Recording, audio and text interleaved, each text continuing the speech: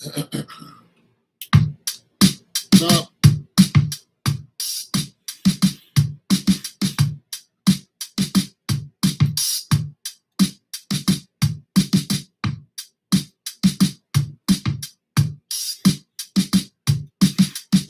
gonna need this.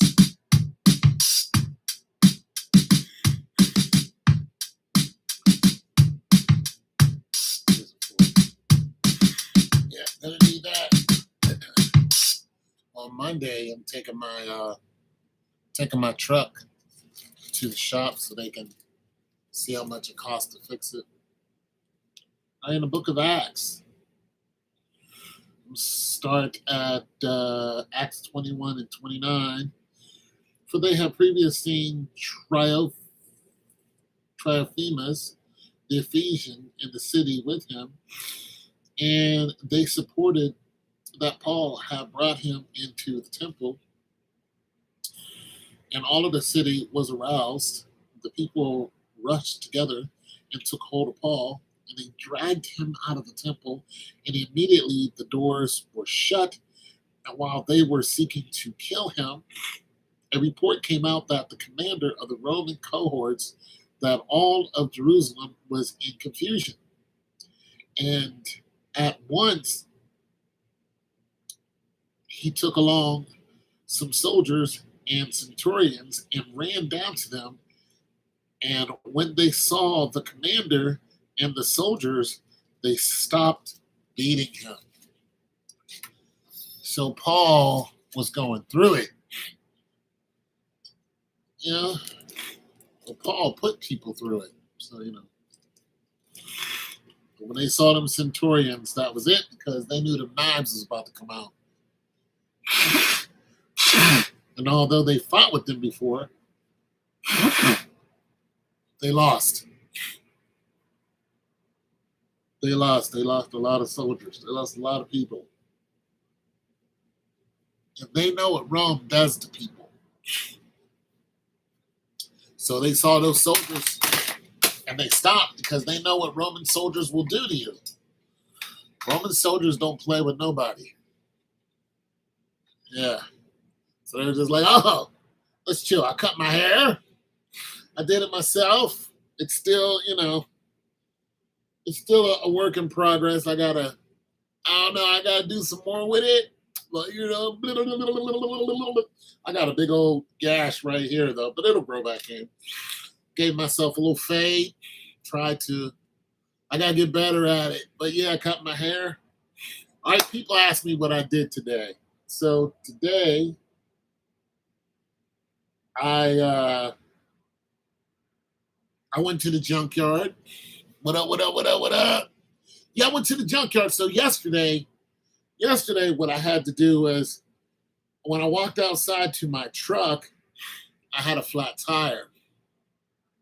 I had a flat tire because I was at the junkyard. I ran over a nail.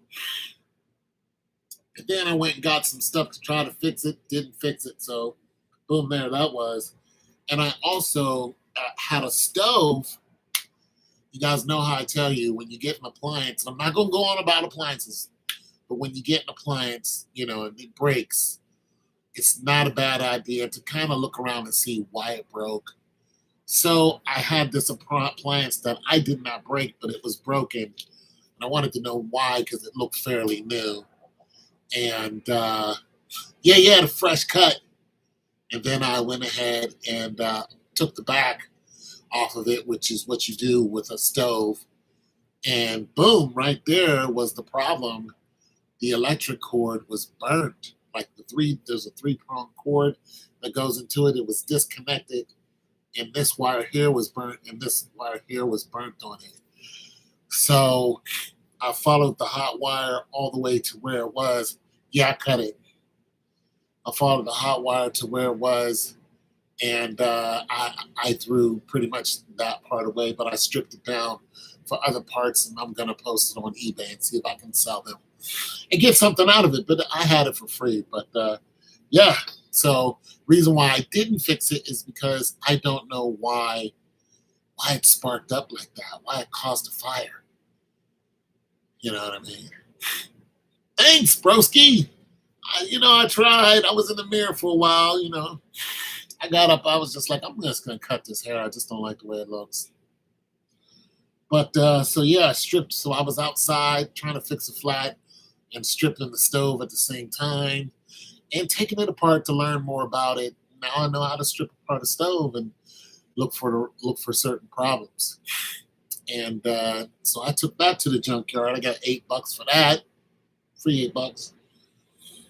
And then I did that today. And then I went and got my tire fixed. Cost me $15 for that. Well, after that, I went to see if I could find more appliances because I was going to take them in. I was going to take them in so I could get more money to the junkyard. Junkyard closes at 3 o'clock. That particular one. So I went to see if I could get more, and I found, I found an LG refrigerator, 32 inches wide. You guys, you hardly find those ones. It had no dents in it. When I looked at it, I was like, something's got to be wrong with this. But when I opened it up and I smelled it, I was like, this thing works. It wasn't on, but it has that refrigerated smell. And I was like, this works. I know it does. So I took it, got it home, wrestled it in the door, and I plugged it in, and sure enough, it works. There's nothing wrong with it. Somebody just didn't want it because it was old. They got a new one, and they got rid of the old one. And when I tell you this thing is clean, it doesn't have one dent on it. And I'm trying to keep it that way. A little hard, being that I'm running out of space. But yeah, I'm gonna clean it up tomorrow after I make sure it hits temperatures today. I'm gonna take some pictures of it while I got good sunlight, and I'm gonna post it and see if I can. I don't know. I haven't had too many sales, so the economy is getting hit, and I'm getting hit with it. All my sales have slowed down, and people want these prices that I can't give them. I'm not going to sell you a fairly new item for $100. That's what people are looking for now. They're looking for the deal. They're trying to talk you into pretty much giving it to them and delivering it. Like, people are really, they're on that type of time now. People don't want to pay for nothing. They're like, I'm not. And they just go into somebody who's selling something for like $50, and I'm not that guy. I can't stay alive on $50. So that's what's going on with me. This is a broken one, isn't it? Yeah, this is a broken one. I think it is. That's what's going on with me. Hope you guys are having a great day. Thanks for stopping by. And yeah, so I got that refrigerator in there today. And I just ordered the part for the one I got yesterday. And the stove, the LG stove that I picked up, that part should be coming in pretty soon. So I'm just going to pop that in there, and that's going to be over with. But I wanted to show you guys also. I wanted to show you guys something real quick. Because you guys are going to have this problem if you live in an apartment and you have a Frigidaire refrigerator. You're going to run into this problem. If the refrigerator doesn't come on, but the lights are on, but it's not doing anything, this is going to be your guy. This is going to be your guy right here.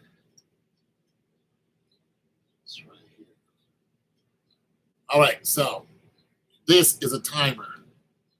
They come in different forms, but this comes out of a Frigidaire refrigerator. Very common refrigerator. It's a single door top freezer. When you open the door, there's a light right there. Boom. This is going to be right, so the light's going to be here. This is going to be in front of it, but it's going to be in a casing, so you won't see it. But you will see this if you look up under it. And what you can do is you can just take a screwdriver, put it into this right here, and turn it until it clicks. And when it does, the refrigerator will come back on. This is bad. All right? If that's what happens, this is bad. Okay? So just letting you know. And I just bought a new one off of Amazon for $24. So if you have a Frigidaire refrigerator, top freezer, and it just stops working, but the lights come on, check this first.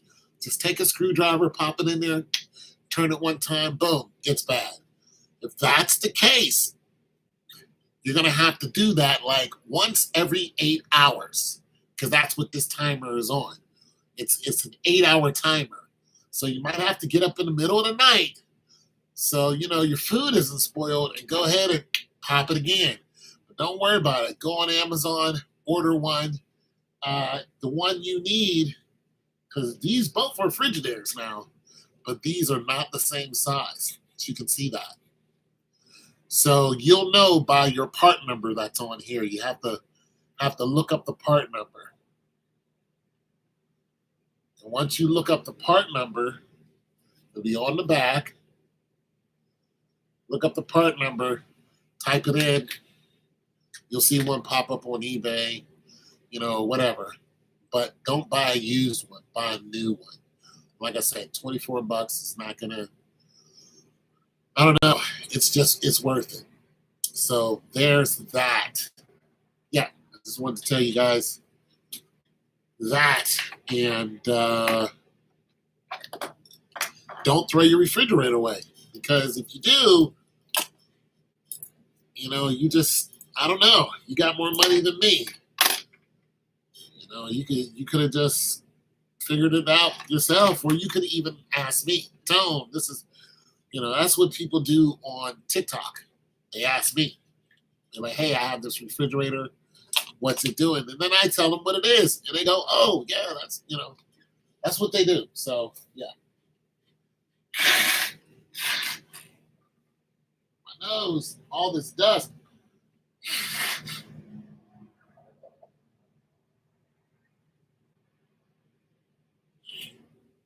So, yeah.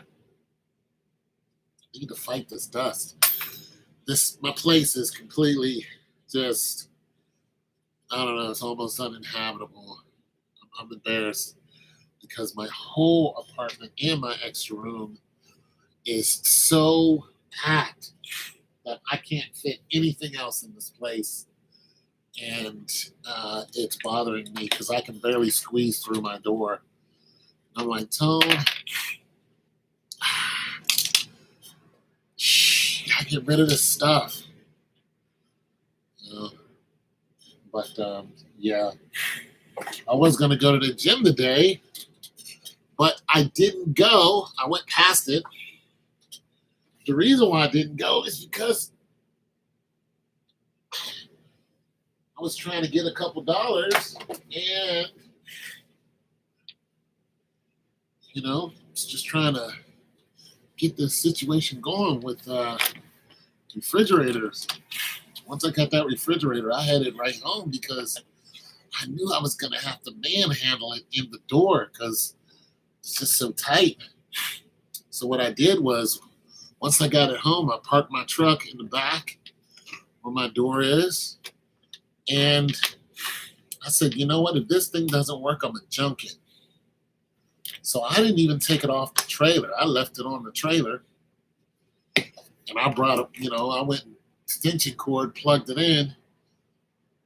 About 15 minutes later, I put my hand down there to see if down where the freezer is. I noticed it was getting cold. I was like, this thing works. About 20, 25 minutes later, I opened the top, put my hand in there to see if it was getting cold. And once I saw that, the temperature was dropping, I was like, this refrigerator works. So let me, then I came inside and tried to capitulate all the stuff that's in it. I have a lot of stuff in my house. So yeah, anyways, that's the hustle. That's the hustle. But I was looking at some stuff on, I listen to a lot of stuff about the war, you know, and a lot of our internet stuff runs through the Strait of Hormuz. And somebody was saying, yeah, your internet is going to be disrupted soon. And I think this is why I'm having streaming issues because, like, my game that I like to play, I haven't been able to play it in a couple days. So don't be surprised if your internet is disrupted, your phone service, and all that, because it's coming down the pipe. You know, they're not letting a lot of people through there, and they're paying the people who are coming through the Strait of Hormuz. They're paying $2 million a ship. you know, for they're paying to come through international waters so they don't get attacked, and that's criminal. That's criminal. You like that's highly illegal what they're doing, and they closed the Red Sea too. So you know, Iran. I ain't got nothing against you people, but you guys are about to get obliterated. You guys are. You're gonna have a lot of people that's gonna. I mean, because people are starting to feel it now, and then you have the oil tankers that had already gone through the Strait of Hormuz uh, before the war started, which was about 35 days ago. Those oil tankers, they haven't all hit in like all the destinations they were going, but some of the countries that they have hit, like that's all the oil that they're getting. Like that's it for them. So those people are, like really trying to strike a deal, and Japan is trying to strike a deal because Asians hit hard. Asia goes into India. India has struck a deal with them. They're like, hell, we'll pay it. But nonetheless, they're still not getting like all the stuff that they need through the strait. There was a lot of ships that went through the straits, a lot on a daily, hundreds of ships on a daily. That has trickled down to like maybe 10% now. So even though some ships are getting through, they don't have the money to pay these. It's pirating is what it's doing. They don't have $2 million a ship. I mean, they just don't have it. Most countries can't handle that. Third and fourth world countries and second world countries can't even do that. And Iran is a second world country. It's just not sustainable. So it's like Iran is like, hey, you're going to get shot at, if you don't pay us. And they told the people, listen, if you're going to come through the Strait of Hormuz, not only do you have to pay us, you have to drive your ships along the coast. So let me make this even clearer. The Strait of Hormuz, at its narrowest, is 21 miles long. Some say 23. Well, a 23-mile long gap is nothing to what these guys can do to you. They can shoot thousands of miles away, and they have. And now that North Korea has given them, certain missiles, they could probably go intercontinental easily because North Korea is about that noise. So they could probably go, hell, they could hit us. We know that by now. And even Donald Trump, I think he mentioned something about it. So don't be surprised if one of our cities gets hit.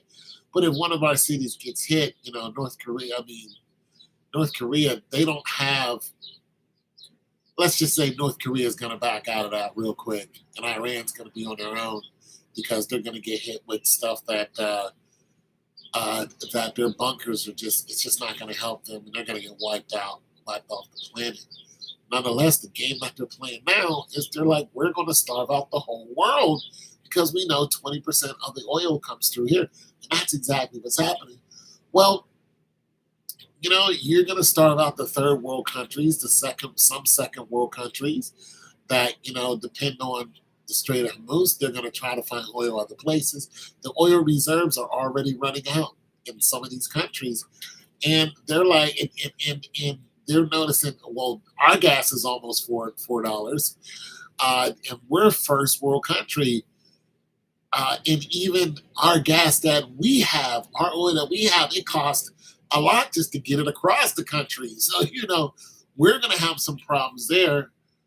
But the people who don't have the luxuries that we have, they are already feeling it. Japan was like, we're not even going to play. What do you want? They went first. They came to us because they were going to make a deal with us for the oil, but Donald Trump ran his mouth in a way that he shouldn't have. And the Japanese emissary, she was just like, you know what, screw this. Actually, the president, she's like, I'm good. So she went and made a deal with Iran. She could have made that deal. She came to us first, and he said something about Hiroshima, and her look on her face was like, this guy's an idiot. And she's like, screw that. I'm just going to go to Iran. She made a deal with Iran. Now, a deal with Iran is probably going to cost them more than it would cost us. But nonetheless, they need oil. They need it now. So they gave their money to them. So that's what we're looking at as far as the war is concerned. They shot down an F-15 Eagle. F-15 is a fourth-generation airplane. We already know Iran could shoot down fourth-gen airplanes. But the F-15 it's called an F-15 Strike Eagle. A Strike Eagle is a two-man airplane. It's the same thing you see in a Top Gun. That's what those were. What they were driving, and Goose was in the back. Yeah, Tom Cruise was the pilot. Goose was in the back. Yeah, those are F-15 Strike Eagles. Those are fourth-generation airplanes. The reason why they kept them around is, one, because they can haul a lot of ammo. Two, they are very, very fast and tanky. So they're great. Now, what America tried to do was outfit them with some stealth to try to get them into the fifth generation action, but it just doesn't work. Well, it didn't work like they thought or like they hoped it would, but nonetheless, we still fly F-15 Strike Eagles, and that one got hit. Both pilots ejected. One pilot was found, the other one wasn't found. So we don't know because they were in mountains.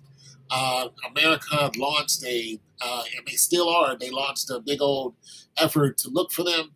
But basically, hey, what's going on? But basically, Iran is saying, hey, we can take down your airplanes. But Iran also lied and said, hey, this was the F-35 that we shot down.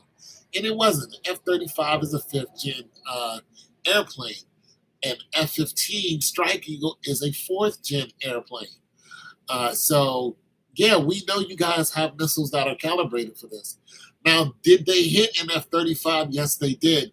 But they didn't hit it because they have fifth-generation missiles that can track the F-35. They hit it because they use its heat plume. An F-35 generates 40,000 pounds of thrust off of one engine. And I think the engine is a Pratt & Whitney engine. I think it is. You guys can look that up. But it's 40,000 pounds of torque, of thrust. And this is what makes them get up and go. And also what makes them special. But at close range, a missile can lock onto its heat. And basically, that's what it did. Locked onto its heat. Once the pilot, and the pilot didn't even know it was coming, looked at its radar, didn't see it. About time it got so close, lit up the radar. Pilot saw it, took evasive actions, let go of some flares, to try to get it, not to hit it, but it hit the flares, but it still clipped the airplane, and it took a lot of its stealth armor off of it. The plane was still able to land. So yes, they did hit an F-35, but they didn't destroy it. They didn't hit it like boom, destroy it. In the war with Russia, you see that they had a lot of Russian Sus that were hit. Those guys were hitting those Russian Sus with Sam's handheld surface-to-air missiles. They were just picking them off, and it was like, how can they hit this fifth generation? Because it's not stealthy. It's not stealthy. Not at all. A Russian Sioux is a tank. It's super fast, but it's not the most stealthiest thing in the world. America is number one when it comes to stealth. Anyway, so yeah, they hit a F-15 Strike Eagle. One pilot is still on the run, and they're offering $60,000 or something for this pilot alive. So Iran and America are both trying to find this pilot. We already found one. America has this big old search going, and they're using these tanker planes and they're using helicopters because where they landed at was in the mountains. So you just can't, you know what I'm saying? Of course, they're using other airplanes, but a helicopter is easier to get in there and drop down and boom. So they're using these long range tankers that just stay in the sky. When the helicopter gets low, meets up with the tanker, boom, gets some more gas, goes back out on a search and rescue mission. America said, we're searching for them day and night, but they also said that at nighttime is the advantage of the Americans because we have technology that Iran doesn't have. This is true. They're talking about infrared technology. So the ability to see at night. America has some really serious infrared technology, but once again, you're in Iran. So you're in the mountains. Now, we've been in the mountains before. We fought against Al Qaeda. Where do you think Al Qaeda lived? They lived in the mountains of Kabul. So we've been in the mountains before, but this is different because these mountains are traps. The mountains of Kabul, they had, the CIA went up there and found bin Laden and all those guys and basically taught bin Laden and those guys how to fight. That's where, the Taliban came from. It came from us. The CIA trained them to fight with us. And then, they used them and all that other stuff during 9/11. But these mountains in Iran are different because what the Iranians did was they saw what happened in Iraq and how America blew up everything. Blew up everything. They said, you guys are really good at blowing stuff up. So they said, we can't beat you, head on. No one can. So what they did was they dug deep into their mountains.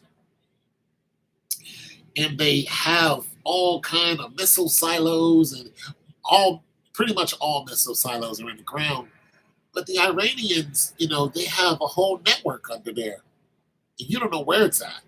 And they can roll out a missile, mobile missile launcher and then shoot it, boom, roll back in. And they can do this also all along the coast. So it would be worse than Vietnam if we tried to get a couple thousand soldiers and go in there, we'd all be dead. It would be a bad deal. So it's not looking good. But like I said, one pilot was found. Another pilot will probably be found, but who knows? Every second definitely counts. Also, they shot down another one of our planes. They shot down a Warthog. If you don't know what a Warthog is, it's basically a tank killer. So the Warthog, and there's variations of it. Basically, the Russia has another version of it. It's basically a Gatling gun with wings. This is really what it is. So a Warthog is a flying tank. It's a single man airplane, and it's notorious for flying under the most crazy conditions. Even when it's torn apart, holes all in it, half a wing, this thing can still fly. So it's very, very durable, and it's a low-flying airplane. It's not supersonic or anything like that. And it's basically, if you want your troops to, if they're in retreat or something like that, you send a Warthog out and just blow up a whole line of whatever. But it doesn't, it has bombs, but it's really notorious for the gun. And that gun just is ridiculous, and it can tear pretty much anything apart. But the fact that it's slow flying, very, very noisy. airplane, it got tagged, and I can see why. You know what I'm saying? It is, even though it's a fifth gen airplane, it's just not very fast. It's not stealthy. So you're flying over enemy territory, and it got tagged. So there's that.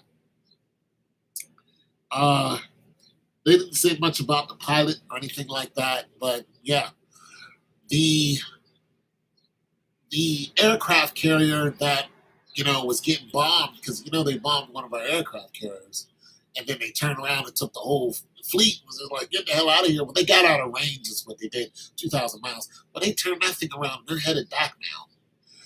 See, America's under the assumption that Iran doesn't have the firepower to do damage to that aircraft carrier, but Iran is like, you guys, we haven't even given you our good stuff yet.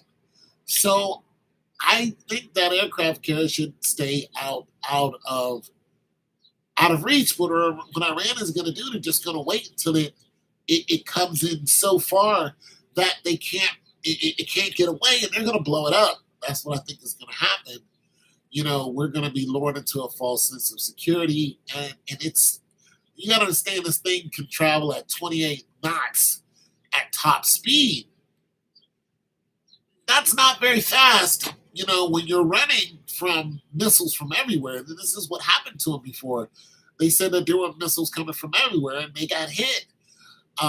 So I just think it's a bad idea for them to come anywhere within known range. Like, stay out of range. These guys can still do maximum damage to us, and I think they actually have the ability to hit 4,000 miles away. This is what I believe. And now that North Korea has entered in the fray, plus Russia has been telling them where all of our guys are, so they've been hitting hospitals and stuff like that. I just think it's a bad idea for the aircraft carrier to come anywhere close. But they're trying to fly a bunch of sorties. They're trying to get that air support that America just loves. That's America's deal, air support. And I think there's three others, aircraft carriers and the fleet heading into the same area. And I'm just hoping that those guys don't get sunk. I hope they don't get overwhelmed, but yeah. So Iran, also what Iran did, which is, I think Iran is done caring at this point, because we've hit so many of their vital structures, and every time we do, they warn us, if you do this, we're going to do that. Well, what Iran figured out is they know where our nuclear weapons are. We think all our nuclear weapons are sitting here in America somewhere. They're not.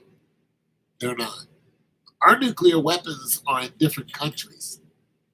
They are. One of those countries, I forgot the name of it, but it's within Iran's range. Now, Iran figured this out. So Iran fired a missile towards it. Now, this thing flew over, I think it flew over Turkey, it flew over a couple other countries.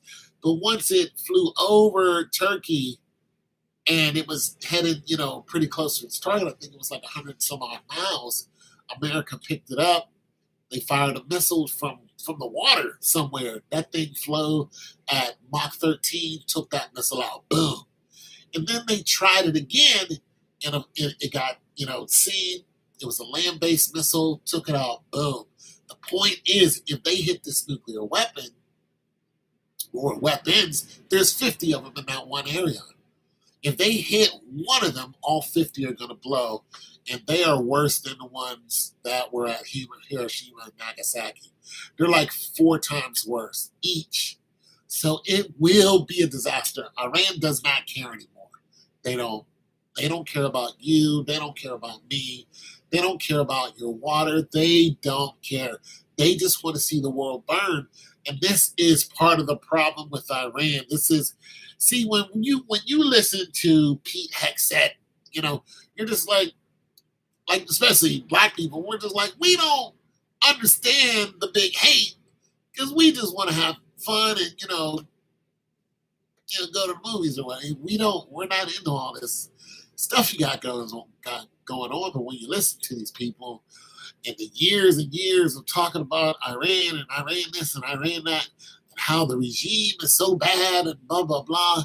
And if they get certain weapons that they get nuclear grade uranium, and they do this, that, and the third, that they're going to blow everything up. Now you actually see it. Now you see it. You're like, nah, they wouldn't do that. Yes, they will. Yes, they will. 100%.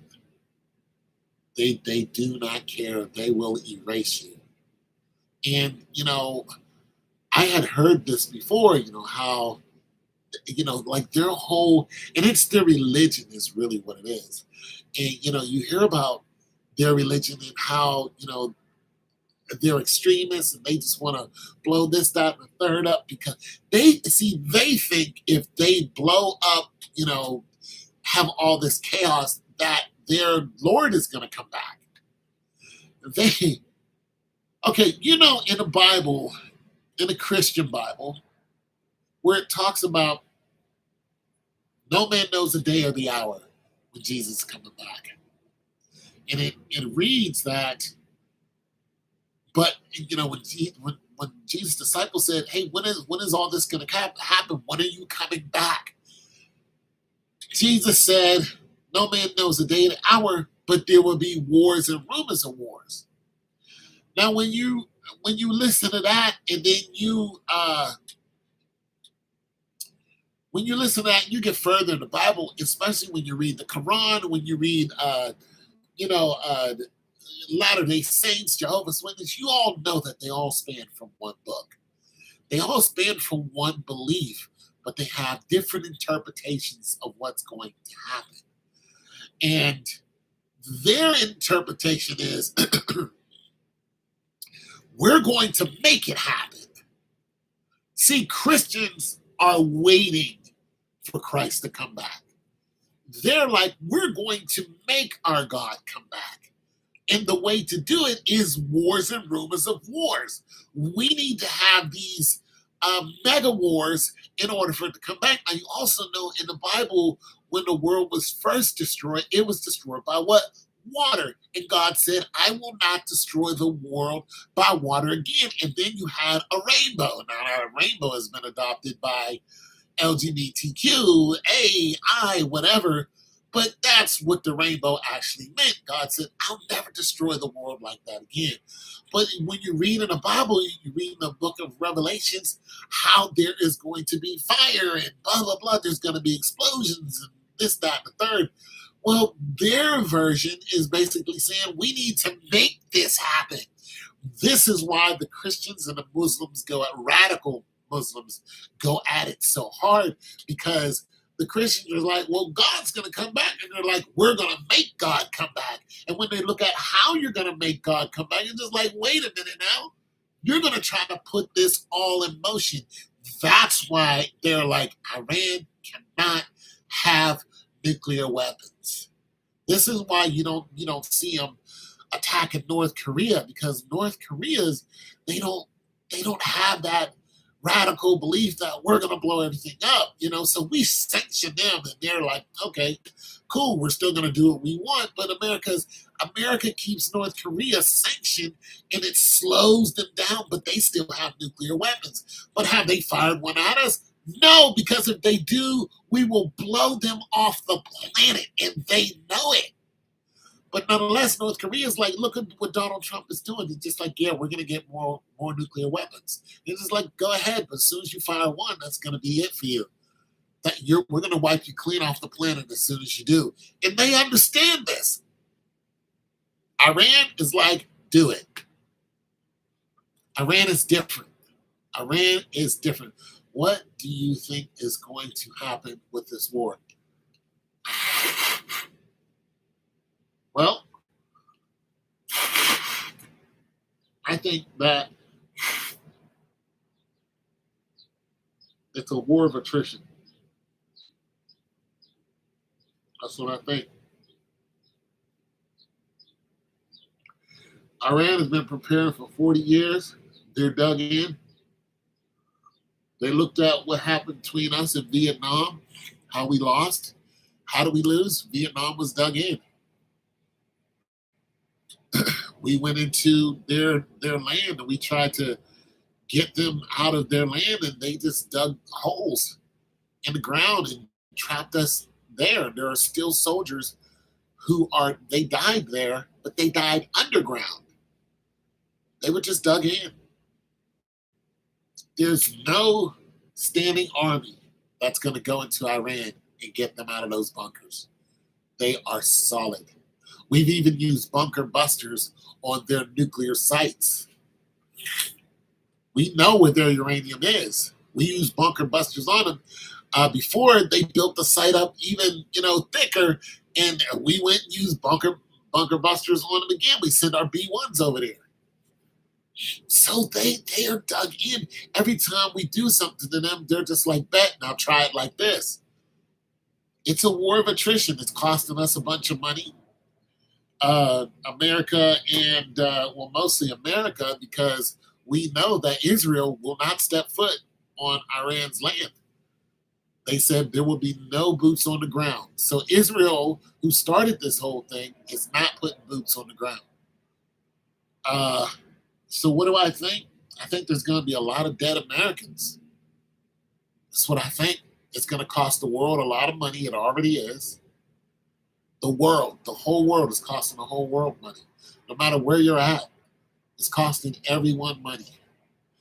I think that starvation is going to be a thing. Healthcare is going to be a thing.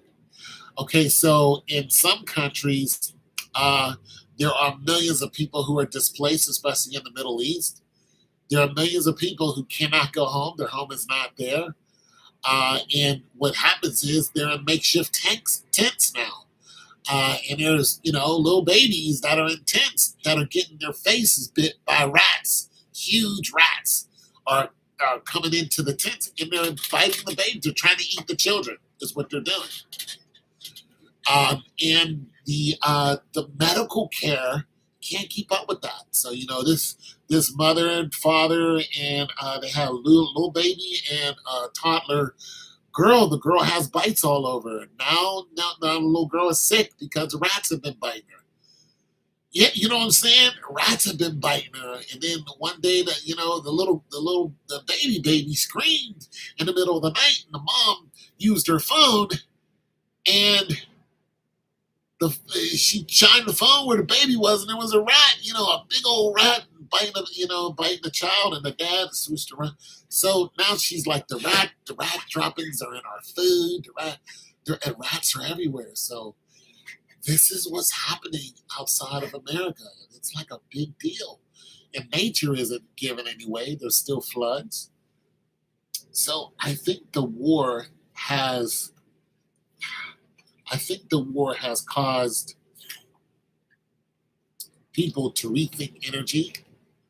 China has a group of mountains that they covered with solar panels. They also did it in the desert. And they hired a lot of people from those regions, which are not very many people, but they were like, hey, take care of these. So China is very serious about getting energy somewhere else.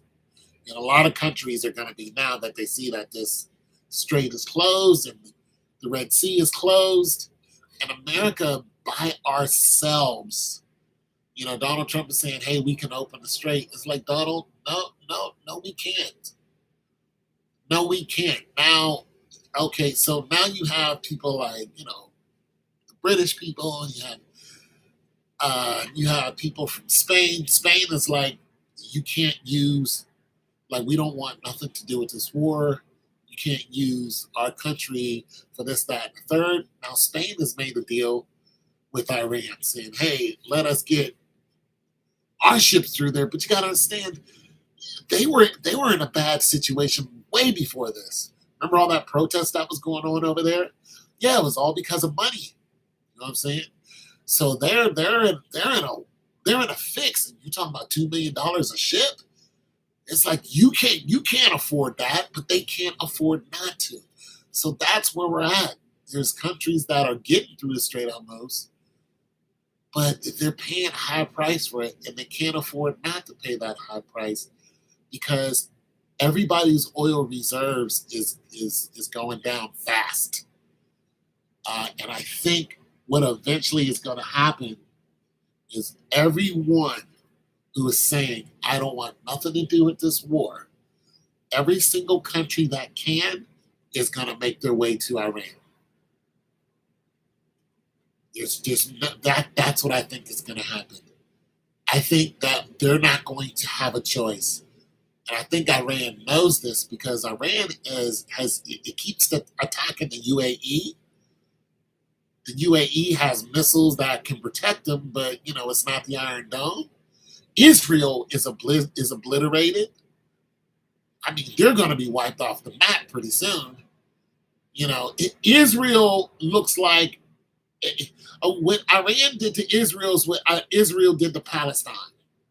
It is the same. It is the same. When you look at Israel and you look at Palestine, they look alike now. So that's a thing. But I think every country that can and that has told Donald Trump no, because a lot of countries like no, we don't want nothing to do with this. I think every single one of those countries, and I don't think it's going to be long, maybe a month. I think they're all because they already signed a petition to say, hey, we understand this, but none of them has sent the ship. I think all of them are going to send ships. And I think Iran is, even though, see, Iran is trying to slow that down because I think they know this is going to happen.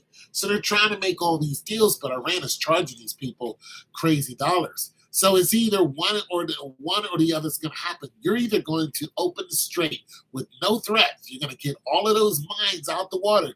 You're going to get all of the fast attacking boats, and none of that. You're going to take all your missile silos that are along the coast. Boom, none of that's going to happen. You're not going to send any missiles. You're not going to send any drones. No jet-powered Shaheeds. No slow-flying Shaheeds. None of that. Those are the drones that come on. Boom. None of that. You guys aren't going to fire a shot. It's either going to go back to that, or we're all coming to see you. And I think also when they realize how bad it is, because the Hormuz is the most important waterway on the world. It affects everyone. I think China, who's getting their oil, China has a lot of reserves, but China's getting their oil from Russia. So Russia's making money because Russia's not sanctioned anymore. But I think Russia and China, because you got to understand, it's not only oil that comes through, gas comes through there. So in order to make copper, in order to make weapons, or in order to make steel, there's certain things come through. Wheat comes through there, so food comes through there. Like there's a lot that goes to the strait because the strait cuts. What the strait is, what the Strait of Hormuz is, it is a shortcut. And that shortcut saves billions and billions and billions of dollars each day. It just saves people billions of dollars. Why? Because they would have to come all the way around Africa, and you're talking about a boat that holds 2 million barrels of gas and moves at like 8 or 9 knots. And some of them sit out there on purpose, just wait at sea, but they're waiting for the price of oil to either go up or down so that when they come to port, they can go ahead and sell it and make millions of dollars more just by the market. Well, that market is obliterated because the price of oil is in, the hundred and something. It's ridiculous now. Nobody's making money off of it. You know what I'm saying? What they do is wait for the price to go down. They come in and sell it. They make a bunch of money. That game is over. Everyone who came through the strait 36 days ago, because the war started, I think 35 days ago, 36 days ago, those people, some of them have just now landed in the country. Some of them already landed in the country, which means the situation is going to get as bad as when Donald Trump closed off Cuba. Yeah, you see how Cuba is now? Cuba's a third world country, I think. Now you're going to have Asian countries that are looking like that. even if they're getting oil or get oil later, the knee jerk reaction to not having it for a certain time has already begun. And I talked about this before. It's called the law of diminishing returns. I've been avoiding hearing everything about the war, but I'm glad you're breaking down certain things. Yeah, yeah, yeah. I listen to it pretty much every day, especially when I'm traveling. But I listen to it because it's very interesting how we are all one. You know, and I kind of feel for Iran because Iran, they don't have a hatred for black people. They just don't. When they kidnap those people, they let all the black people go except one. They let the women and children go, but they let all the black people go. They're like, we ain't got nothing against y'all. Well, you notice that we don't invade people and kill everything. You know what I'm saying? We invade you and eat up all your food and stuff. You know what I'm saying? We just don't come in and commit these atrocities. Uh, so Iran doesn't have beef with us. You know what I'm saying? They have beef with the leaders of America because of what they did with the Ayatollah. And it's not recently. I'm talking about what they did 40 years ago when they installed, a leader who was basically saying, "Hey, we're going to give you our oil or whatever," and basically, uh, when they did that, the ruler that they put in, the people rebelled against it, and then all of a sudden there was a big problem with them because they didn't want to play America's game. Well, not everybody wants to play America's game. You got those countries in Africa right now in the Sahel. They don't want to play America's game. You got Ghana and all that. They don't want to play a game. But you got Nigeria. Nigeria's like, hell, we'll play your game. Whatever. Don't attack us. They're like, hey, Tinubu's like, don't attack us. We'll play it. You want oil? Nigeria's got plenty of oil. Come get the oil. And that's what America does. It's what France does. They go and get the oil and everything's hunky dory. But the minute they say you can no longer have our oil, now we got a problem. Now you guys are terrorists. Now you guys are, you know what I'm saying? And the world is tired of that. They're like, hey, we're tired of this. We're tired of what you're doing. But America, it's not like we just sit on our oil and do nothing. We do stuff with it. Plus, America produces 13% oil, so we have oil and gas right here. We have it. So that's basically why Iran is upset with us, is because they installed a leader like they did in Libya. They went and took over Libya, sovereign country, killed their leader, blah blah blah. Now Libya is, basically slave traders. I mean, it's terrible in Libya. It is terrible. There are 5 different countries that run Libya. And they just killed Gaddafi's son. Just happened about a month ago. So it is terrible. It is terrible. In Libya, what does Libya have? They have gold, they have oil, they have all kind of natural resources. None of the people who are there belong there. Libya is terrible. It looks like the Gaza Strip. It looks like freaking Palestine. It is terrible. They tore that country apart. America tore that country apart, but America wasn't alone when they did that. You know what I'm saying? America did that. They did that to Iraq. To several other countries. They went over there and took their oil. They took their gold. You know what I'm saying? And now, you're looking at some African countries that are going, we're not standing for this, but they can't stand against us. But Iran is like, we're going to stand against you. Well, you're going to stand against us for so long. Because not unless your whole infrastructure, food, water, and we're talking about not just running water, we're talking about salinized water. See, America is like, listen, we're going to hit your water plants if you guys don't open the strait. They're like, the strait is open. They're like, no, you opened it to only so many people and you're charging them. This is a waterway that's international. It's not your waterway. And they're just like, well, we beg to differ. We believe that it's our waterway. You're like, you got to be kidding. It's like, nope, it's our waterway. Fine, we are going to bomb your water. They're like, if you do that, we're going to bomb UAE's water. We're going to bomb Qatar's water. We're going to bomb 5 other countries' water. We're going to bomb everything. Well, guess what we did? We went and bombed their oil. We bombed their water. It's out of hand now. Iran is like, there's no turning back from this. It is out of hand. We done bombed, we done bombed hospitals, we done bombed schools. What do you think Iran is doing? Iran is bombing hospitals, they're bombing schools. It's out of hand. This is way beyond the Geneva Convention. See, the Geneva Convention, when it comes to war, is a book that basically says, this is how you fight a war. Why are they fighting wars by a code? It's so that civilians aren't involved in it. Like we're not trying to Hiroshima Nagasaki people. That was horrible. That was horrible. They obliterated people who had nothing to do with it. And even after Hiroshima and Nagasaki, the people who survived were infested with cancer. They were cancer, so their children came out sick. It was an act of pure horror. And those bombs were 15 kilotons each. The ones that they just shot at, they try to blow up, they are 50 kilotons each. You understand the amount of destruction that will happen?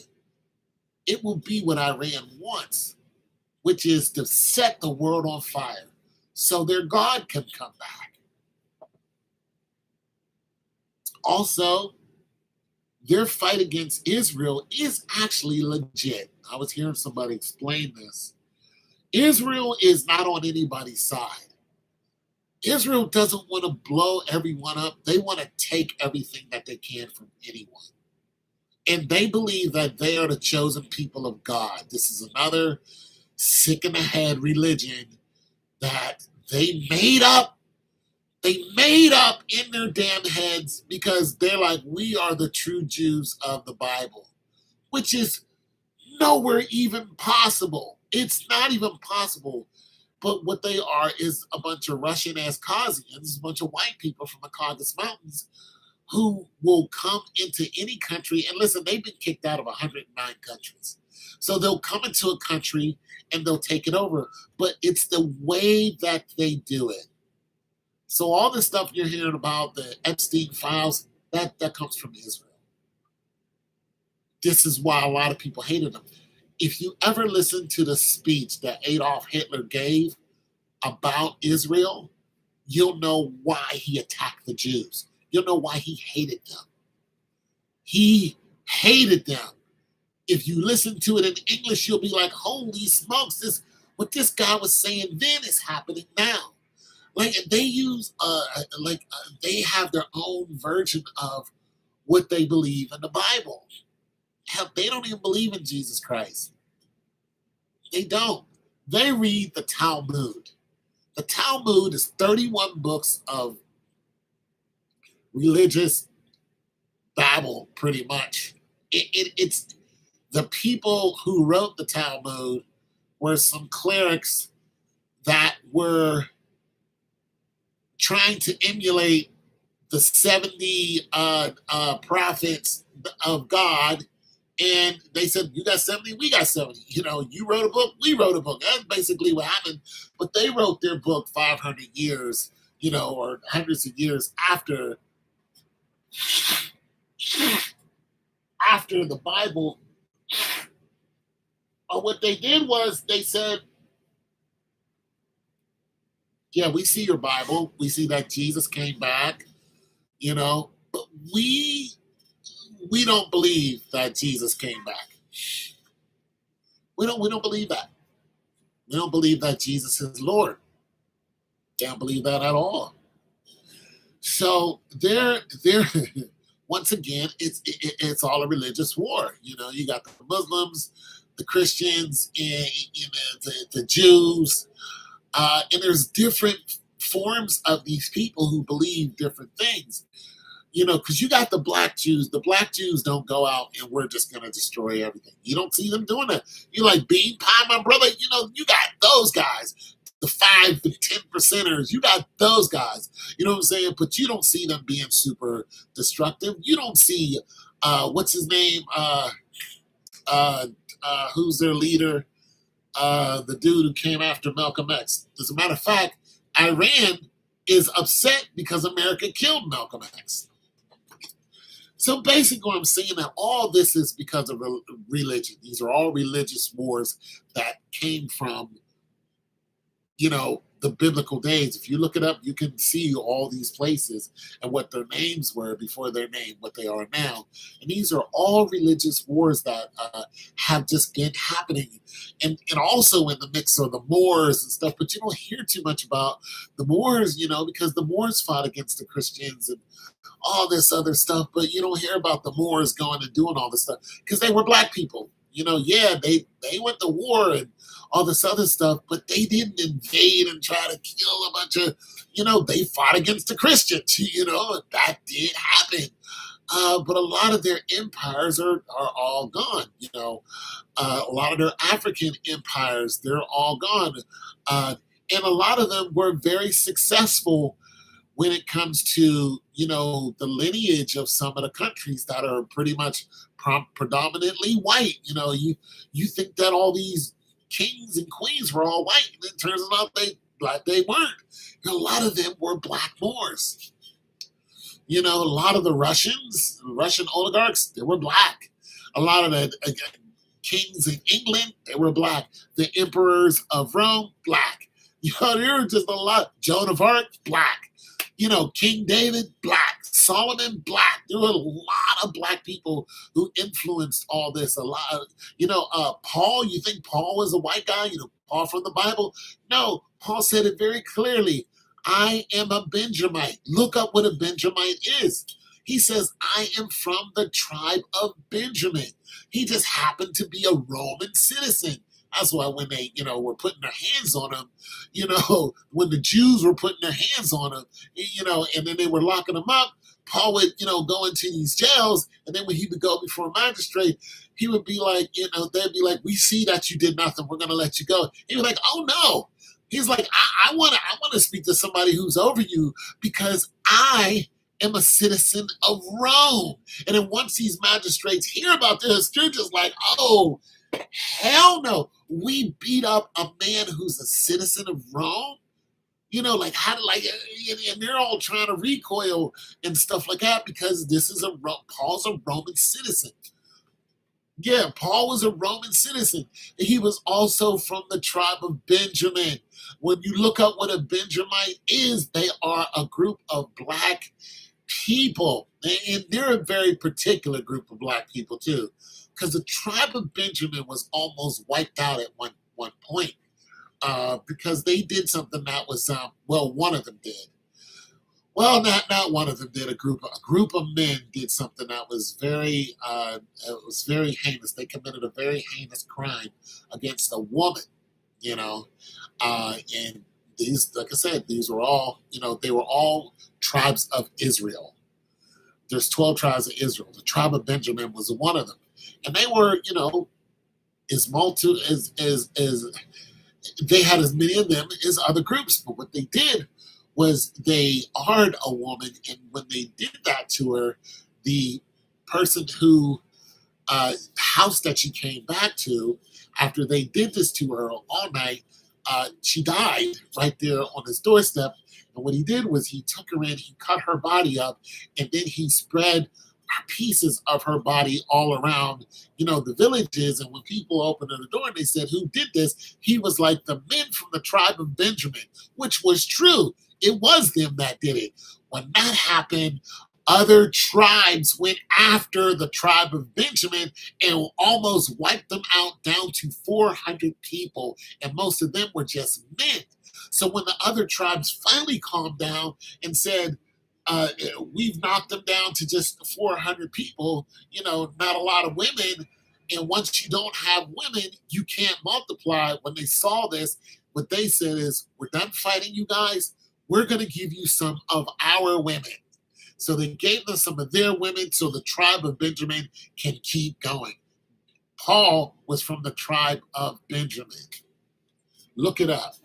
Get into the Bible. It's all in the Bible. So what I'm saying is these are all religious wars. These people are all fanatical.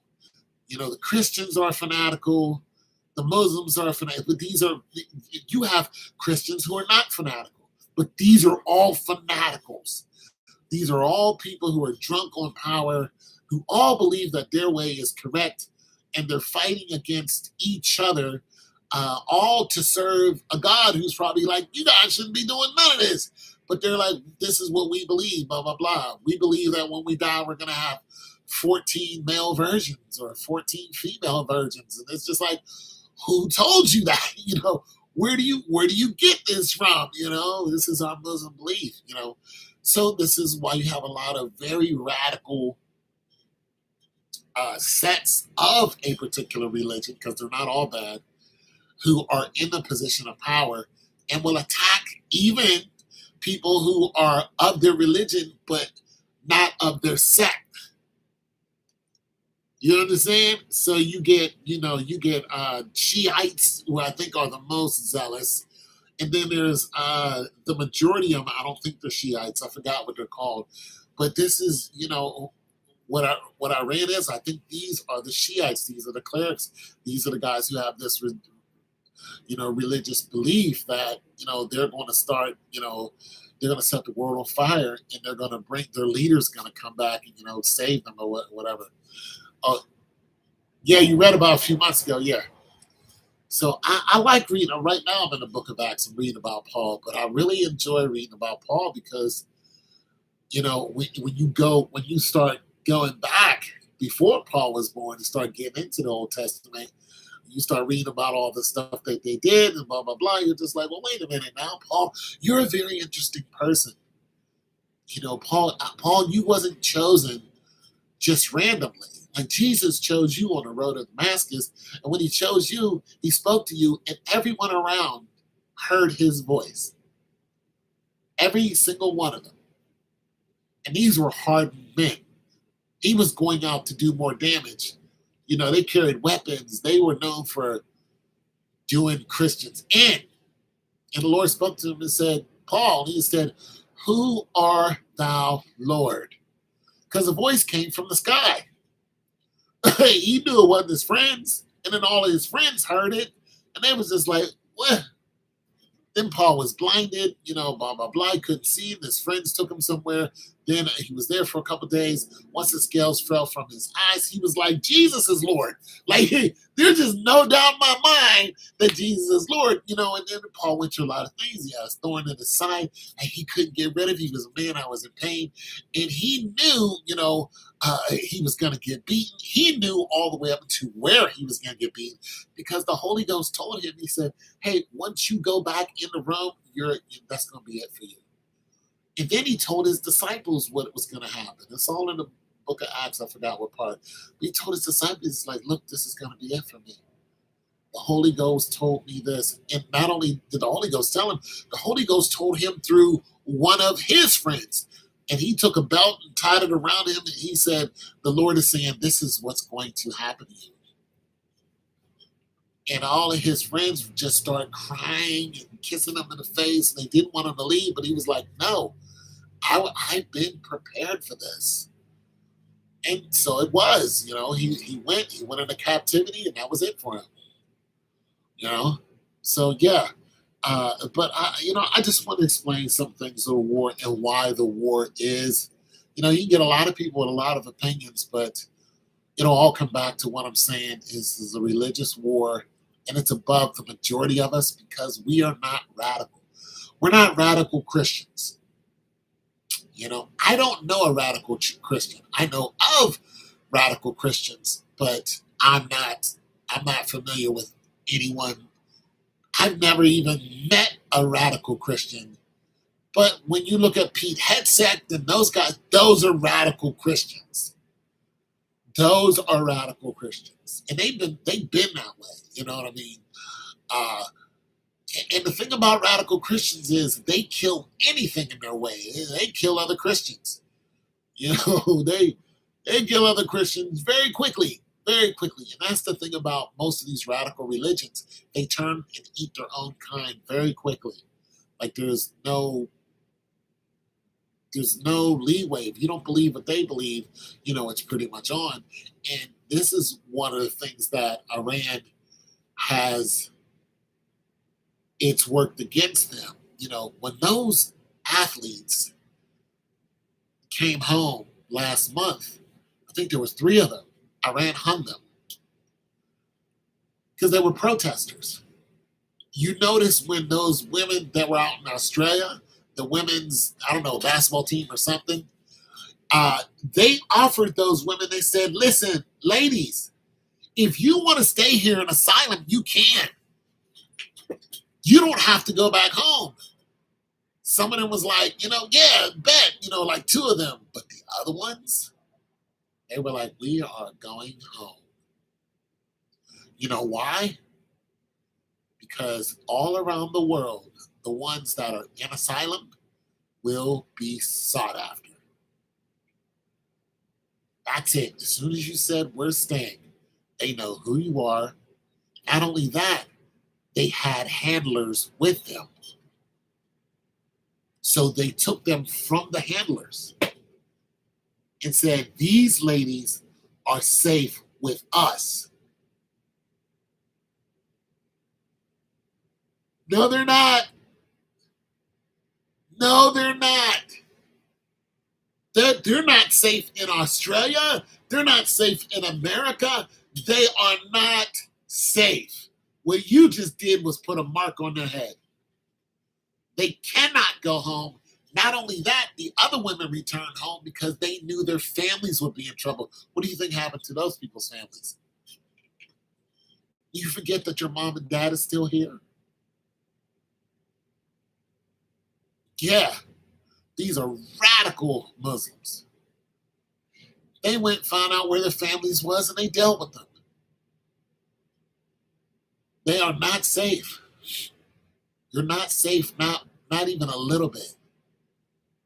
And this is what you got. All the protesters that were protesting against the regime, or whatever they wanted to call it. What do you think they did to them? They knocked them off. They knocked them off. And you hear a lot of people from that country come on TikTok, and they'll be talking to the people who are protesting against the war. And they're like, you people are sitting up with your iPhones in your comfortable houses. You have no idea what's going on over there. I'm from that country. And you're sitting up and, protesting against Donald Trump. They're like, God bless Donald Trump. Because he's taking these people out. We've been waiting for this for the longest time. You see, the current regime, what they did was they invaded Iran. And when they came in, they used force and worked their way to the top. And then they started committing all kind of atrocities. And they told the people to do something about it. Well, they protested it, and a lot of them got. Tone, was there much division, negativity, resentment, anger, etc. happening today? Wait a minute, let me read the tone. Was there? Okay. Today than there was in 1990. I was born in 1990. All right, so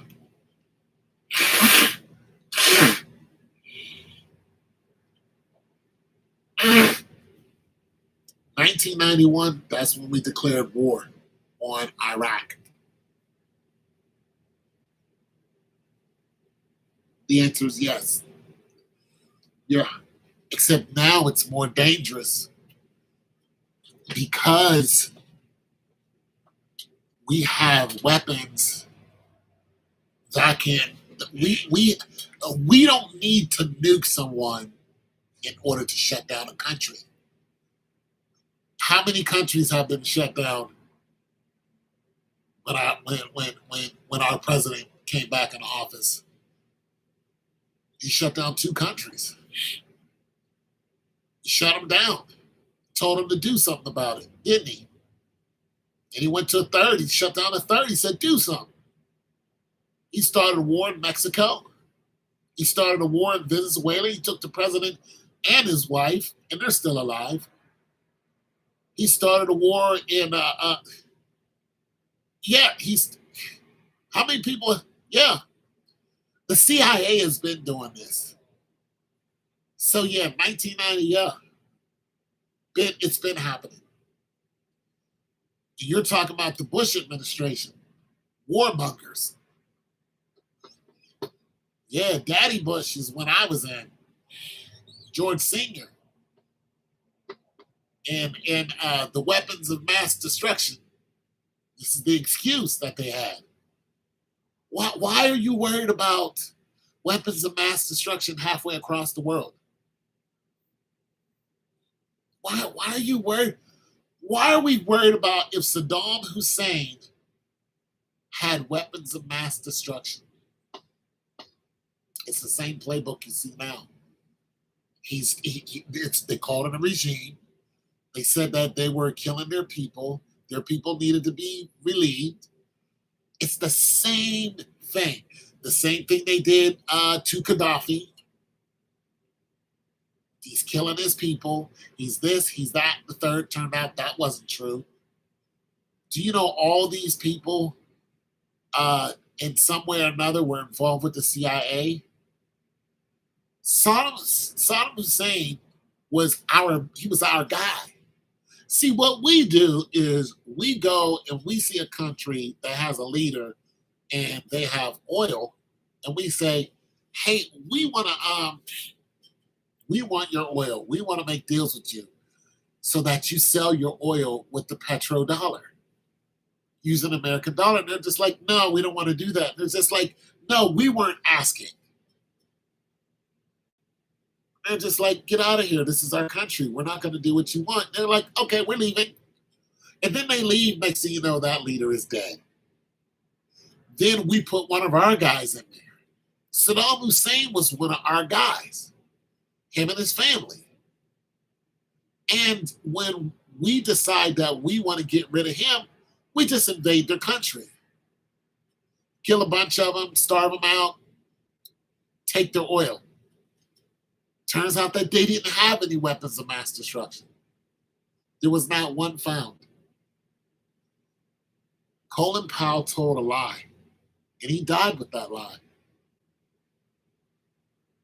There's no weapons of mass destruction. We did it again with Iraqi freedom. I was in during Desert Storm. I was stateside in a support group, well, a support base, support company, put it like that. I was part of Big Red 1. I worked for the jail. I was a cook for the jail. I tried to go to war, but the captain that was with the company that rolled out told me he couldn't take me because he couldn't out-process me fast enough. I went because I had a best friend who's also has my first name, Tony. And he said, I didn't notice till 20 years later, he said, "Listen, they were shooting at our C-141 when we landed. We low crawled out. As soon as we stood up, the guy next to me got his head blown off." I said, "Well, what you didn't know is I went to your captain and I tried to go with you. I could have been my head that got blown off." So that was that. He told me, he said I had a 50 cal. I had my M16. I think he had an M60 too. And I was like, "What?" I was like, "You had a 50 cal?" He was like, "Yeah, bro, I had all kind of weapons. I had all kind of weapons. They were shooting at us as soon as we landed. Bro, it was terrible." It's like, "Bro, you had a 50. You was busting with a 50. It messed his head up when he saw the dude beside him get his head blown off." I knew that guy, I just don't know his name. Then he saw another guy get his leg blown off, clean off. Boom! Stepped on a mine. Bang! That was it for him. So, when he came back, he was 160% disabled. But he could walk and talk and stuff like that, but his mind is so, like, he tried to become a police officer, it didn't last long. Because you can still see, you can still see, all that blood and gore. You can hear all those noises and stuff like that. So I'm a war veteran. I just stayed stateside, and I wasn't in the mix. I wasn't, taking lives or stuff like that. I wasn't. I was far from the fight, But yeah, yeah. So it was something. So yeah. So back in 1990, were we duking it out like we are now? Absolutely, absolutely. Yeah, 100%. As a matter of fact, let's see, in 1990. Yeah, yeah, yeah. Because we in 1990 we knew the war was coming because there was talk of it. I think I had just came from Germany, and yeah, I got out in August of '91. Yeah, so I think in '90 that's when we knew there was actually before that we knew there was talks of the war. There's always talks of war, but we knew where we were going, but we didn't think about it too much. See, that's the thing about being a soldier. Your life is directly connected to these people sitting miles away in some, office somewhere whose children will never see war.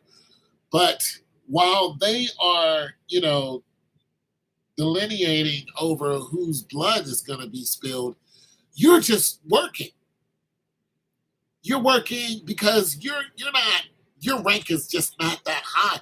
Even if you were E6, E7, you're just going to work every day until you get that call. And that call, comes down from a depends on where your base is. Once that 2 or 3 star, you know, hits up the colonels and stuff like that, and tells the commanders, blah, blah, blah, and then it hits your captain. That's when you know it's real. Other than that, it's just talk. It's talk until your captain comes to your first sergeant. And your captain's going to talk to Top.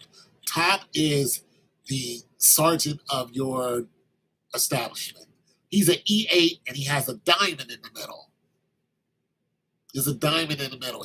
That's Top. If the diamond wasn't in there, he's not a top. Top meaning he's a commander. So there'll be other. Well, get down.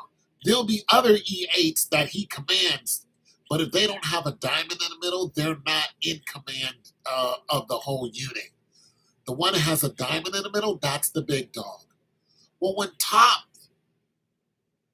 looks at his, soldiers, where it's going to roll, that's when you feel it. That's when the whole base changes. That's when that's where your whole reality of what you signed comes to fruition. Other than that, it's just on TV. You're going about your day, you're running, you're jogging, you're eating, you're dating, you're riding around town. It doesn't hit you until Top hits you. Because your E7 is going to hit you. And that E7 is going to be looking at you. That captain is going to be looking at you. That captain's going to call everybody and get them together. You guys are going to have a big powwow, and the captain's going to let you know exactly what's going on. The captain's going to go, "We are rolling out." That is it. Your life has changed dramatically. Whether you're going or not, your life has changed. You are now a wartime veteran. All the happy, hackety, schmackety, that ends because you don't know where you're going to be. You know what your job is, but you don't know where you're going to be or how far you're going to be online.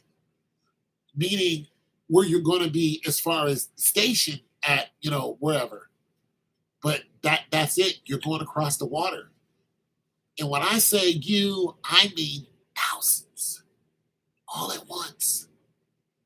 Listen, Fort Riley is the third largest fort in America. I was on Fort Riley when they rolled out. You should see Fort Riley. It is a city. It is huge. Fort Riley is where they make the Abrams tanks. That's where they test them at.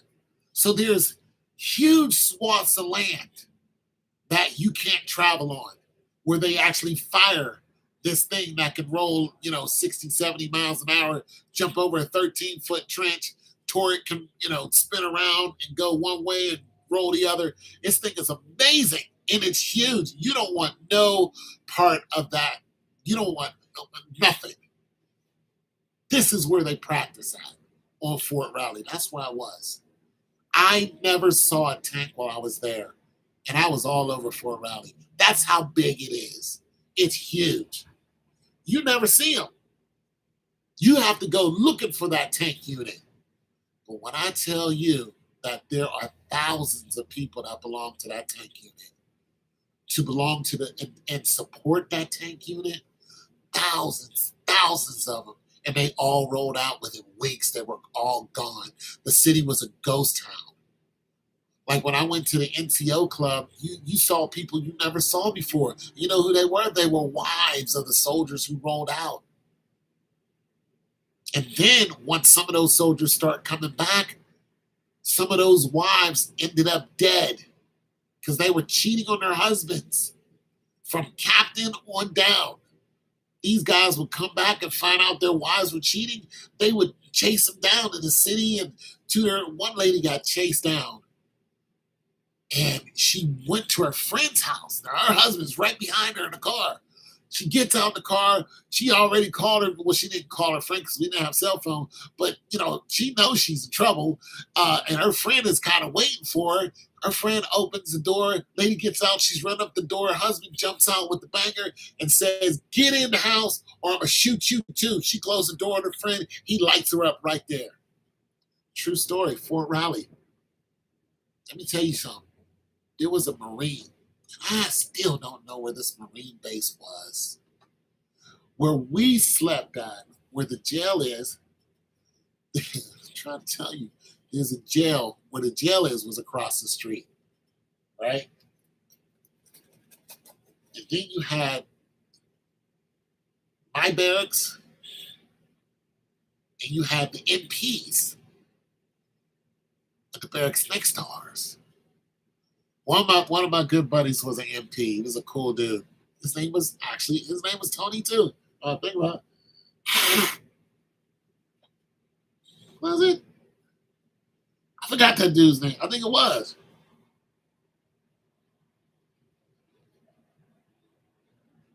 No, his last name was Hardy, but I don't know what his first name was. This guy was an amazing runner. He was amazing. Black kid too. So he was an MP, right? He said, "Yo, last night did you hear that gunshot?" I was like, "Nah, what happened?" He said there was a Marine that came back from being stationed over, over the water. Found out that his wife was cheating on him. His wife lived in the barracks here. She was so and so. I was like, "Yeah, I've probably seen her before, but I ain't know her." He came into the barracks at night, came to her room, busted open the door. She jumps up. He shoots her. Pow! Hits her. Boom. He closed the door, ran out, peels out, shoots himself, finds out. And later they find out that the wife lived. He shot her in the shoulder.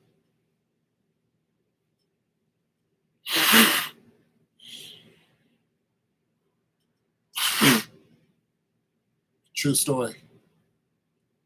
I had no idea what happened. I was sound asleep.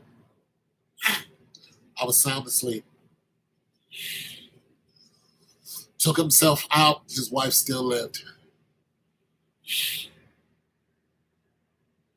Fort Riley was that deal. Scary place. One of the guys I worked with, his name was DeFlitch.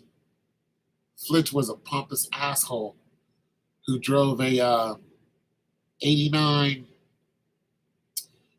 wasn't an IROC, but it was something like an IROC Z. It was really nice.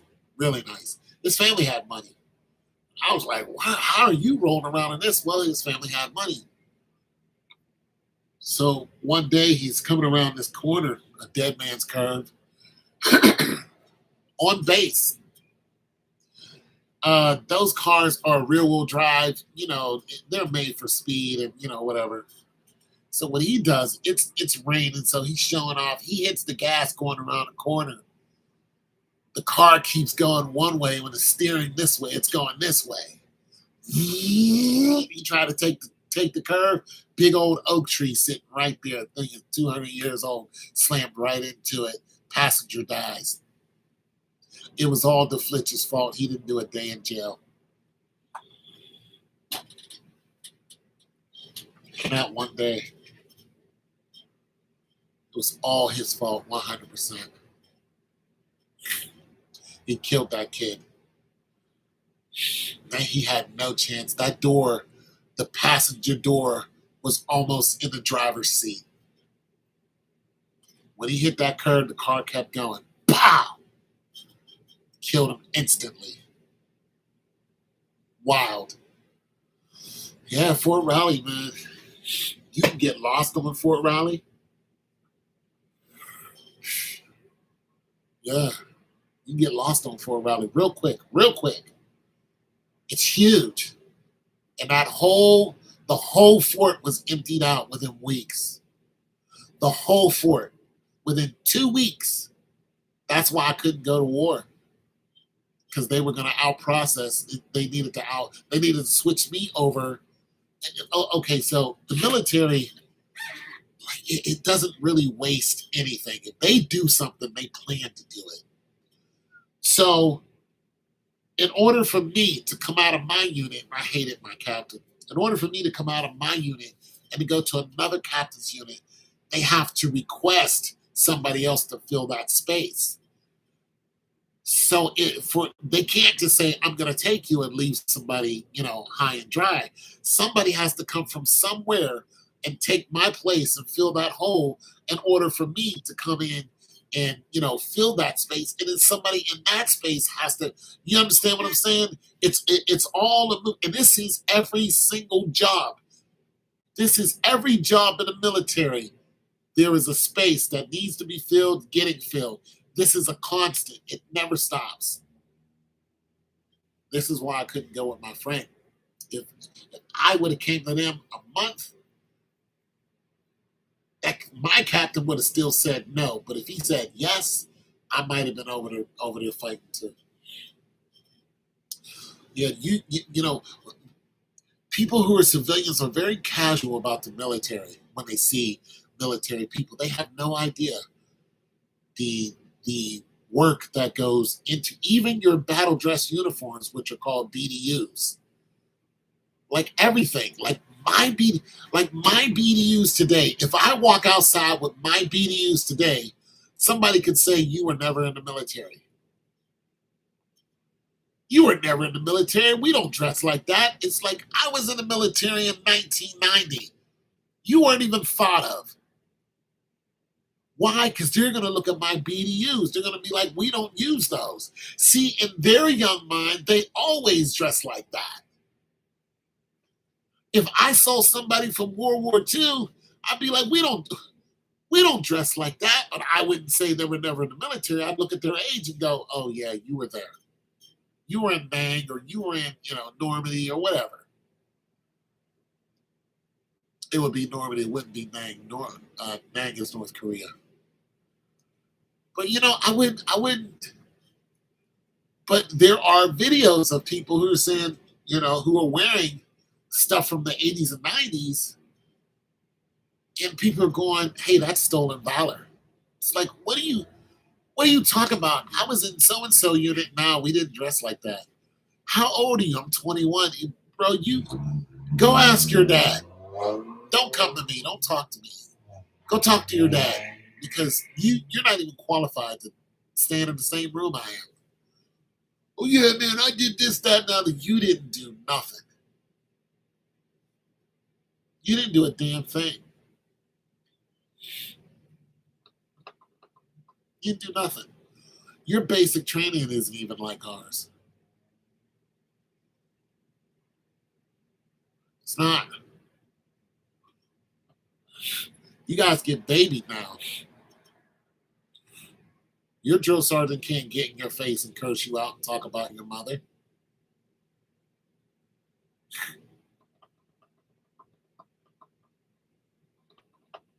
I don't know. You guys got all that lip now. We didn't have that lip then. It was one person who had lip, but he hid it. We were in the company form, all standing out there, rucksack down, M16, packed. We were getting ready to hit it, 7 Mile march. And we're standing out there in form, at ease. Sarge comes out, boom, calls us to attention. Boom, Tan Chun, we come to attention. He's like, this is what we're going to do, blah, blah, blah. Somebody in the rear said, you do it. He said, who said that? Whoever said it never said it again. He said, attention, boom, we came to attention. We all knew what was going to happen. He said, half left, face. We all face half left. He said, front leaning rest. Now we all had to get down in push-up position with a 40-pound ruck on our back. He started calling off cadence. Down, 1, down, 2. We were standing on rocks. We were on gravel. The rocks were eating into our skin. And we're doing push-ups in it.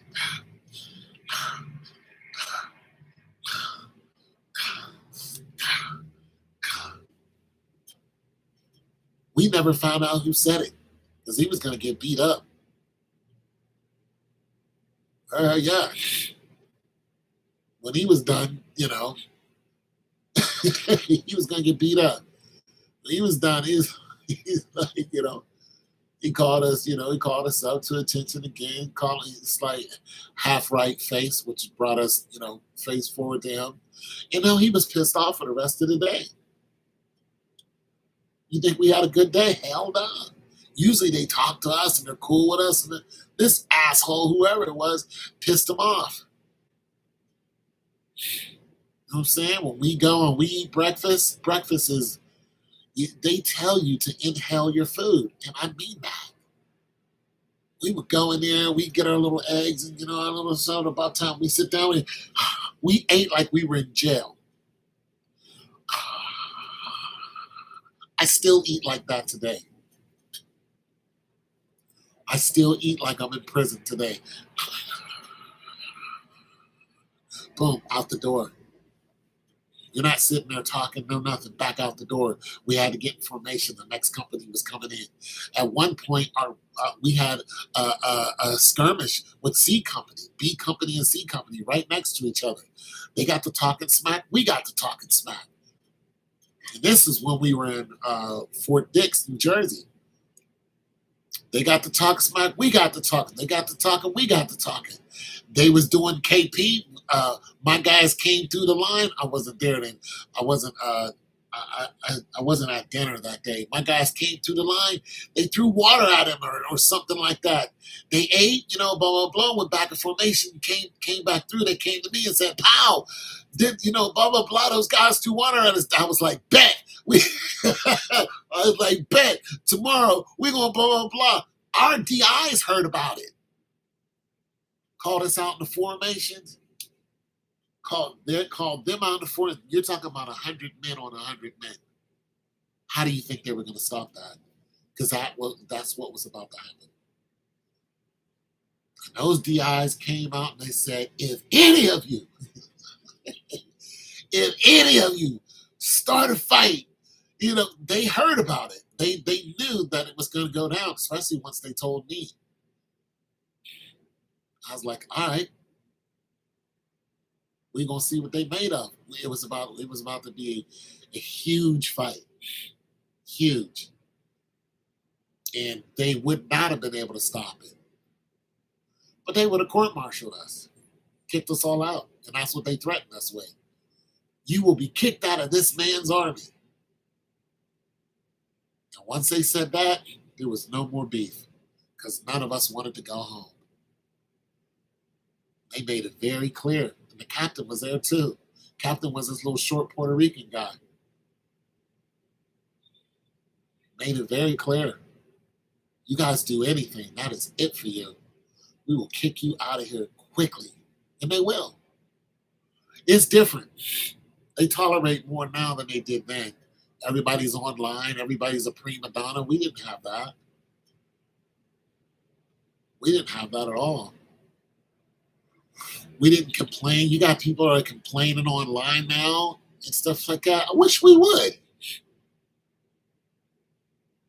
None of us complained.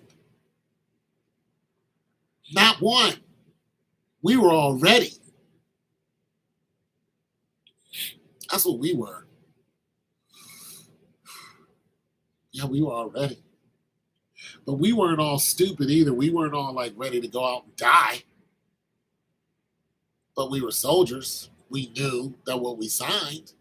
You know what my thought was when I signed? When I signed to go into the military, my thought was if I die, my mother will get the $50,000. She'll be taken care of. That was my sole thought.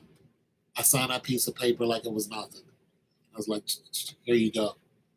If I die, my mom will get taken care of. That's all I cared about. You had a lot of people who were like that. You had people who were prior service. They were out and then they came back in. We had a sergeant who was this dude was overweight. Some white guy. He's an E6. But you didn't hear not one person in our facility, our mess hall. None of the workers criticized this man. None of them. He was a prior service. He knew everything there was to know. And the captain didn't mess with him.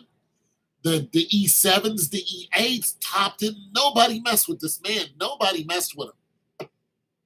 You see those movies where the newbie comes in and the old guy is tough and that is real. Like, you think it's just a movie. It's not. No, that's real.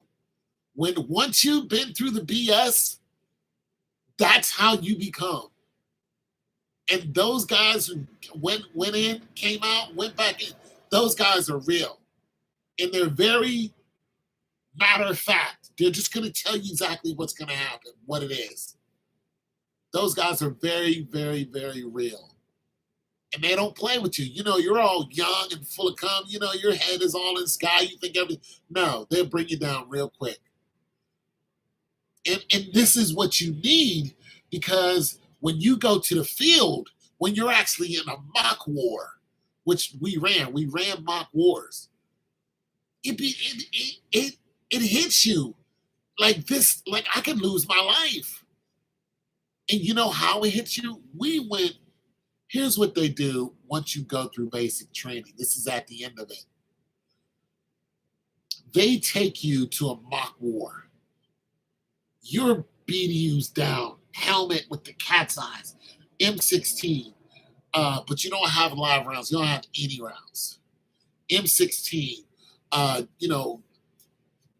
bag full water, canteen, boom, like you're ready. They march you out. It's called Paragon Trails. Look it up. They march you out, but they do it at night.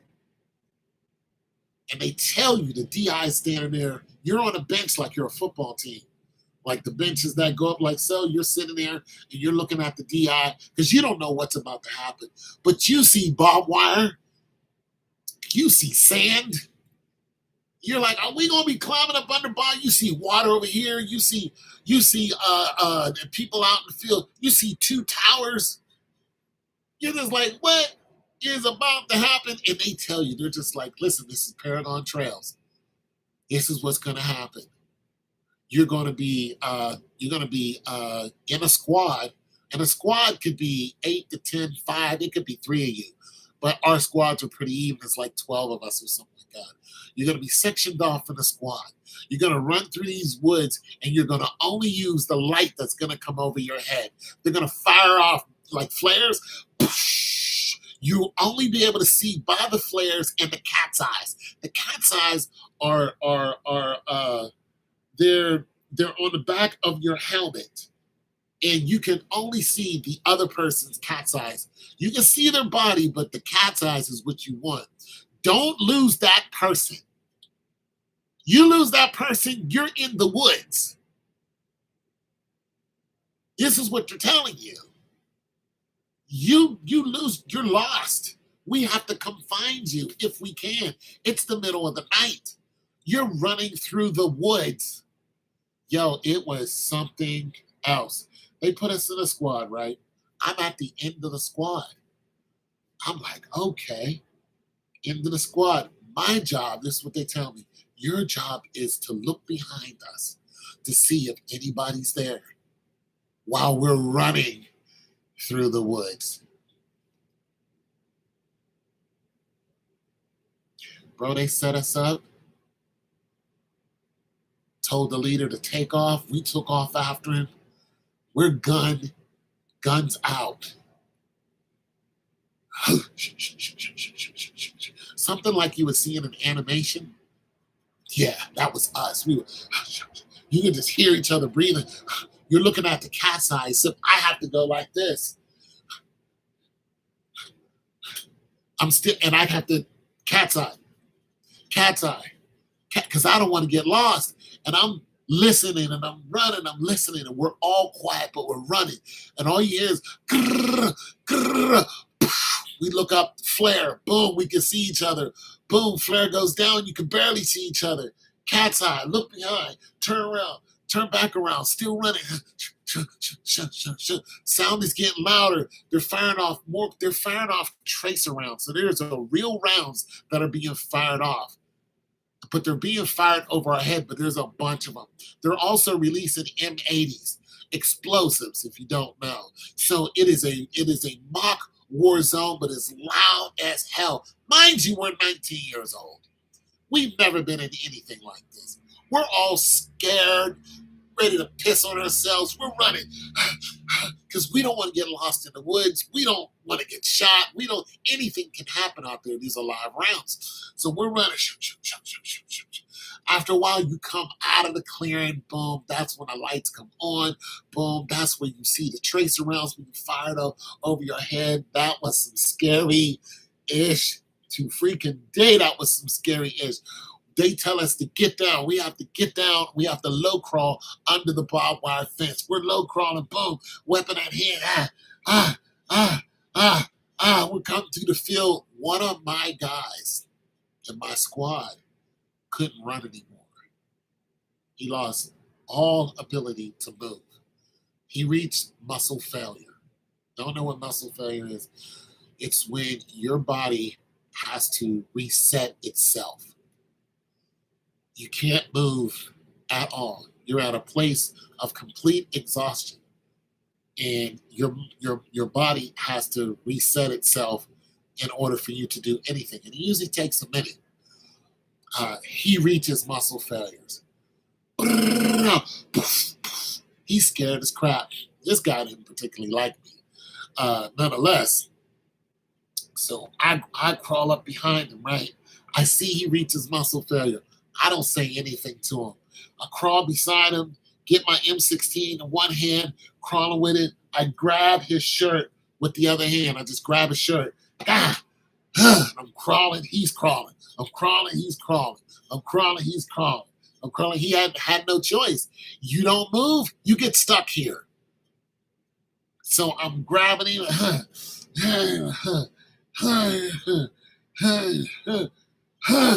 Finally get where the barbed wire fence is no more. I help stand him up. Boom, we run to safety.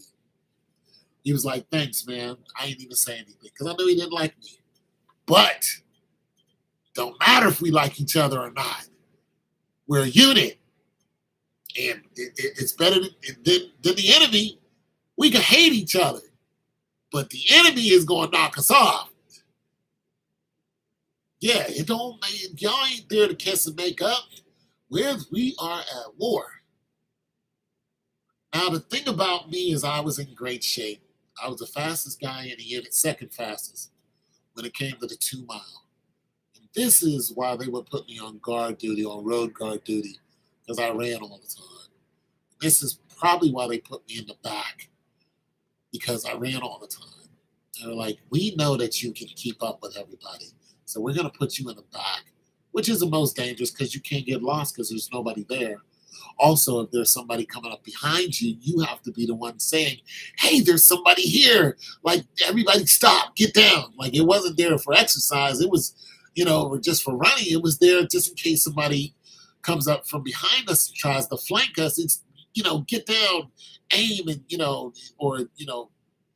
hit the bushes, boom, until it all clears sound. And you get back up and you hit it again. Like, that's some real stuff. And this is why they had me in the back.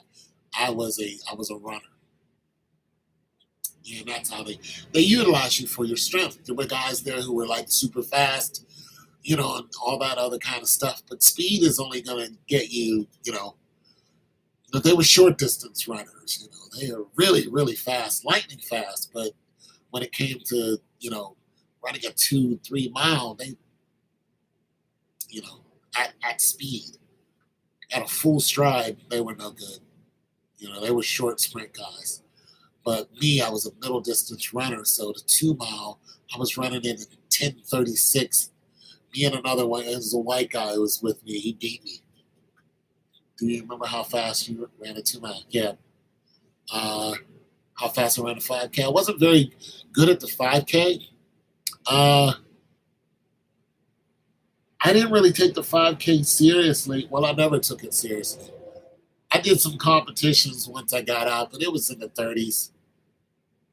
I was running 6-minute miles. My thing was the 2 mile and the mile.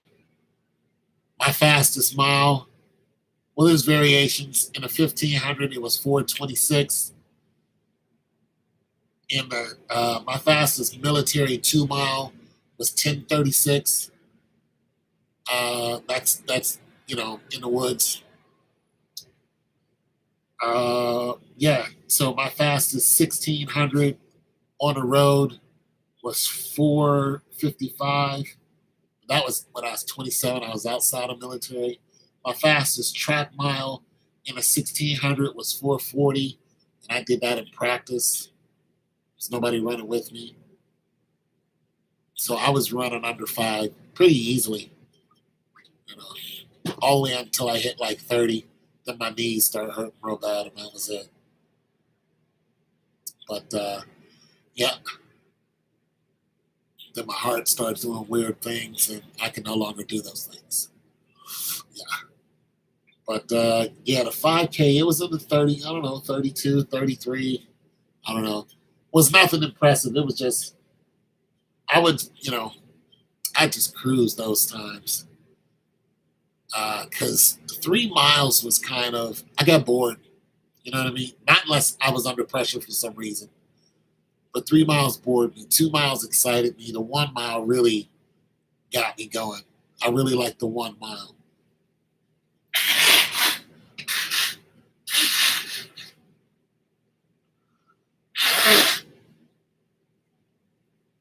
Darren. Darren was his name. Darren Hardy. That's what that speedster's name was. My goodness, that kid could run. He could run. He kicked my ass, man. When it came to running, I was running at full speed, full stride. He ran right up beside me, slowed down, looked at me, and took off. I was like, damn, I thought I was fast. And then he entered in a 10-mile race. He got his ass kicked in that 10-mile race by some other black guy. That guy was something else. He was some officer. When you think you're something, there's always somebody who is something else. Oh, those guys were so fast. Oh, that was the worst run of my life, too. I couldn't run anymore, so I had to sit and wait for somebody to pick me up. I hit muscle failure. I was laid out. They saw me, they came and scooped me up. I could not do it. I made it to like 7.5 miles, and that was it. That was it. The 10-mile race, I could not handle it. I could not handle it. I could run 10 miles, but I couldn't race 10 miles. It was weird. You know what I mean? I never calibrated myself to run a competitive 10 miles. But could I go out and run 10 miles? Yeah. I didn't have the game plan for it. And I went out, I didn't eat enough, I didn't carb up enough. And boom, I ran out of energy and was on the side of the road and they came to scoop me up. Your 2 mile was really good. It was okay. Thank you. My best 5K is sub 21. Look at you. Trying to get under 20 this year. But yeah, I was fast for a mile, 2 mile. I was the second fastest guy.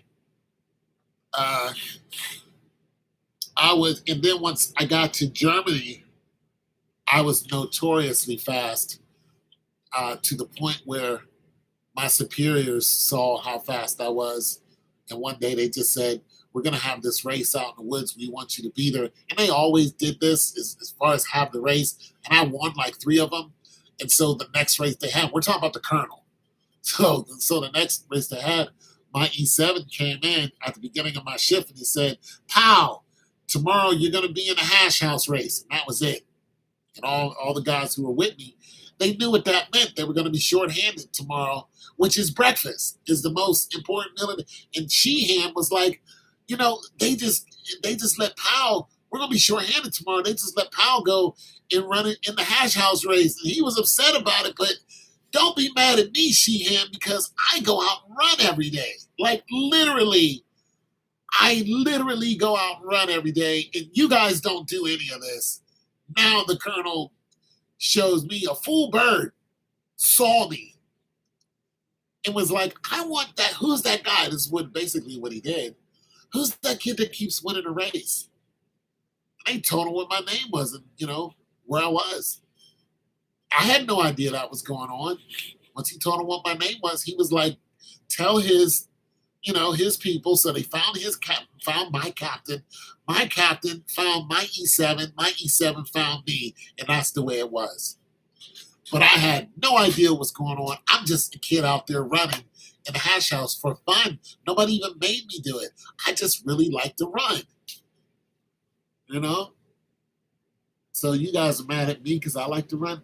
Listen, during that time, this is in Darmstadt, Germany, right before I was leaving, we got a new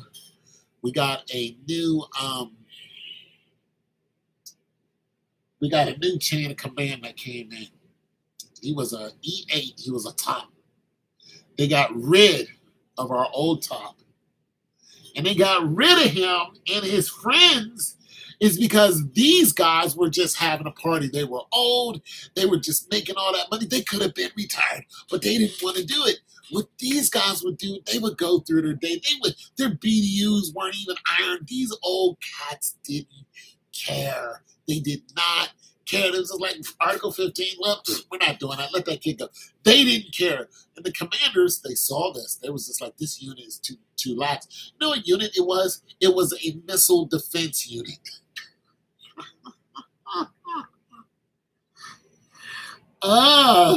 It's 32nd ADCOM AAD. It was a missile defense unit. It's like, you guys are laxed and you belong to 32nd ADCOM AAD. You're kidding me, right? And that's the way our top didn't care. So basically, what Top would do, him and his friends, they would get these super powerful motorcycles, and they would go out on the Autobahn and race. Just rev the thing. They'd be flying 200 miles an hour because it's the Autobahn. And then when they would come on the Concern, which is the base, you would hear these loud ass, motorcycle, and they rolling up like it's a damn frat, party or something. No, once command saw that, they said, we had enough of that. They was like, get somebody in here to straighten up this whole unit because it is lax. Well, they did. They found this big 6'4" black guy. He was our new first sergeant. He came in and he had orders to straighten up everything. So he came in and he looked at all our rooms. He looked at stuff I had. He was like, I want this out of here. I'm like, I'm short. I'm about to leave. He looked at me. He was like, I still want this out. I was like, all right, well, whatever. I knew I was short. I was leaving. Um, but before that, he went through everybody's room and told them this ain't right, this ain't up to standards. He got everybody together. Your BDUs ain't right. Your this ain't right. Do it, or that's your whole asshole. Is the way he looked at it. And he told everybody, he said, listen, he said, all you people who are all overweight, he said, we're going to all have a PT test. This is everyone in the unit that lives off base and on base, because married people live off base. So he told everybody that belonged to 32nd AdCom AAD, he said, we are going to have a PT test in like a week, and whoever fails it is getting kicked out of the military. That's it. So with that decree, I was feeling good. I was like, I've been exercising. I'm cool. I go to the gym. I run on my own. A lot of people question why I run so much, because I like it. I was running in the rain. I was running 10 o'clock at night while you guys were out partying. I was out there. They would even see me running. Shoot, they would be like, how come you don't drink? I'm like, I don't want to drink. They try to peer pressure me into drinking. I got mad. It's like, I don't want to do what you do. I like to run. So we lived in our barracks, all the single people, and there was a guy there named Porter. Porter was 40 years old. Yeah, I really like to run. I ran today, actually, even though my knees hurt. Porter is 40 years old. Porter had a reputation for going to work and then coming home looking like he didn't go to work. He was so clean. And we'd be like, Porter, where are you going? He'd be like, shoot, I'm going to the barracks. He'd be like, where are you coming from? He's from work. I'm like, you don't have a mark on you. Us, we're coming home. We got stains all over our cook whites. I mean, it's obvious we've been working. Porter cleaned in a bill of health.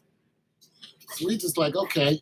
What Porter would do was come home, change his clothes, go down to the nearest store, which is right outside the concern, buy himself some foam starters, which are beers, and then have his beers.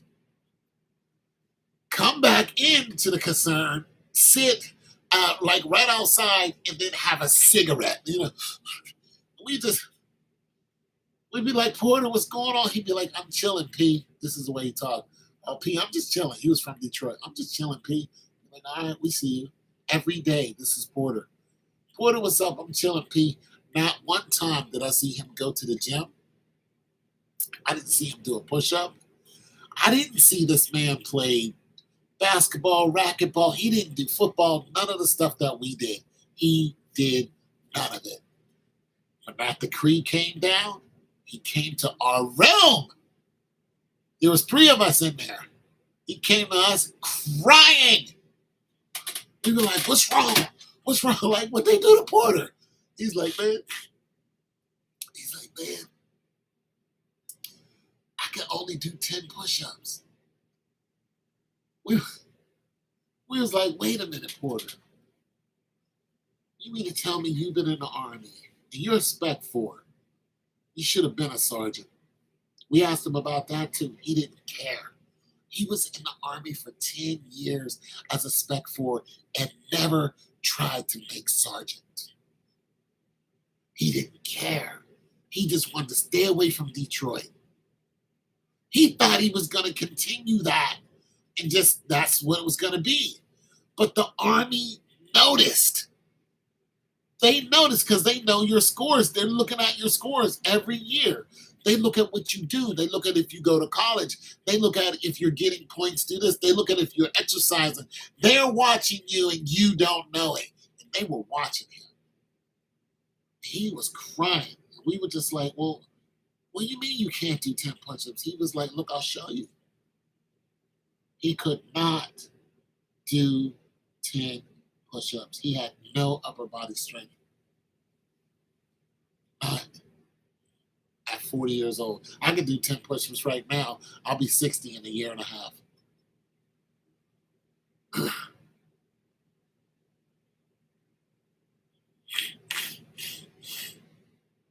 He got kicked out immediately. They gave him a PT test, told him to get down and do his push-ups. He could barely do what, 8, 9. So can't do anymore. They, they, okay. That's cool. Let me see how many sit-ups you can do. I don't know how many he did. They was like, okay, cool. Did his running. Okay, this is the time he got. Okay, cool. And that's it. They don't go, oh man, you about to get. They don't do none of that. They go, next. What's your name? Okay, cool. Next. They have no feelings about it. Yeah, I can do 10. I'll do 10 right now. I know I can do 10.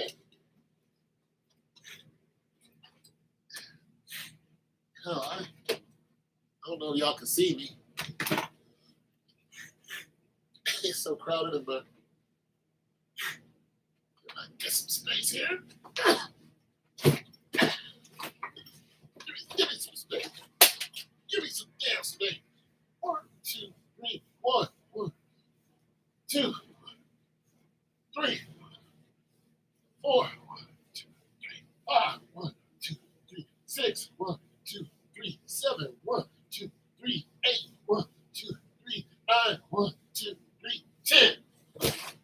That's 20 push-ups. We count 1, 2, 3, 1 in the military. My knees are horrible, but I can still do push-ups. They kicked him out.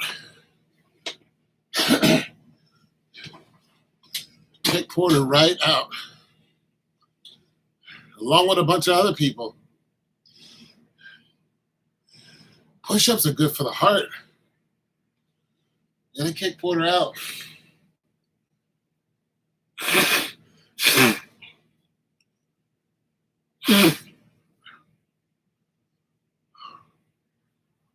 We saw him do the walk of shame. Yeah, man.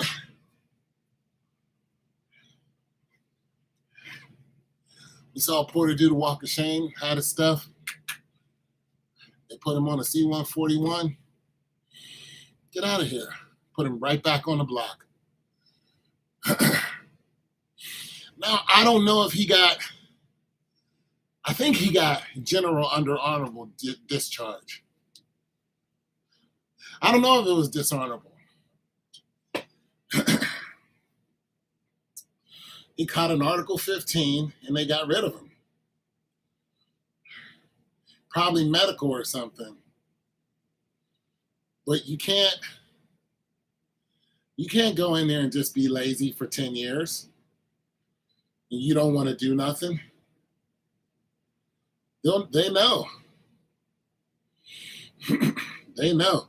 So now you got people who are in the military who are twerking on TikTok and complaining and doing all this stuff. And some are like, I'm not gonna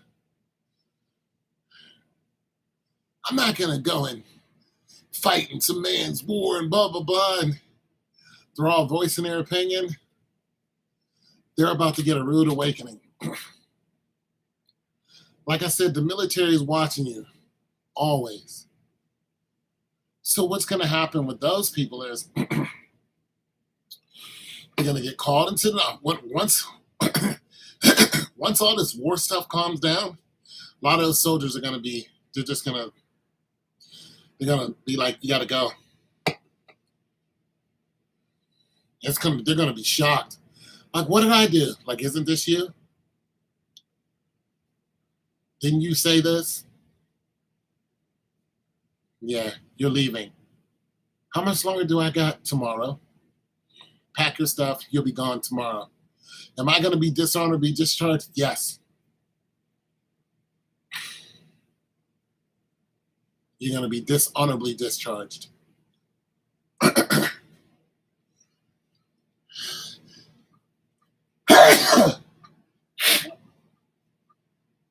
Let me bring you up to speed on what that is, a dishonorable discharge. It's with the military. Says that you are not an honorable person. You're not an honorable soldier. You're not an honorable representative of the United States military. Therefore, these are the things that you will not get. You will not get your GI Bill, which is chapter 31, either 31 or 33. There's two of them. You will not get it. You pay into the GI Bill as soon as you get into the military. So you paid for that. They kept that money. That's it. So you just forfeited thousands of dollars. So you will not get your GI Bill. Yep. They strip you from it. They strip you from it. That's it. You paid into it. You see your check and it says GI Bill and it's so much money goes. You just forfeited all that money.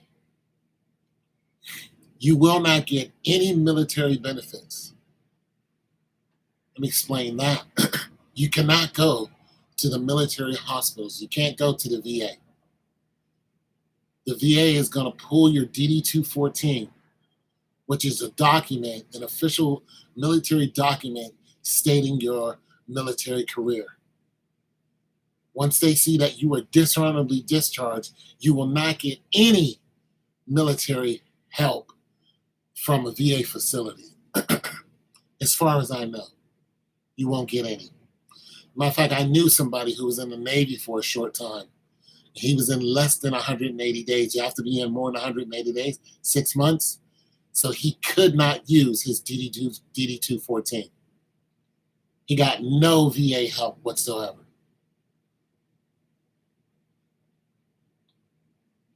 That's what's going to happen.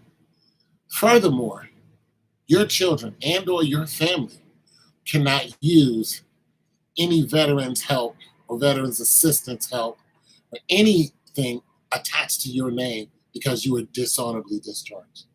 For those who are honorably or general under honorably discharged, which is still honorably discharged, can use that. So you can use your for when you go to school. You may not get chapter 31, but you might get chapter 33. They're going to look and say you are honorably discharged or general under honorable, which is still honorable. So you can use chapter 33, but you can't use chapter 31 because that can still be taken away from you, even if you're general under honorably discharged. So, but yet you can use chapter 33 when it comes to being dishonorably discharged. You can't use 31 or 33 or any benefits. Also, your children can use the VA benefits. When it comes to if you're married, your spouse can use health benefits at the VA clinic. And your children. You cannot do this if you get dishonorably discharged. You can also use that to go to school with your children and spouse. You cannot do this. You see where I'm going. When you apply for a job, this is the part that really hurts. You apply for a job, don't ever mention that you were in the military. Because if they find out that you were in the military and you got out dishonorably, they're going to want to know why. And most of the time, that's where the buck is going to stop. No. So just don't mention it. You can't mention anything about being in the military because they're going to find out you were dishonorably discharged. It follows you for the rest of your life. I use military benefits today. I've been out for 30-some years. I can go to the VA hospital right now, today. Or not now because it's closed. Not only that, the VA hospital can send me to another hospital and they will cover the bill. So let's just say I needed, my wrist looked at. And there's no wrist specialist at the VA hospital or any VA hospital close. Because they coordinate with each other. They'll send me to the General Hospital or the college hospitals, especially college hospitals, because they do a lot of research there. They'll send me there, and a wrist specialist will look at my wrist. The VA picks up the bill. I don't get charged. I don't even see it. No copay, no nothing. I don't see any of it. Not to mention your medicines. Now your medicines, they make you pay for some of your medicines, but it's like very, very, very little. Very little. But I mean, if your medicine of, I don't know, wrist medicine cost you, I'll put it to you like this. For an ibuprofen over the counter at, you know, Walmart or whatever, over the counter, a bottle of ibuprofen, 14.99, something like that. Bottle of ibuprofen, right? Bottle of ibuprofen for one ibuprofen in the hospital, $6. That's one tablet. $6 for one tablet.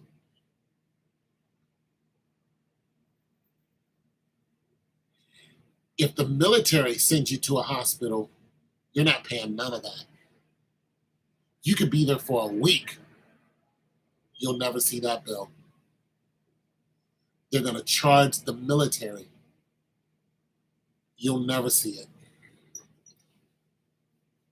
Huge benefit. Huge benefit. Something happens to you, take me to the military hospital. Yeah. Huge benefit. Huge. Because they're going to pay for it. Now, let's just say that I had a great job. Let's just say I made, I don't know, $20,000 a month, whatever. Then I won't get as much benefits, but I'll still get some. But they'll charge me for certain things because they know I have the money, which is understandable. But you got to understand things like transgender. You notice you don't hear that much about being a transgender anymore. Ever since Donald Trump came in, it's not as big a deal. Yeah, because he knocked all that off. Transgenders were joining the military for one reason. So they can get their transgender, their whole, operation, and get the military to pay for that. And then once they get out, all their medicine, they would go to the VA and get it. Donald Trump was like, absolutely not. Do you know how much that will cost? This is why you don't hear a lot about transgenders being in the military anymore, because he was like, no, out with that. I even was talking to one on TikTok, and I was like, because he was, dressed up like a girl. And I was like, do you still have a man part? He was like, why would you ask somebody about their parts? Next thing you know, Donald Trump came into office. I haven't seen that guy on TikTok. You had all that sass, and now where are you? Are you still in the military? You're not. You're probably not. You're on TikTok putting on makeup like a damn female and whatnot. Okay, bro, well, let me ask you, do you still have your man parts? Because if you're doing all this and you're acting like a woman and you're in the military, you're in trouble. You're in trouble. You're about to get kicked out of the military. Sure enough, Donald Trump came in, boom. Where are these people? Have not seen that person on TikTok since. And they could be, but I haven't seen them. They would go on live all the time and, start their day and in their BDUs and like they were a proud transgender in the military. Nah, Donald Trump said to hell with that. The hell with that. That's what they were doing. They were scheming on the military. They would go in and get their surgery and blame it on it. So let me explain this. When you're in the military, and let's just say that you hurt your wrist, you broke it while you were in, and it was from some exercise or whatever,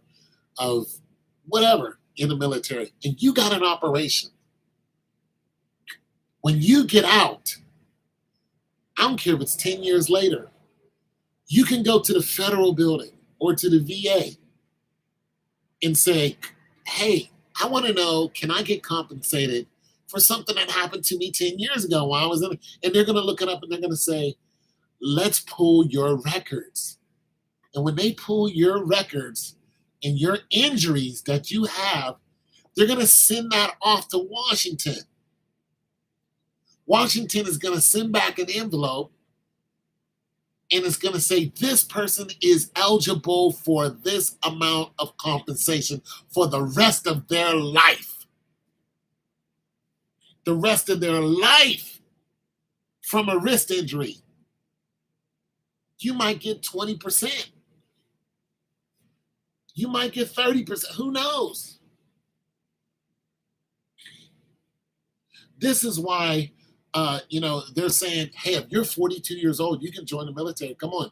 We're going to send you to Iraq, but when you get back, you'll be 100% disabled. If you're 100%, you know what? Let me do you this, so I can get these numbers right, because that is some serious. This is what you're doing. This is what you're doing now. Yeah, old people, join the military. Go over there. If you don't die when you get out, you'll be 100%. No questions.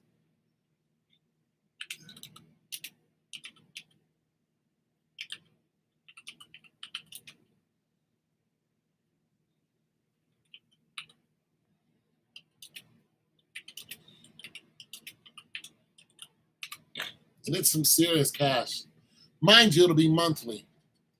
It's $4,000 a month. I knew somebody who was 160% disabled.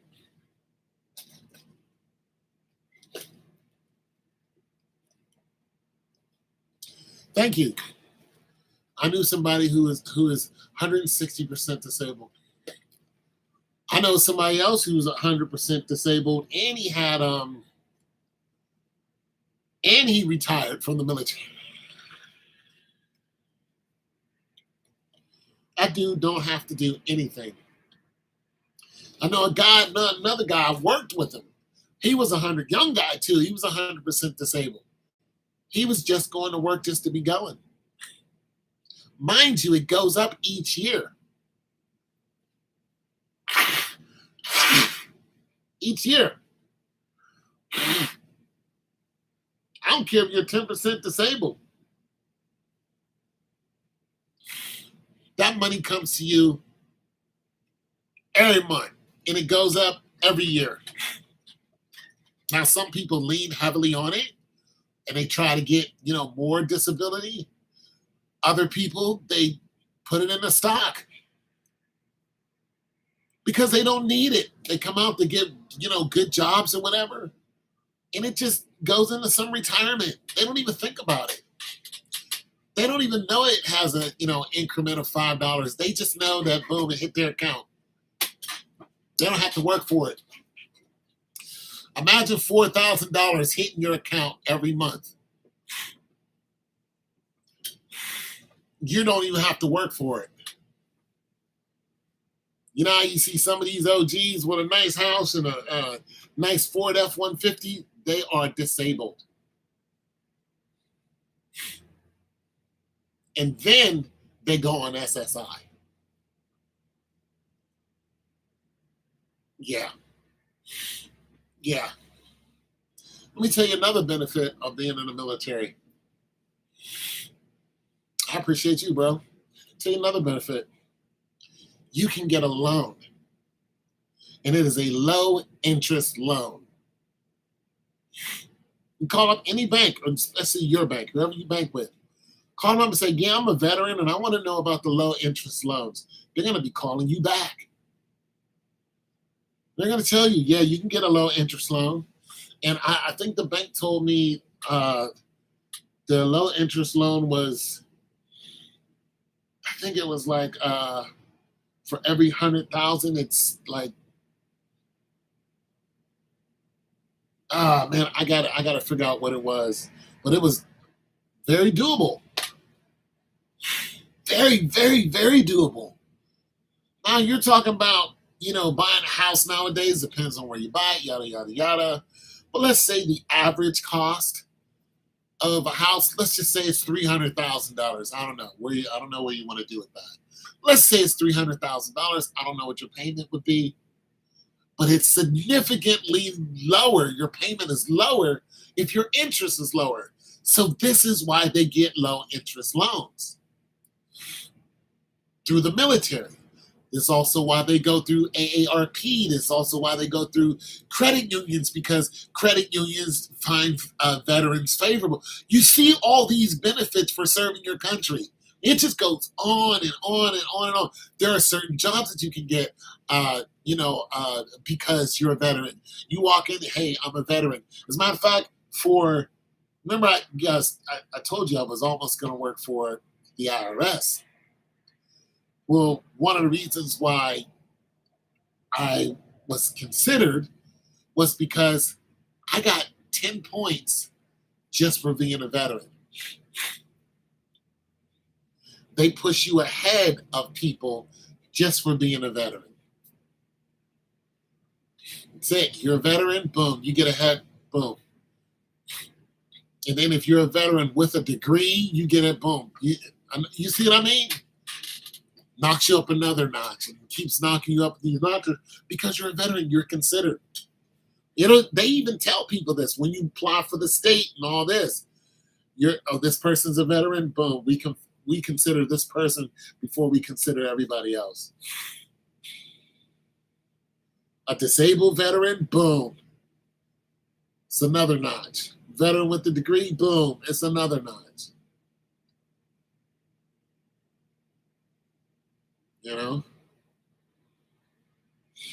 Then you run into racism and none of that matters. But nonetheless, there's a lot of people who have good jobs because they're veterans. They got out, they found a good job. They're, 20, 30% disabled. They're getting $500, $600 that they're not working for. They take that money, they put it towards their house. They go and buy themselves a $300,000 house because they have a half decent job that pays them $6,000-$7,000 a month. Boom, they just add it on to the payment. Boom, it's boom, boom, boom, boom, boom. You see how it all works, and it's a low interest loan. It's like you take a 30-year, you're not paying that off. 30-year on a low interest loan, the hell yeah, you'll do it. Not to mention the bank. When I talk to the bank, because they want to know how you're going to pay for it. Of course, when you tell them you're a veteran, they're just like, okay, you must be getting money from that. And then when you tell them, or I got this going on, or I got that going on, they're just like, oh yeah. Oh yeah. When they see all the streams that you have, some of it is just from being a veteran, especially if you went to college. You don't even have to say that you're using your degree. You say, I'm a veteran. I'm a disabled veteran. That means you're making money. You're getting money somehow. And I have a college degree. But that means not only are you getting money, you have the potential to make more money. The banks are going to give you this money.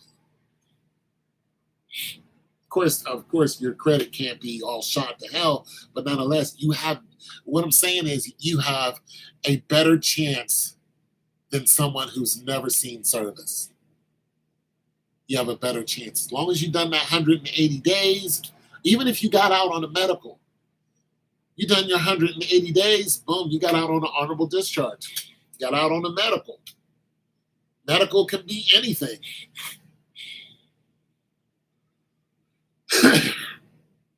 I seen a guy break his ankle. He was the biggest of all of us, too. Some big white dude. Broke his ankle in basic training. Marching the 20-mile rucksack march. Big dude, too. Must have been a football player. He was like, oh, he's going to be all right. He was the first one down. He was out. That was it for him. Out on the medical. But, was he dishonorably discharged? No. But will he get VA benefits? No, because he wasn't in for 180 days.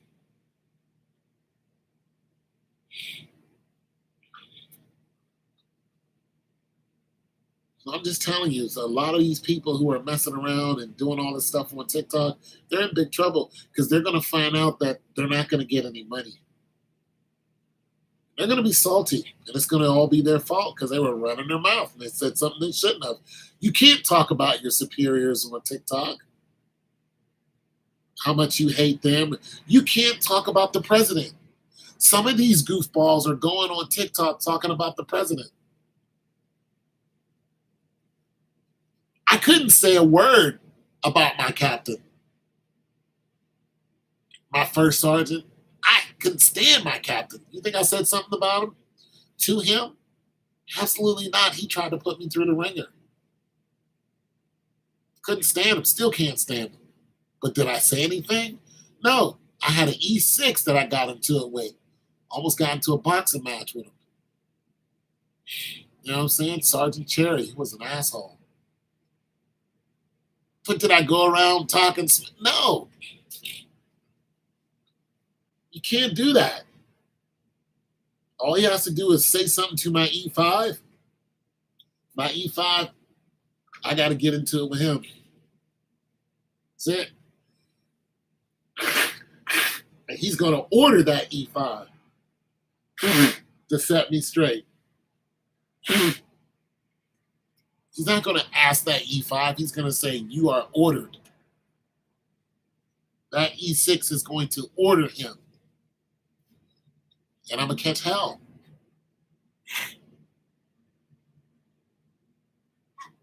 Yeah, you just can't run it. You can't do that. So a lot of these newfangled soldiers who, you know, these kids, I know if I was in, and I was in a position of authority, E6, E7,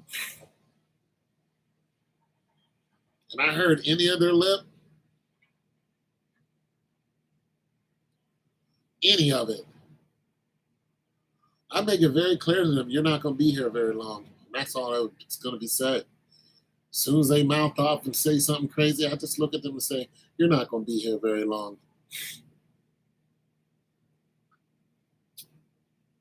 And if they said something else, I'd be like, all right. They would be handed papers. They would be gone somewhere else. They would be doing a lot of extra duty until they left. It would not be good for them. Yeah. I would make an example out of them. And then they'd be leaving the military early. And then after they left, I would make an announcement. Be like, this person is no longer here in the military with us. If anybody else got anything, you know, they want to say about it, go ahead and let me know now. Other than that, carry on. And nobody would say anything because that's what will happen to them. You're going to be right back on the block. And then we would carry on. You couldn't say nothing to my, listen, I had an E7. They put me in this program that I didn't like, and I looked at him to say, get me out of here. He just put his head down because he couldn't do nothing. Sergeant Thomas. Sergeant Thomas couldn't do nothing. He had to put me in the program. I was mad as fire. But he had to. Off topic, a little. Put my glasses back on. But I respected Sergeant Thomas. He just couldn't do anything. Off topic a little. That's why I kind of wish something. I grew up in a different generation. These kids. Well, let me tell you something, man. The military is not the place to F around. You're not a band of broskies just hanging out in, you know, like it's a college campus. You guys are going to be facing some bullets. And you see now a lot of them don't want to do it. They don't want to have anything to do with war. You know, one chick said, man, I was here for the Hellcat. Well, guess what? You're in trouble. You're in trouble. She was like, I don't want to go to war. I was here for the Hellcat. They're going to ship you across the water. You're going to be crying the whole way over there in that loud-ass C-131. Big old C-131. You're going to be crying the whole time. And when you get off, you're going to be crying. But I tell you what, If they put you in the field, you better stop crying. Because everybody that's with you don't want to hear it. Yeah, she's like, I was there for the Hellcat. It's like, all right. There was a lot of people when I went in, they were there for the, you see what happened to them. They got their asses kicked right out. Came in acting a fool. They kicked them out. Some people got kicked out so fast. Thought they was Billy Badass, kicked out. Wanted to raise up and act tough, kicked out. Was lazy, kicked out. Was doing drugs, kicked out. One person got kicked out. I actually felt sorry for him. His name was Cheedy. That was his last name. He stood about maybe 6'2". He had a wife that was an ass. She just harassed the hell out of him. He was a little slow. You know who Cheedy was? If you ever seen, Back to the Future? You ever seen Back to the Future? The big dumb jock? It's kind of like Cheedy, but Cheedy wasn't a jock. And he wasn't mean. He was just a sweet farm kid. And I felt sorry for him because I was his superior. I felt really bad for Cheedy. When they put me in that program, they also put Cheedy in the program. And that made me hate them for that. Because Cheedy was just a sweet kid, man. He didn't have any physical. He wasn't a physical dude. Like he was just. he was just a beautiful country hillbilly kid that wanted to serve his country, and he didn't have a fight. He didn't have any fight in him. He was henpecked. He wasn't angry at nobody. And he worked for the jail at Fort Riley, Kansas. It was just bad. You could tell he was a little slow. When they put him in that program with me and I saw him trying to low crawl over rocks through the mud, we all had to low crawl and they were all watching us. After he went through the first time, he came back up and his arms were bleeding. His arms were bleeding because he was cutting them on the rocks. And you couldn't see the rocks because there was water over them. But he was low crawling like this. And he was dragging his legs. Cheedy was like 200, 15, 20 pounds. He was a big kid. He was like 19. He was just like,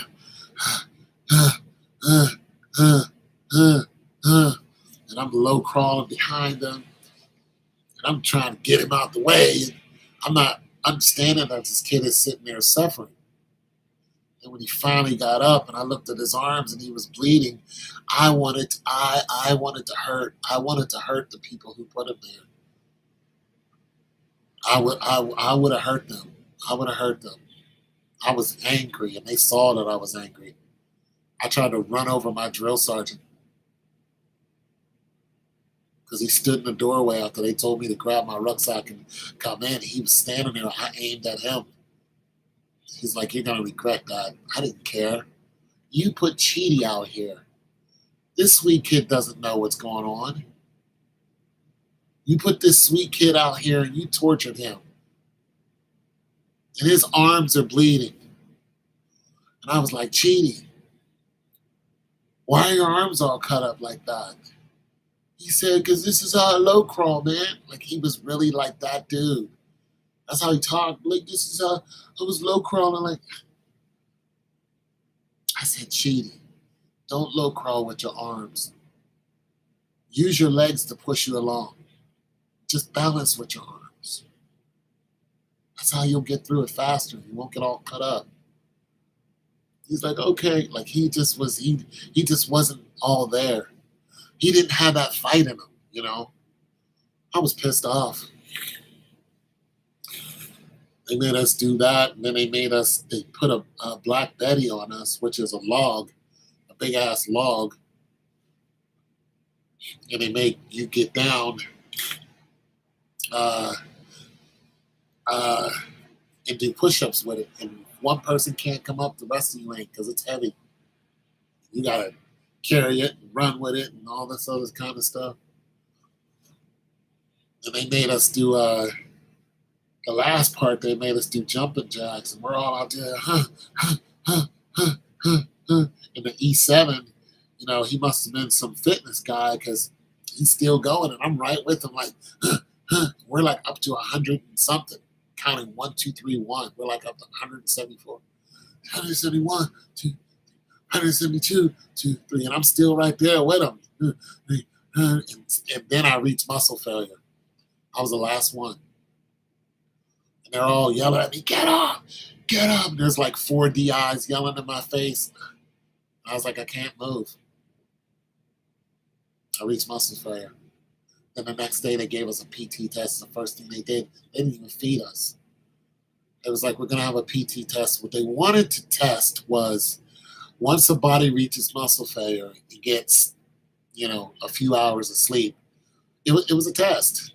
What what is the average time going to be out of, there was maybe 20 soldiers.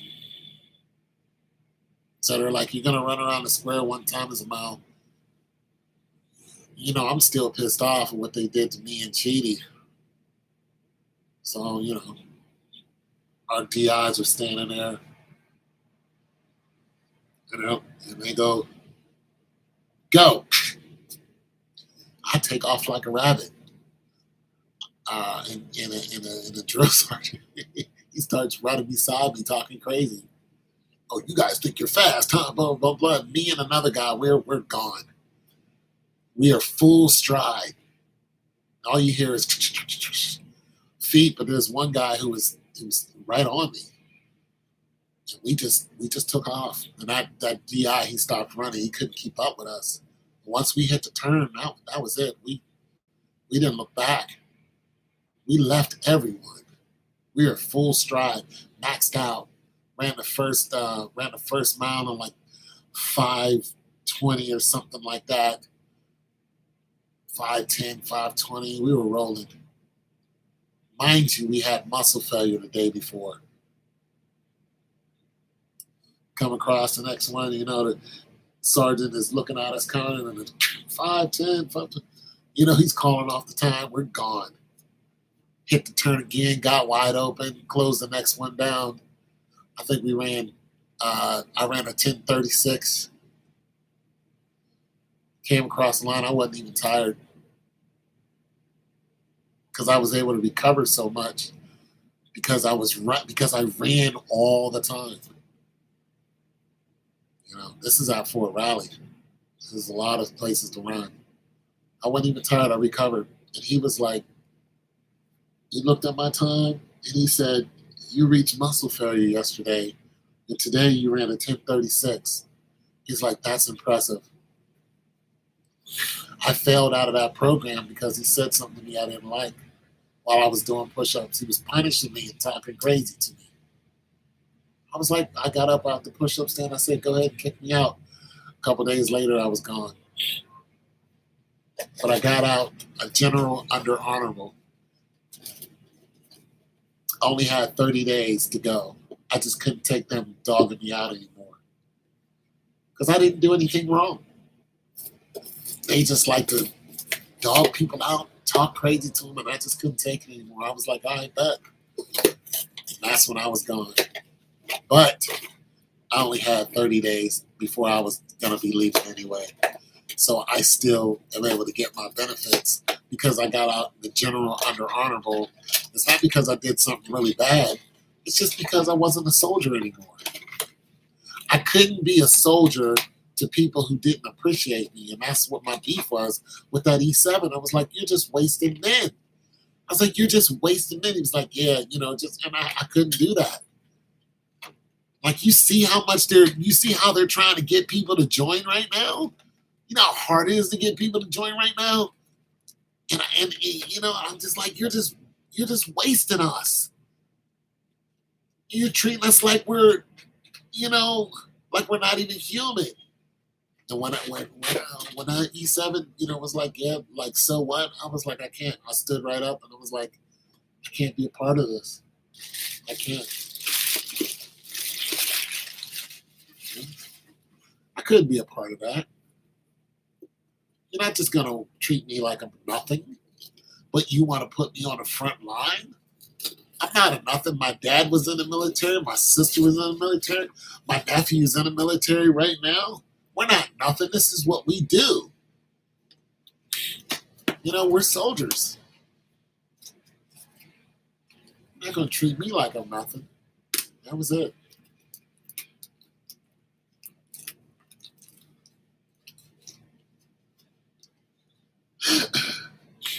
You see, you didn't realize you were a veteran before. Yeah, I think you mentioned that before, but I forgot. Yeah, I am a veteran.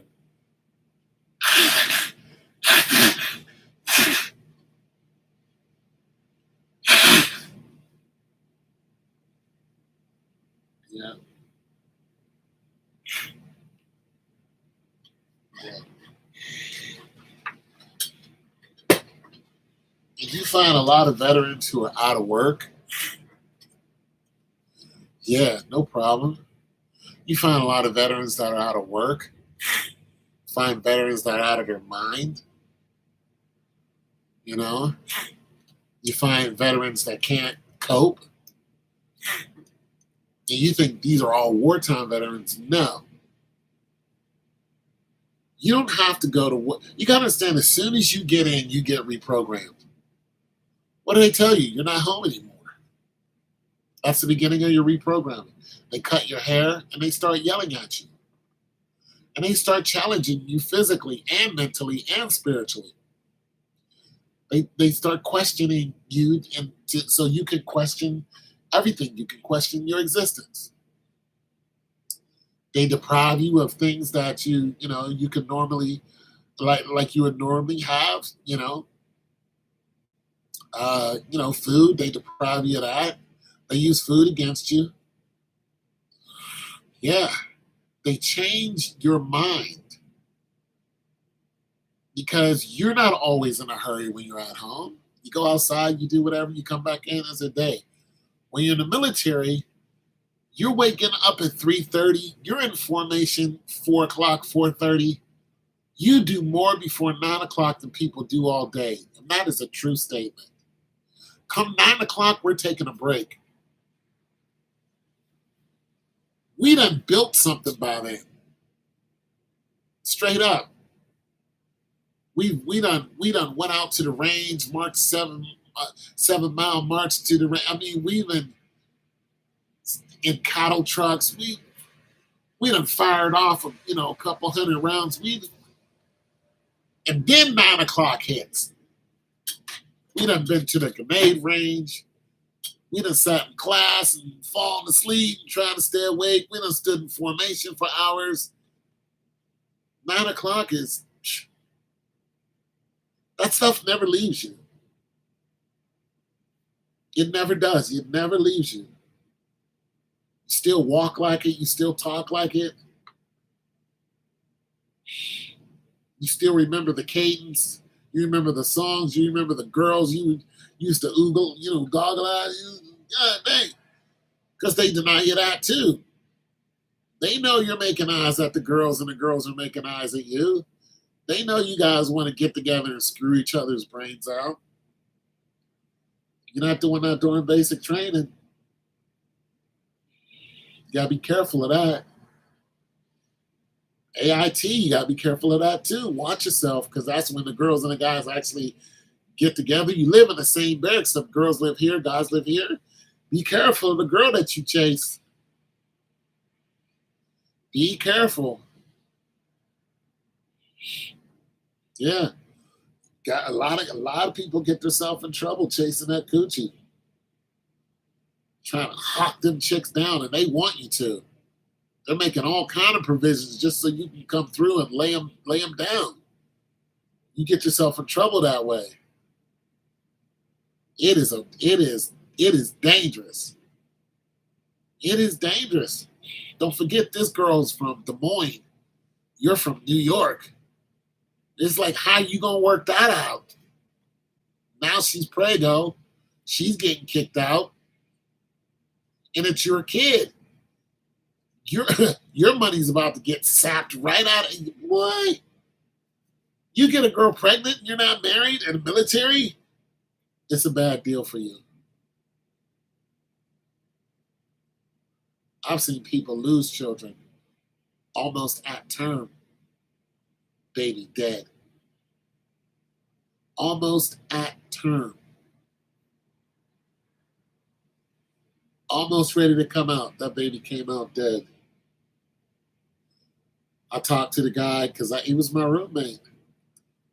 I said, remember this when this happened? He said, I don't remember that. He has a whole family now. He doesn't want to remember it.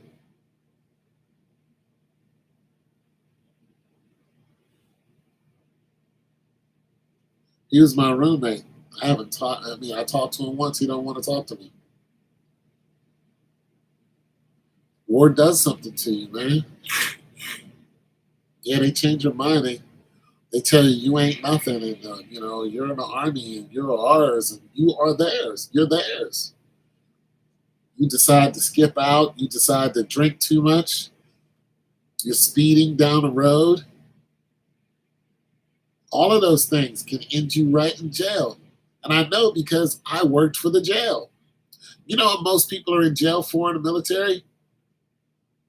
Writing bad checks. Finances. You know what usually puts them there? A woman. There was one person while I was in Fort Riley, Kansas, watching the jail. He was in for murder. One. And he was the only one that would come to the dining facility in handcuffs. He was the only one, and he never spoke. He was a big joker. He's a big boy. He was guilty. He did it. All the rest of them, they were all talkative and jovial and whatnot. And they were behind bars. That's crazy. Look what happened to Samson in the Bible. Yep. They were in there for bad checks. You'd be surprised how many people are in the service and they're hungry. So they write bad checks. Their wives or girlfriends put them in bad situations. Drinking, speeding. They go out and buy cars that they can't afford, but they have to have.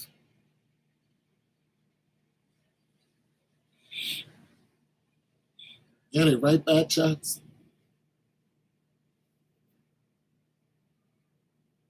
Yeah, there's only one guy in for murder. I can still see his face. I remember staring right at him and him staring right at me. Big old boy. He was in for murder. Never said a word.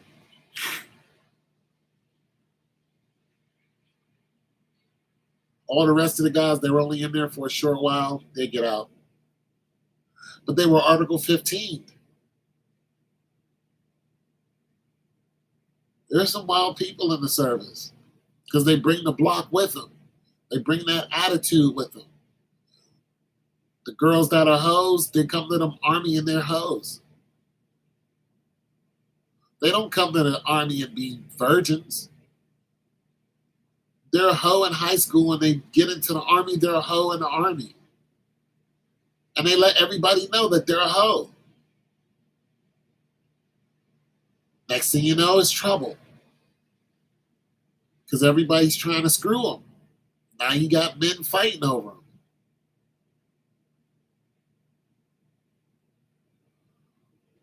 Yeah. Them females are something. Because they know the men are going to go through hell and high water just to tag them. It gets ugly quick. It gets ugly quick. I watched the guy in the NCO club get beat from one end of the club to the other. I just stepped out the way because I knew it was coming. I saw it. And we're all in there, and they're getting drunk, and they're all been around the world, and yeah. I can't find my baby. Next thing you know, there's a cluster of them. And I'm like, this is about to get bad. So I step back, and I'm watching. And it didn't take long before one hit another, and they jumped that dude. And they beat him from one end of the club to the other door. Kicked his ass. I have no idea what happened. All I know is I left.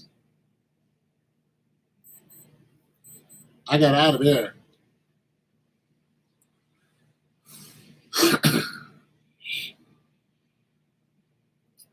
We had one chick that killed a dude. She killed a civilian. Cut him from ear to ear. Pam.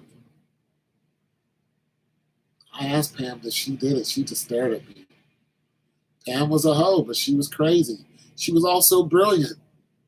She was also black. Pam worked for the AG.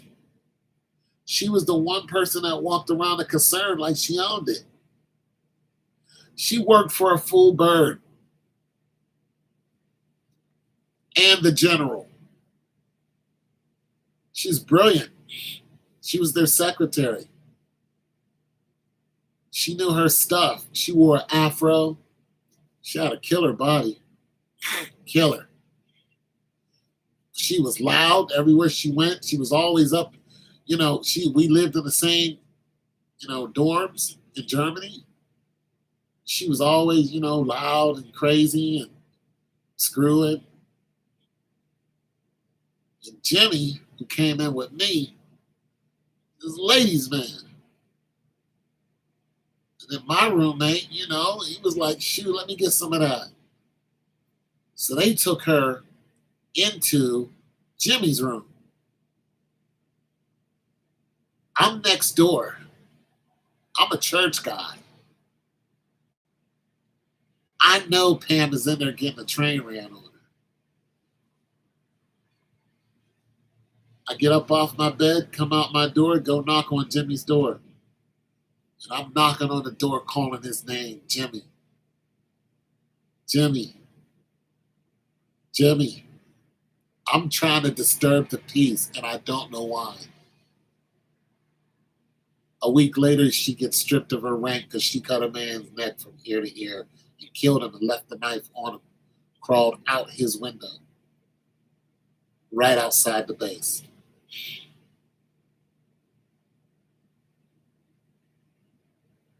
I remember Jimmy said to me before that happened, he was like, you nosy, pal. It's like, all right, I ain't say much. I just went back in my room. Week later, he was like, thank you. He was like, thank you. Make sure I appreciate the small things in life. I wasn't having a great day today, but I try to stay in the word. The stories makes you appreciate things 100%. All true story. I wish, I don't know if I could look her up. But the guy that she killed was a Frenchman living in Germany, working outside of Cambrai Fritz, which was our Kaserne, our base. Kaserne is a German word for base. So when we're hungry and the mess hall's closed, you got a little bit of money, you go down, you go outside the gate, walk down a couple, feet, there's the little eatery. You walk in there, there's the French guy. He's like 18, 19 years old. Happiest guy you ever saw. Hey, wie geht's, dude? Good, and did good. Let's do this, what do you eat? Blah, blah, blah. Yo, give me a soda and a Wiener Schnitzel. You sit there and you eat, you talk to this happy, go lucky 18, 19-year-older. You go back and boom, boom, boom. Everybody does this. He was a drug dealer. Pam was somebody he was selling drugs to. They get into a skirmish. She climbed through his window, killed him, left the knife on him, climbed back through the window, came back to the concern. They waved her in, the guards waved her in, like nothing ever happened. She goes into where we're at. It's at night. We're sleeping. The guard there waves her in, has no idea. She goes up to the third floor. She goes into her room, and her roommate was a dizzy blonde. Dizzy blonde. I remember this girl's face. Nobody believed anything she said. She was just a dizzy blonde head girl. Pam closes the door, looks at the dizzy blonde, and says, "I just killed someone." The blonde stopped being dizzy that instant. She looked at her, walked out the door, went down to the CQ who had waved Pam in and said, "My roommate just said she killed someone." The CQ has to take that seriously. Calls the MPs, questions Pam, boom, found out that she really did it. I was like, holy smokes, not Pam. AG Pam, you are working with the general? You were the one person walking around with your hands in your pocket, which is forbidden. You were the creme de la creme. At the top. Nobody could touch Pam. Nobody said anything to Pam. Not even the colonels. No, nobody said anything out of line to this woman. Nobody, to this black woman. This girl had power because she worked for a 2-star. Unbelievable. That Pam, I couldn't believe it. She gets called into the office. The next day, the captain does his due diligence. You know, they have to figure it out. Of course, the investigation pops up. They strip her of her rank. All the loudness went away. Pam was quiet. Everywhere you saw her, she was quiet. And the last time I saw her, I was like, "Pam, did you do it?"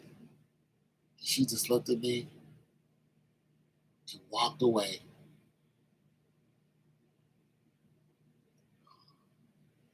It seems like a fever dream or something, like it really didn't happen. But I'm telling you, if I'm lying, I'm flying. I'm trying to look up the case. Uh,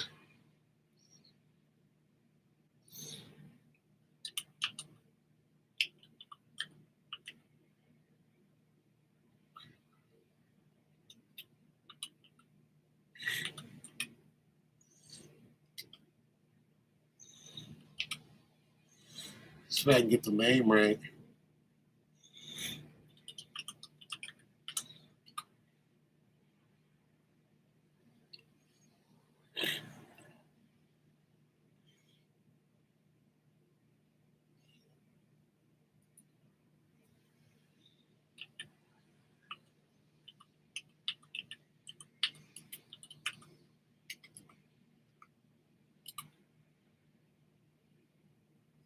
Cambrai Fritz.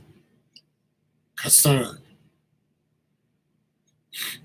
Cambrai Fritz Concern, my old base. Who are you?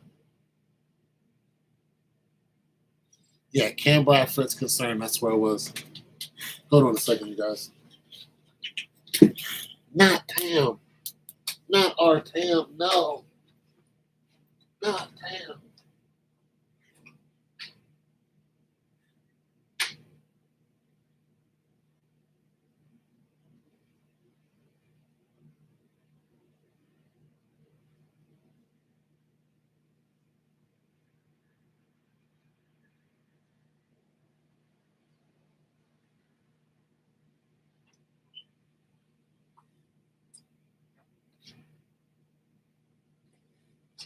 Not Pam. That chest wasn't wearing a vest. Let's see if I can look up this case. Let's see if you guys said anything, because I can't read what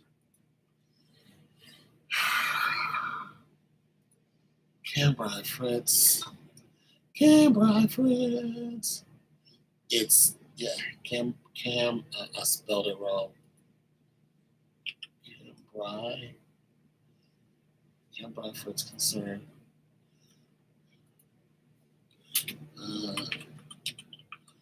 Murder. It was 89,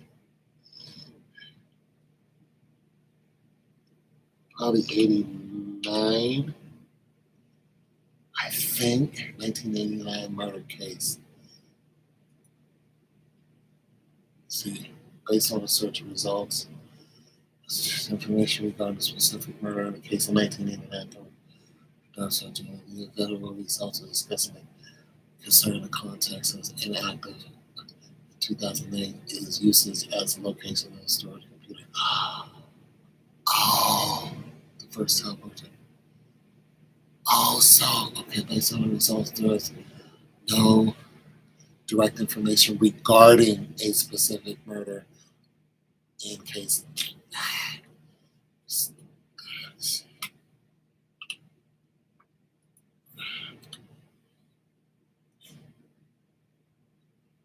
1988 murder of Cambrai Fritz concern in Nazi Germany involved the unsolved killing of a 20-year-old German conscript soldier named Norbert. No, that's not him. Norbert, soldier. Budweiser, wait a minute, conscript into news. Wait a minute. Army installation. Wait a minute. A 20-year-old German soldier. Bud's where I don't know what that means. Conscript into military. This might be the case. U.S. conscript appeal armed forces. That might be the case right there. Does anyone remember me from? Yeah, that might be the case right there. 20-year-old German conscript.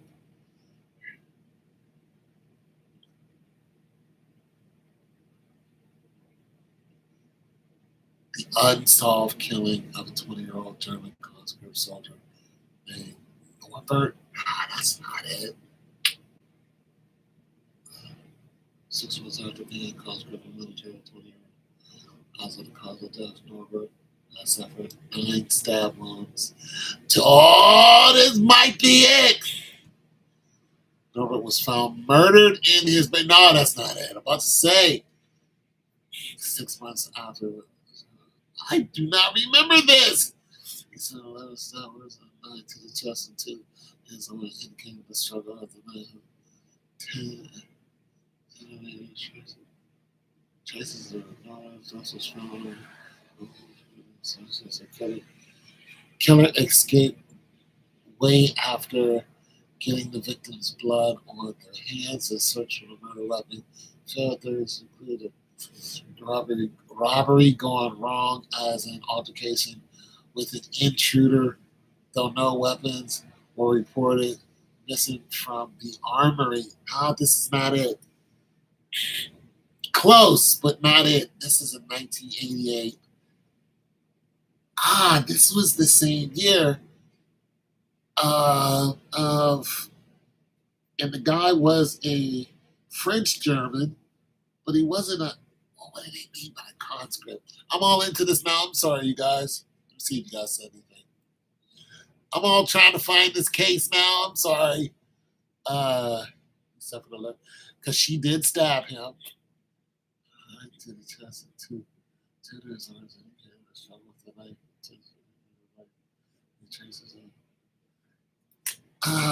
Dang! I wish I knew Pam's last name.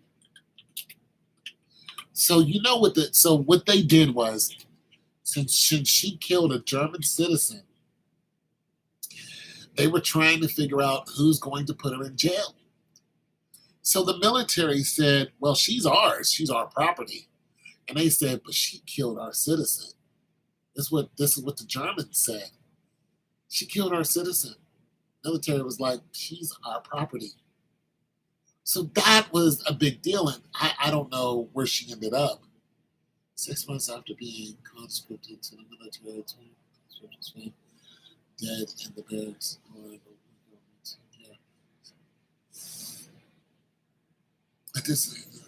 I really want to find this case, but I think it's all. I remember that the military did not want to. They did not want to get that. They didn't want to get it. They didn't want to get their hands dirty. They really didn't. They just because they're in a foreign land, so they were just like, no, we don't want to. Like, can we just like how can we make this go away? They couldn't. They couldn't. Was it 89? They couldn't make it go away.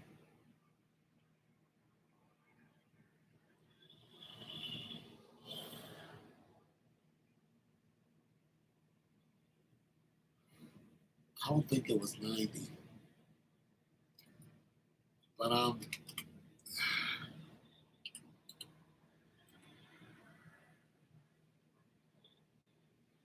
based on the searches in the Army records of the Camp Northwich concerned posted major Army installation during the Cold War, the Army services the certain assault mystery reports indicated a case of a 20-year-old soldier 6 months in. It's the same thing. Conscript was found dead in the barracks. This guy was not in the military. Pamela Smart takes responsibility for his husband. No, he was not in the military. Pam connection. There is no evidence in the providing the search for the results linking to a person named Pam to a murder at Camp Fritz in 1990. I had the wrong year. Where the other Pam cases, the search result primarily associated with Pamela with a 1990 murder of Craig Smart in the United States, which was plotted. Oh, no, that's Pamela Smart. The incident describes. So it's the wrong year. But it happened because I was there. It happened, and I know it happened. I was there when it mother freaking happened. I remember seeing the girl's face.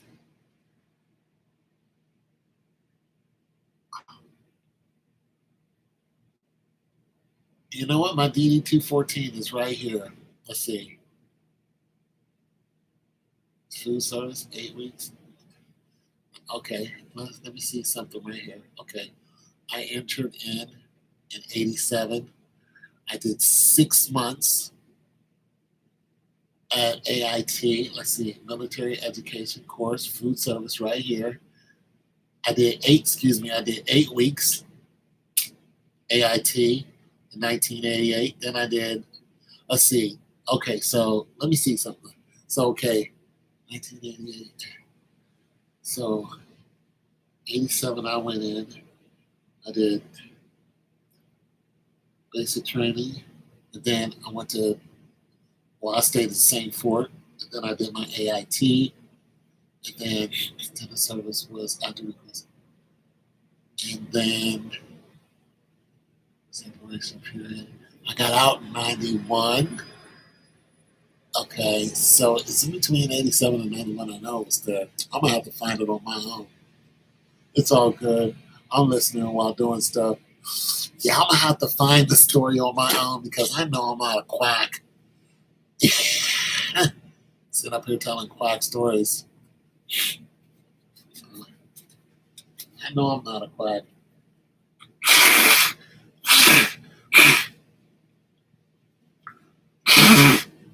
I remember it all. I could see it all. I remember people's names. I remember Demi, who was the prettiest girl on there. That was a bad white girl. She loved black people too. She ain't like me, but she didn't dislike me. She was smoking. She loved her some black man. Button shown like me. She was like 6'3", 6'4". Big old Nordic white chick. Button shown. I remember Button shown. She was cool though, but you know. I cannot find this story.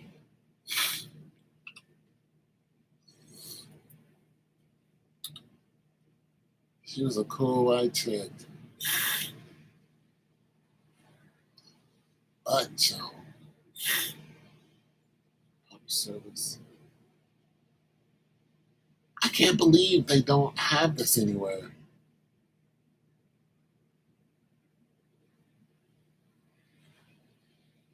Huh. Like, there's no mention of a specific murder case that occurred in 1989. Can't buy Fritz concern. Huh. The results do provide the following relevant information regarding the Canberra Fritz concern across the United States.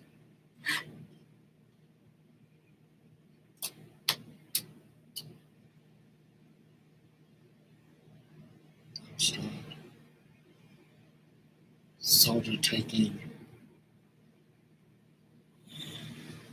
legal case. USA versus Martinelli mentions a soldier taking discs back to his barracks, the Canberra Fritz, with the documents dated. Like, what is this?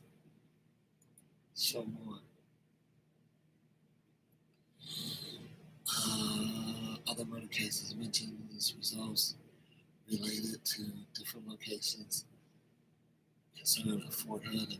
So, also, yeah, so basically, that's 2024. So basically, they scrubbed it. They scrubbed it, man. I'm not mad about the military about that. It was an interesting case. I wonder if my name pops up.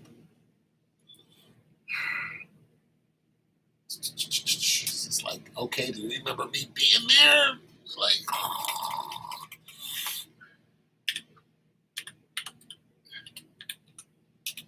I was there. Probably crazy.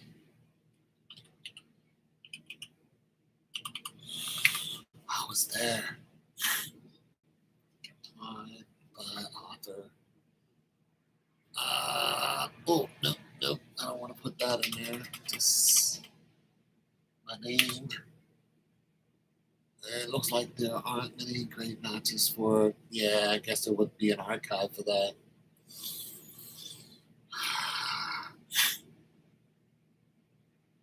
Yeah, I guess there would be an archive for that. I wonder how I would find that.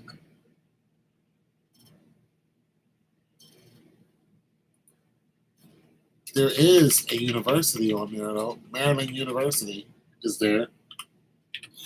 Because I started college there.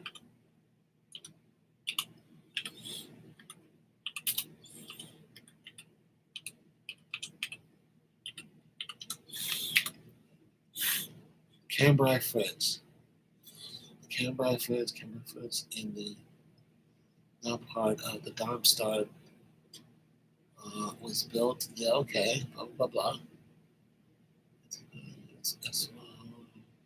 Fourth General Dispensary, University of Maryland.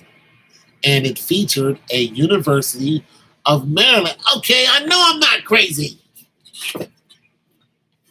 Like, wait a minute, dang it. Give me something. University of Maryland, European Division branch, offering education to military personnel. Thank you. It was part of the U.S. Army structure in Germany. Yeah. Canberra Fritz. Yeah, they're part of the large U.S. community in Huston. Military presence. It supported various units, including the 4th General Dispensary. All right, I'm like, oh, wait a minute now. I ain't that old. Let me look at my unit. 32nd ADCOM. AAD. Let me see where they're going to say it's located. 32nd ADCOM AAT. 32nd ADCOM Air and Missile Defense. Subordinate to the 32nd ADCOM, where the 10th, 69th, 94th, and 108th Artillery Group making it the largest air defense in the United States. Now, let me just put Germany in there and see what they bring up the location. 32nd Air Defense Command, largest, based and headquarters in Kaiserslautern, K-Town, 1976, and thereafter at Darmstadt. I'm like, okay, dang it, I know I didn't dream that. I need to get my badge. That's my badge right there. I'm definitely going to get that, stick it on the back of my truck. Yeah, this is my badge. 32nd ACOM Air and Missile Defense Command. Yeah, that's my badge right there.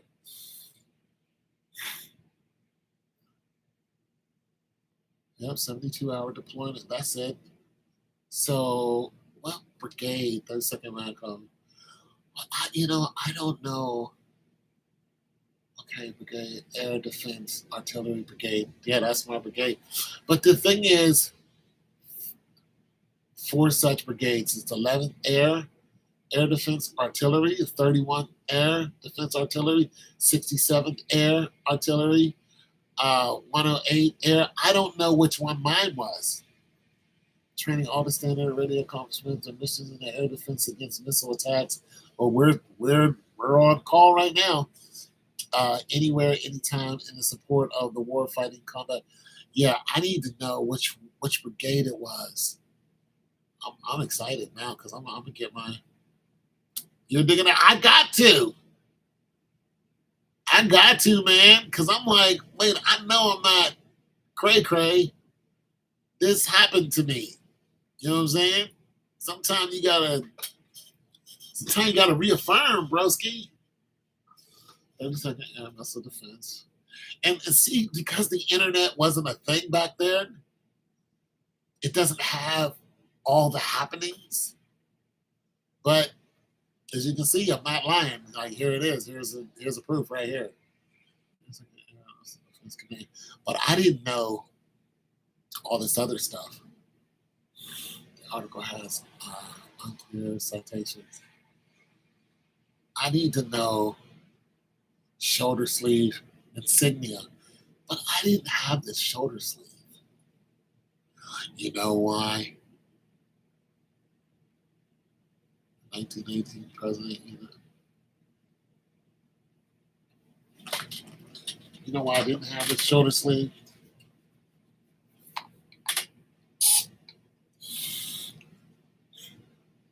Ants, man. Ants are everywhere. Probably climbed through my window. Oh, the light. I have my window open. They're coming through from the light.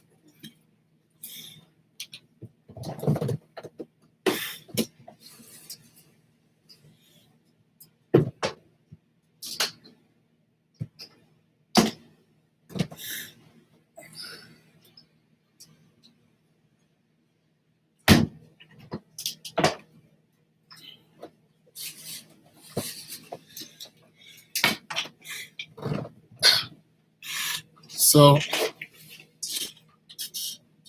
yeah, a lot of this internet stuff wasn't a thing. And now you gotta look all this stuff up and try to see where all this information is archived, because it is archived. Like, I was there. You know what I'm saying? But now you gotta look it up and find out, okay, foreign service. All right, total prior and active service. Zilch total prior active service. Net active service. 3 years. Yeah, I had 3 years in. All right, so foreign service. I was across the water for 2 years, according to this, for 2 years and 19 days. Effective date of pay. Okay. So my thing is, you're showing that I have foreign service, home record time. All right, this is my old address. This is where they got me from the block. Place of entry, Pittsburgh. 94B food service, which isn't anymore, 3 years. Pages, Robert Montgomery, Franklin County Recorder. Okay. See what they're not showing me. Okay, decorative metal badge, citation, campaign ribbon, award, or authorized all periods of service, Army ribbon, overseas ribbon, Army good conduct medal, sharpshooter, M16 rifle, second class, hand grenade, and then nothing follows after that. See, but my thing is here. I have an overseas ribbon because I was overseas, but it doesn't show where I was overseas. That kind of grinds my gears a little bit.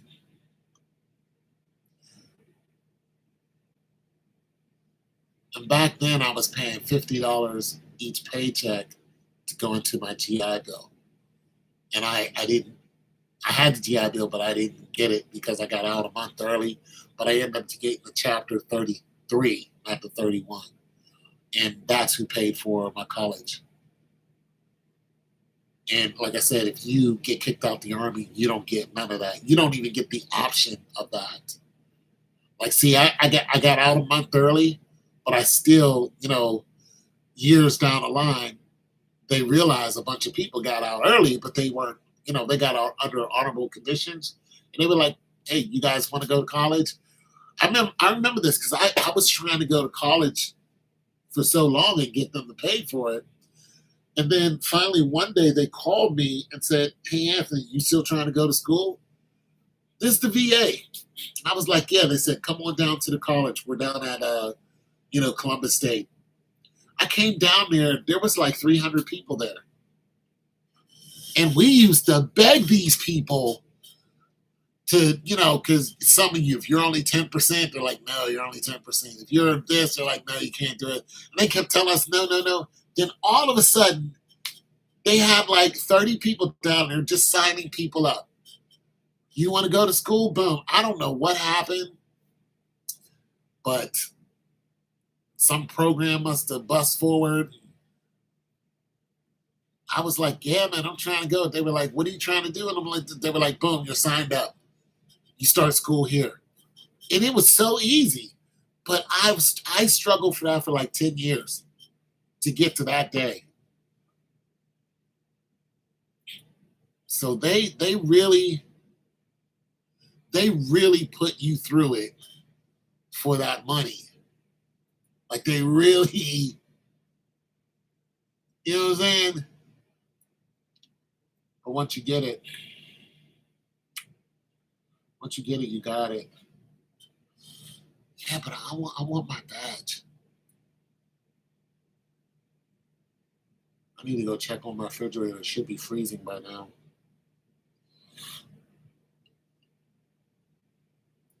I want my badge. I'm gonna get it. I just don't know what brigade I was.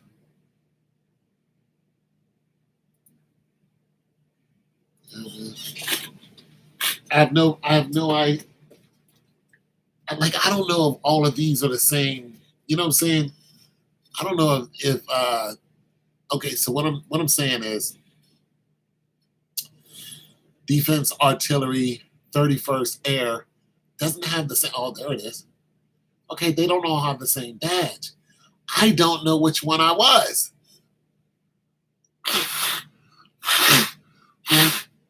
3-second ADCOM AAD. AAMDC. 3-second ADCOM Army Air Missile Defense. Is a theater level Army Air and Missile Defense multi-component organization with worldwide 72-hour deployment. So they're deployed now. Well, that's not true. Well, no, that's not true. Because they didn't call them. They didn't call everybody up. Now, if Congress says, "Hey, call everybody up," then these guys are going to roll out. But they're already using some of them. Some of them are being, I don't I don't know what my shoulder sleeve is. Wait a second, I call Missile Defense Command, and I want to know. 110th Air Defense Brigade, Army. I'm gonna call the military. Brigade is to train and maintain the ship. I'm gonna call these guys. I want to know. I want my badge. I might have to write Congress. And transfer. Yeah, yeah. Oh, I remember this. Distinct unit insignia, the Swift and Shore. I remember having one of these. Yeah, I want my stuff. I want to put it on my truck so the police will leave me alone. I remember having a Swift and Shore. Defense Planet. Oh, I'm sorry, guys. I'm so into this now. I wonder what they're telling you. What do you mean, what they're telling me? What do you mean, what they're telling me? Oh, you mean digging in the crates here? You wonder what I'm looking at? You know what? I don't know how to turn this around. Let me see if I know what they're going to tell. Oh, as far as Congress, uh, heck, they're just gonna pull out my DD 214 and read it to me, but they can go further. I'm like, yeah, I know what my DD 214 says, but I want to know, like my DD 214, which is right here in front of me, tells you a bunch of information. Tells you when I went in, where I was picked up from, or where I, what recruiter. Doesn't tell you a recruiter's name, but where I was recruited as a city and state address. But it doesn't tell you where I went to. It tells you what I did, when I got out, where I was released, my mom's name, and all that other stuff.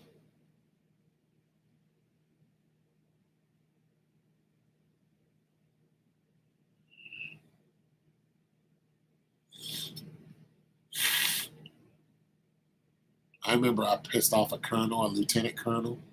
I walked out. He said, "Get back in here." He was the one that made the decision to kick me out. I was finished. I didn't care. He was a Silver Star. I didn't care. He was a Silver Leaf, excuse me. It's like, man, I'm done with y'all.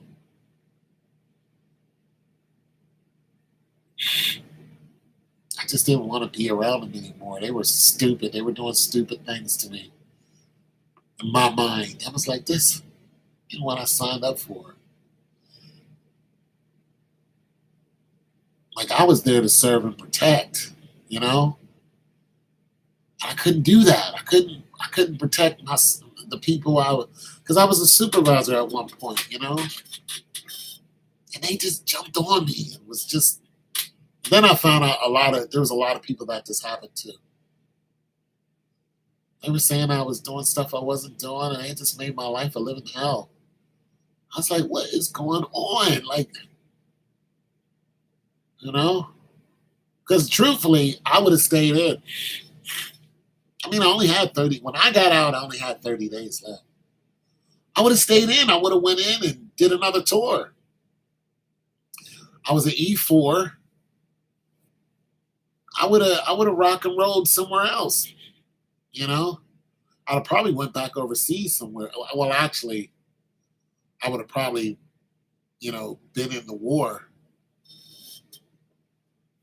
Well, I'm not sure about that either.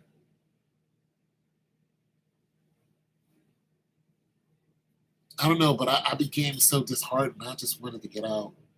And then when I got out, I stayed right there in the state of Kansas, tried to tough it out there until it just got I couldn't get a grip on anything. I couldn't get a decent job. I worked for a hotel as a cook, and I don't know. My life has just been a lot of hit and miss. I never really was very stable. And I found a lot of people just didn't like me just because. And once saw that, I just leave. This is why I don't have a steady job today, because I walk into some spot, people just don't like me, and I don't put up with it. I'm like, all right, you don't like me, I'm leaving. You know what I'm saying? Yeah, there's my E grade, PFC, which is an E3. I don't like putting up with people's trash, and you treat me like trash for nothing. So I'm like, I don't need this BS. You know, I'm out of here, you piss ants. Yeah, and so I'm walking somewhere, people want to mean mug me or whatever. I'm like, man, I'm leaving. I'm leaving. This is why I don't want to be an electrician, because I don't want to be around people too long. I just want to get in and get out. I don't want to deal with you too much. I just want to get in. Now I am gonna learn some basic electrician stuff, because I mean, it just goes with the territory. You know what I mean? But yeah, I'm not getting the information I want. It doesn't tell me on my DD-214. And I guess the DD-214 doesn't tell you everything about your military history. It tells you about all the major stuff. Like, it doesn't tell my injuries on here. You know what I'm saying? It doesn't say, hey, you had an operation on this. So this is where you look into your medical records. Now, you can go to a VA hospital and they can get your medical records, but I don't know if they can get your full military records. I don't know if I can walk in there and say, hey, I want to know, like I know I was on this base, but what insignia, they're not going to know. Now, where you might be able to find that information at is down at the federal building. So after I was out, like back in 1998, so I was out for a while, I heard about getting disability through just somebody. Just, hey, you can get disability. I was like, word? I was like, how do I do that? And they was like, you need to go. I'm thinking Guy Tone is the 50. Now I'm almost 60. Yeah, I'm almost 60. So I go, where can I go to get this information? They were like the federal building. So I head down to the federal building. Thanks, man. And, you got to, get wanded down so you don't have any weapons or whatever. But they were like, yeah, go up to the third floor. I go to the third floor. It's quiet as a church mouse in there. I mean, it's quiet. I sit down, and some guy, comes out, calls my name. Hey, Anthony. I'm like, yeah, what's up? Come on back, sits me down. Guy's cool as a cucumber. You know, very cool. He's like, yeah, so what's going on? How can I help you? This is the way he's talking to me. So, how can I help you? It's like, yeah, I want to know about disability. He's like, so when were you in the service? And I told him. He's like, so when'd you get out? And I told him. He's saying, okay, well, let's see if we can find your information. He goes on the computer. It's back in 1998. Gets on the computer, pulls up, my information, and then he's like, yeah, so what we're going to do is we're going to, petition for your DD-214 and your medical records. So this has to go to like Washington. He's like, it's going to take like so many days. Now they can just do it like that. It's all online. But he's like, yeah, it's going to take so many days, and we're going to give you a call. And that's exactly what happened. So many, weeks went past. He gave me a call. I came back down there, and they looked at my medical records, and he said, this is what you're eligible for. And that was the end of that. I applied. Boom. I started getting checks. And they had to, and the thing about it is, if you're eligible for disability, and they say, and you go through all the rigmarole with Washington and everything. They say you're going to get disability. Well, from the day that you applied, from the day that you went into the office and said, "Hey, I think I should get disability," that starts your file right there. That's where they backdate you to. So if it takes them 2-3 months for you to get disability, they backdate your check from the time that so you'll get a 2-3 month, boom, and then from there on, you get all your disability. So if you were gonna get like 30-40%, and it was like I don't know how many dollars, it's gonna be 2 months backdated, then you'll get it. And then it never stops. And it increases every year. And I mean it never stops. Every month it's boom, boom, boom. Yeah. But here's the thing, they won't backdate it from the day you got out of the military. So if you don't find out till 30 years later that you were 100% disabled, you're not going to get money from 30 years later. You're only going to get it from the time that you applied. Yeah. And then that's when I start learning about all this other, stuff. And here's the thing, the military is constantly updating what you can get under certain circumstances. So you have people who are like on TikTok, they're like advocates for, veterans, and they're telling veterans, oh, you can do this now, you can do that now, you can do this. Some of this stuff wasn't available back in my day. Now it's available. It's just like, what? I can do this, I can do that. There are some people who are like, they're just having fun because they've taken such advantage of being veterans that like they're not even working, like they're doing what they want to do, but they're working, like they're doing the job that they want to do. You know what I mean?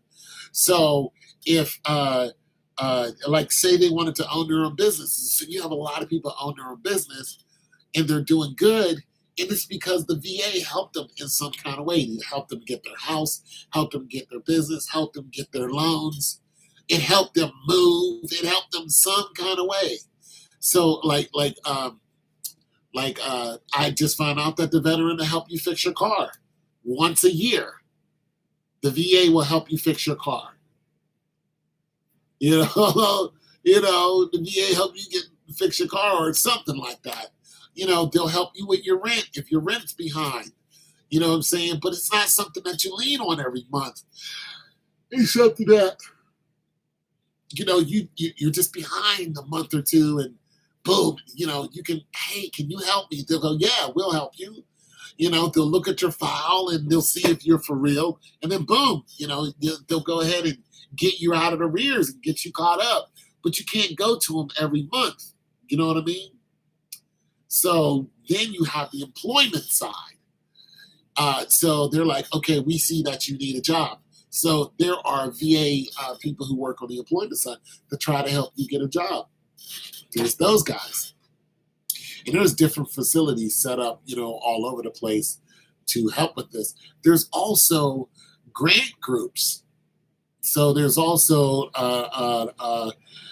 people who just get so much on a grant, and they have these organizations like help you with your taxes. There's you might find one or two people that only help veterans with their taxes.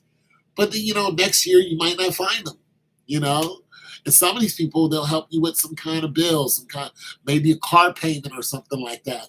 But they're not going to help you every month. They're just like, hey, this is going to be a one-time deal. You're like, bet, I'll take it. I need it. Boom, they help you with your car payment. You try to go back to them, they're not there. They're not going to help you. You know what I'm saying? So you get grant groups that are just set up all over the place, but you don't know about it until you walk into the main hub or you call the main spot and say, hey, can you help? Well, we can't help you, but maybe so-and-so can. You're like, who's this? Next thing you know, you're walking in some door and they're going, hey, how can I help you? I'm so-and-so, and, I'm a veteran. They say, okay, well, come on back to the office and let's see your paperwork. You show them your DD-214. You show them your address. that stuff. You show them your bank statements, and they look through all this stuff, and they go, yes, no, yes, no, yes, no, yes, no. This is what we need you to go back and get. We need a W-9 from your landlord. You're like, bet, I'll go get a W-9. You go petition the landlord. They fax it to you or whatever. Boom, you fax it to the people. You don't have to go back down there. You just fax it to them. And then they send you an email. Well, now they do this and send you an email and say, okay, we got all your information. We'll let you know. And then boom, they let you know 2-3 weeks later, yeah, you're approved. They go ahead and approve you. Boom. And they pay for whatever it was. But you try to go back to them next month and they're not there. Because all the resources have been used up. You're not the only one that lives in the city. You know what I'm saying? 11 million people, whatever. So once all the resources are used up, they close down shop and they go somewhere else.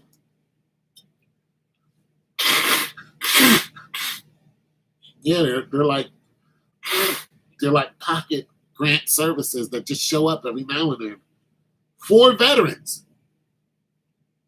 For veterans. And then, they're there and then they're gone. And if you use that service, boom, if you did, sorry about your luck. But they're there and they're gone. You know what I'm saying? So there's all kind of services out there just for veterans. You're just like, whoa, I didn't know this exists. I didn't know I could get that. Food vouchers. I remember getting food vouchers. That was a big deal. Well, getting any help from them was a big deal. But food vouchers, they used to give you Kroger's vouchers that were $200. Also, gas vouchers. So if you need, are you still trying to move? I think eventually I'm going to get on out of here because it's too dusty for me. But I don't know where I'm going to go yet. But yeah, I'm going to leave. But might come on down to Texas. I did try to come down to Texas. To let you know, I did try to go to Austin. I was all set to go. I was ready, man. I was ready. I found me a spot. I was going to be homeless in Texas, actually. I was just going to live in my truck. But I was going to work for the IRS, so I didn't care. I was going to get a camper is what I was going to do. That's exactly what I was going to do, man. Yeah.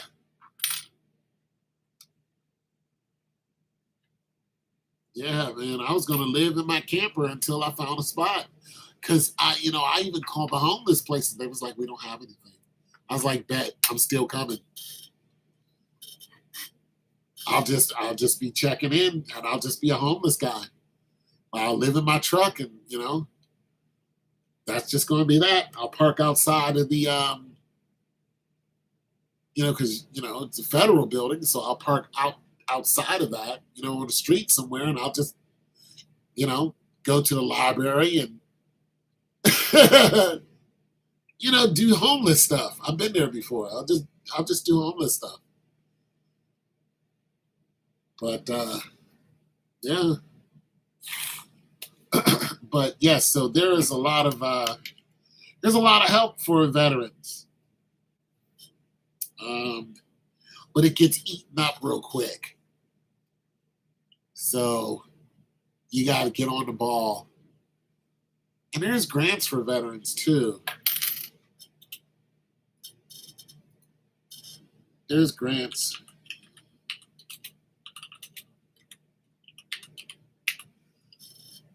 Grants for a special adapted housing SAH grant, VSW financial assistance for emergencies up to $2,500, and numerous educational grants like the post 9/11 GI Bill, which I was talking about, which I think is Chapter 31, focuses on easing attentions to civilian life. So there's housing and disability grant, special adaptive housing. That's the SAH grant for service-connected disabilities, e.g. loss of a limb, blindness, stuff like that, which mine is not that extreme. Looking for more ants. Grants for veterans providing assistance for housing, education, business, and healthy needs. But some of these people are very racist. They're very like they try to go keep this money only for specific veterans, and they give other veterans a hard time. They're very racist. They used to give us a hard time until somebody started busting their windows. Disabled Veteran National Foundation. So yeah, there's some grants right here. Temporary financial setback covering rent, mortgage, and utilities. VFW, needed programming. Yeah, so there's some grants out there. Second Service Foundation providing coaching and pitching for grants and entrepreneurs. Well, there it is. Jobs for grants and state grants. A lot of these people are some racist cunts too. They think only white people are subject to these. Even if you go like there's a hospital here. There's a hospital here in this particular hospital is an old army base. It's an old army base. And I went there when I had my last operation. They sent me there. And I took a look around. I was like, wow, this is fascinating. It's an old army base. You can tell that the older white veterans there just looking at you scowling like you don't belong here. It's just like you ain't never won a war without us. So cut the crap. What war did you fight without us? Huh? What? What war did you fight without us? You never won a war without us. Get on up out of here.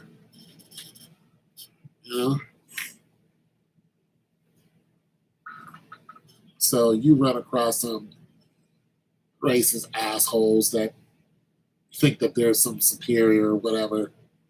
And they do this when it comes to finding jobs too. They go keep. Yeah, they'll go keep a job in a heartbeat. They don't care. Because they're the ones who holds the cards.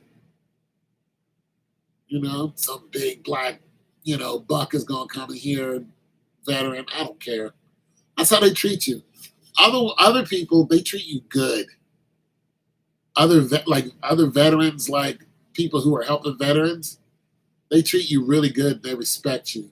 But you get a lot of people who will try to hold you back because you're a veteran, but they don't care. They're like, so what?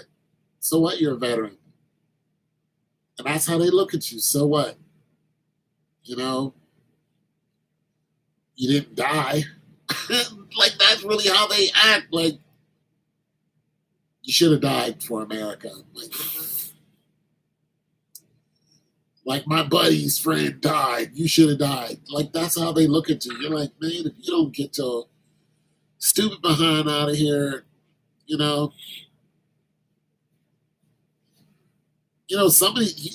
the thing about being a black veteran. When you go to some of these countries, they try to convince you the enemy will talk to you and be like, why are you fighting for a country that hates you? They did it in World War II. Yeah. While the soldiers were marching in the foreign lands and whatnot, they were like, black soldiers, why are you fighting for a country that hates you? Yeah. Iran is doing it now. They were like, to the black people, we have nothing against you. They're doing that right now. They're making propaganda videos telling the black soldiers that they don't have nothing against us. They're doing it right now. Every country we fought against does this. Every single one. Black people can go to North Korea and there's not a problem. Dennis Rodman was invited to North Korea. Dennis Rodman. went over there and had a blast. Like, bring him back over here. Yeah, there's places that we can go that, like, they're not gonna think we're gonna do something crazy because we're not notorious for it. We're not notorious for just being all out disrespectful to other countries. We're just not. Just we don't go into countries and think we own the country. Black people are not notorious for that. We do not do that. Oh, we own it. This is our country now. No, no. It's just not a thing.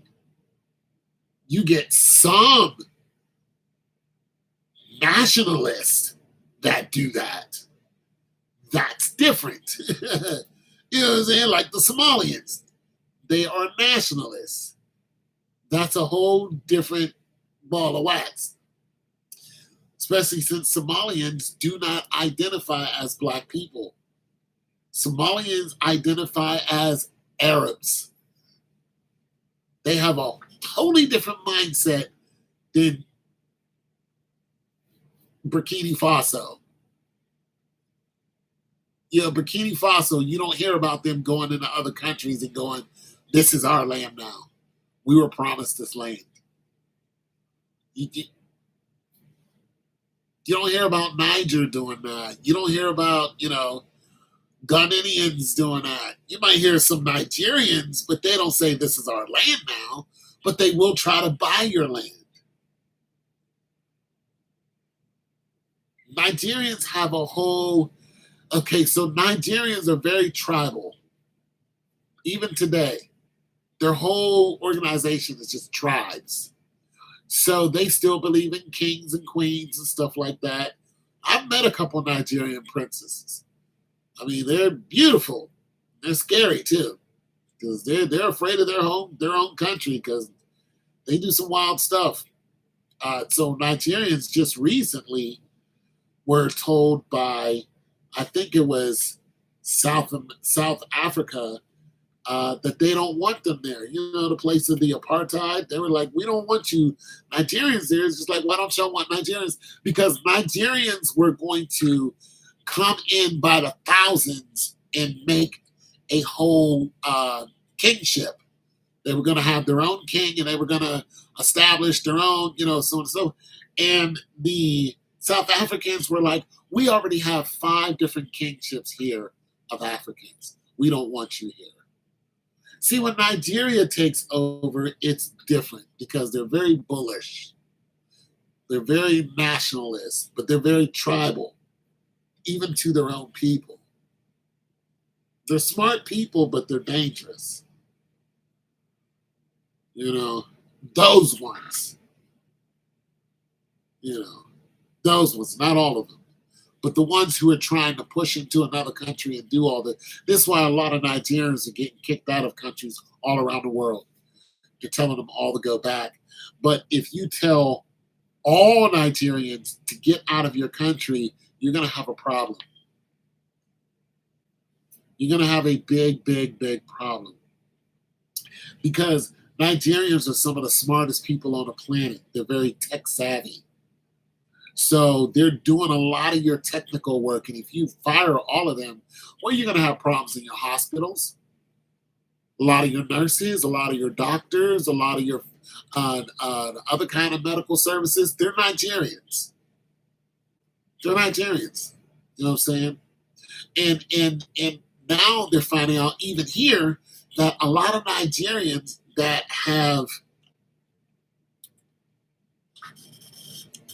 the world would always have, these type of problems. Nothing else, never changed, But Nigerians are a particular type of problem because you need them, but you don't want them. They're different because they're like super smart, super cunning, super athletic. Like you want some parts of them, but they're nationalists. They're very I'm Nigerian. This is going to be mine type of thing. We're going to have our tribe come here and take over. And they do that, except a lot of times they do that, it's very illegal. So, like here in America, Nigerians have came in on, education visas and stuff like that. And what they did was they're finding out that a lot of the nurses that have been working in these hospitals and whatnot, that they are not qualified at all. They found out that their qualifications, so they would cheat the test some kind of way. They would cheat the test, and then they would have all these credentials, and they were all fake credentials. They in the United States is just now finding out about this, and they've been here for years doing it. And they're finding out that a lot of Nigerians have fake credentials. They're not really nurses, but they've been working as nurses for years. They're finding out that your degree doesn't really count, and that's a big deal. Hey, brother, hey, what's going on? So there is now the same thing with China. China has this problem. A lot of times when it comes to being educated in China, their education system is different than ours. And you're like, oh, the Chinese are so smart, this, that, and the other. The Chinese are brilliant people, but the Chinese also, because their society is so tough, it is so tough, you have the black market education people, which are people who say, we'll go ahead and print you a diploma, and it'll cost you, so many UN or whatever the form of their money is, yuan or yuan or whatever. And so you have a lot of these people that spill out in other countries and they say, yeah, I'm an engineer, and come to find out that they're not. One Nigerian actually played his part. Yeah, I did it myself. One Nigerian actually was playing his part so much, he was in another country, in an African country, and he was like, making, 100,000, whatever. It was a large amount of money. And they found out that his credentials were all wrong. He didn't have these, he wasn't an engineer. He was supposed to be an engineer. He wasn't an engineer. It's hard to be an engineer. Kind of found out it was fake. And they didn't know it. This guy had been making money. Yeah. So if you look up Nigerians fake diplomas, in America, it is a huge deal. And a lot of those Nigerians are, they're out of here. In fact, I'll go ahead and look that up now.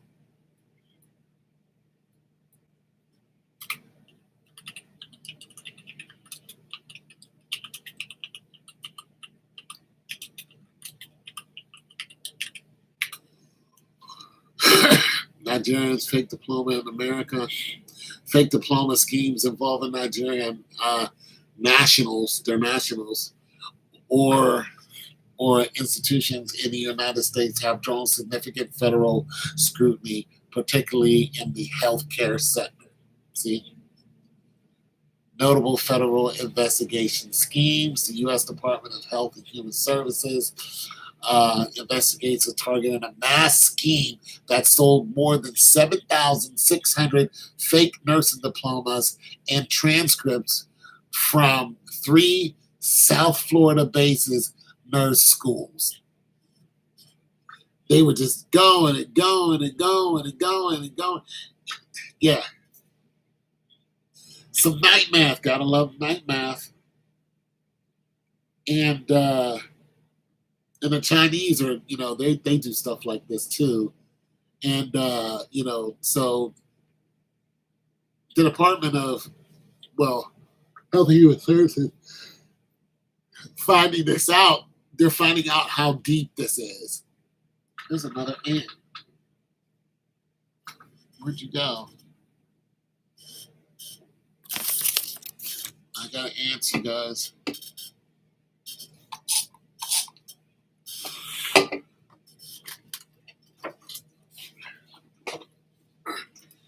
Gotta love some night math, baby. Sorry, I gotta hawk down some ants real quick. He's crawling on me at night. Boom, boom, boom, boom, boom.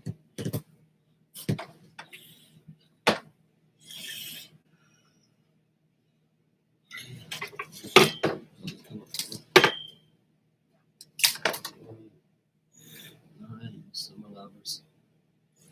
All right, that seems to be it. Who knows? But yeah, so Nigerians have a bunch of schemes, and it's a lot of money. America has lost a lot of money because of what the Nigerians were doing, especially in the healthcare system. So it's not just Somalians. And what the Somalians were doing, hell, the Russians, the Chinese, everybody is benefiting off of the lackadaisical healthcare system here in America. But now they're cutting down on all that. So all of those schemes were pretty much getting thrown out the window. And all those people who've done these schemes, some of them are, they're going to jail, and some of them are just being thrown out the country. And once they're thrown out the country, they can't come back to America at all. Yeah. Yeah, they're throwing them out of America. They're throwing their family out of America. And they're like, well, my kid was born here. Did I tell you guys about well, I probably did. It's an African guy who had 2 kids here, and they kicked him and his girlfriend out. This is one of my neighbors. Kicked him out. Kicked him right out of America. He was here on an education visa. So this stuff is happening all over the place. Here in America, it's not just, oh my God, ICE is so terrible. ICE been doing it. Donald Trump is not the first one to utilize ICE, and kick people out. Hell, President Obama was huge on it. He was kicking people out left and right. It's just that some of these people are in situations that are a lot worse now, so they don't want to go back to them. Imagine trying to kick somebody out to Iraq and Iran right now. That's what's actually happening, because some of the people that are here are nationalists. So they don't want to live in their country, but they want to be over here protesting for their country. And when Donald Trump sees that, he's like, you're leaving. You're getting out of the country. They're like, no, I'm an American. It's like, no, you're not anymore. You are waving a foreign flag on foreign land. It's time for you to go. And some of them are protesting this. No, we blah, blah, blah. ICE is just coming and snatching them right up, snatching their belongings, snatching their families. Here's your kids, you're leaving. And sending them right on a plane. And then sometimes they don't even send them to their country. They're sending them to just other countries. To say, hey, we're about to send you, 300 people. And they're like, okay. It's like, this is not my country. Well, it is now. And of course, we pay them millions of dollars to take these people. And then they can't come back because they're nationalists. You're flying a foreign flag with pride, and then you're burning American flags. Donald Trump had enough of that. Joe Biden could put up with that, but Donald Trump isn't. He's not putting up with that. And neither would I. If I was the president, the first person I seen wave an American flag and start talking junk, I'd be like, Pete. He'd be like, on it. Yeah. That would be it. The first person I saw waving a foreign flag and was like, oh, Viva la Mexico, Viva la Mexico. I would take a still picture of that. Click, click. I would see all these people here that's Viva la Mexico. and spitting on our flag. See, it's one thing to wave your flag. It's another thing to be like, your flag is better than our flag type of thing. And you start dogging out the country that you're living in. There's no other country you can do this. Where else can you do this? What country can you be like, your country sucks, but I'm living in it and I'm waving my. There's no other country. Go to China and do that. Go to Russia and do that. You can't do it. You can't go to no other country. Go to Japan and try that. Remember there was a guy in Japan, he was American. He went over to Japan, well, he was a black guy too. He got to talking stuff to the Japanese people, who are humble people. I mean, they mind their business. And he got to talk about, Hiroshima, Nagasaki. He's like, yeah, we're American. We did that to you. And they're just looking at him. He's just like, what? And guys just looking at him. And everybody in there is hearing him. Hiroshima and Nagasaki was in 1948. You think those people still don't feel that? They sanction their military.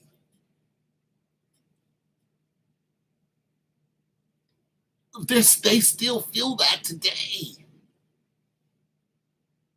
You still feel that.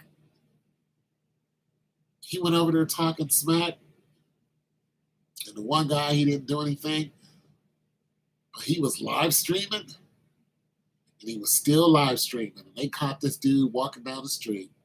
They started whooping his ass. They're like, what'd you say? Some Japanese guys caught him. He's like, oh yeah, you was the guy that said this. They chased him down. Beat him up right there live stream. And they should have.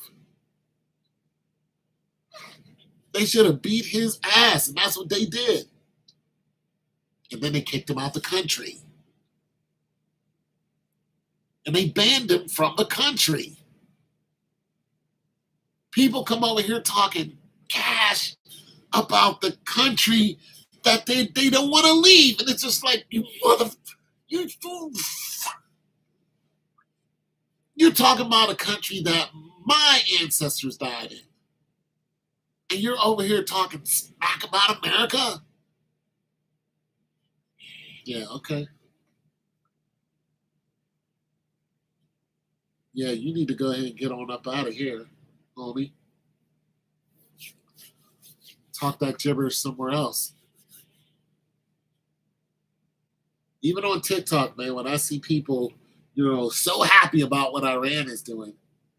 Iran just did this. I just put in the comments, move to Iran. They're not going nowhere. They're not going to move to Iran. Yeah, they don't want that noise. Go ahead, move to Iran. See how that goes. You will be hung in the street. You will be hung in the street. You will be. They will find you hanging from a light post. Broad daylight, in front of everybody. What did this person do? They waved a foreign flag. They protested against the IRGC. They was online talking crazy about the country that feeds them. So we hung all of them right there so everybody can see it.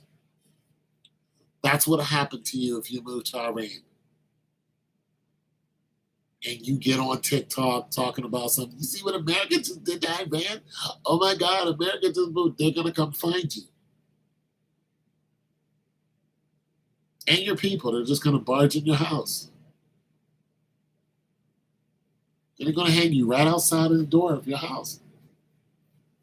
And they're going to walk away. And the people from Iran aren't going to be crying for you. Because they know better. Ain't nobody over there flying no Foreign flag. Ain't nobody walking out the house with a foreign flag in Iran.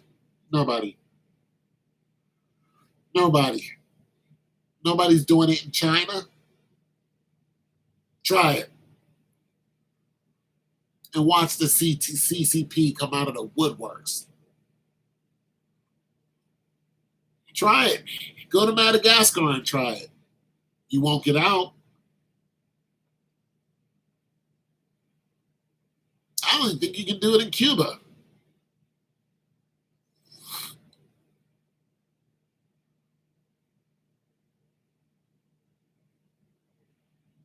You're not getting out of some of these countries. They'll bury you.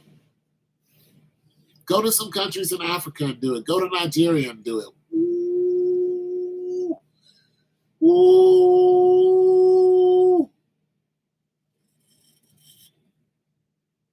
Yeah, I remember white chicks. Very funny. That's another thing you can't do in some of these countries. You can't dress up like a woman and you're a man.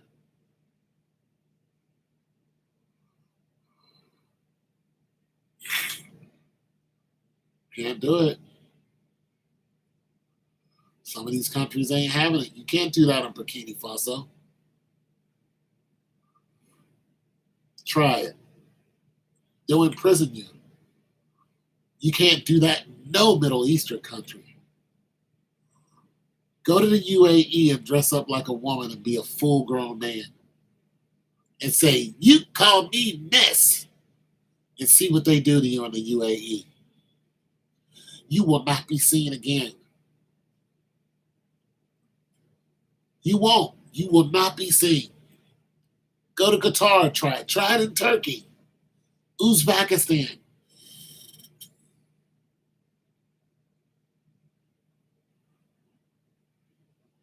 Oh, girl. Oh, yeah. The white chick. Oh, yeah, I thought you was talking about White Chicks, the movie. Yeah, the white chick. What about her? Yeah, all this transgender stuff. What is a woman? What is a woman? Try that in the Middle East. You will get your wig split. They don't play none of that. None of it. Over here in America, you can fool around like that.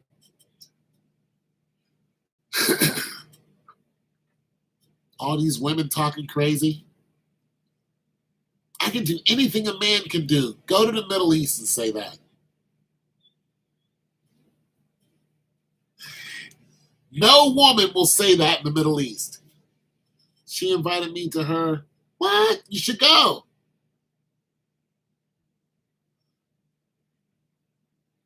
Hell yeah, go to the track meet. Tell us how it went. Yeah, all this feminism, none of this is happening over there in the Middle East. Not one woman is running around with pants on, acting like she's a man and talking stuff to men. Now, some of them are fight men, but when the men really get upset, it's lights out for the woman who fought them. It's lights out. It's lights out. They do some wild stuff to women. It's lights out. You're finished. You can have a group of women and they'll finish all of you. You can't even spit on the ground in the UAE. Go to Algeria. As a black woman, go to Algeria and talk crazy to them and all this. And you ain't going. People go to Algeria.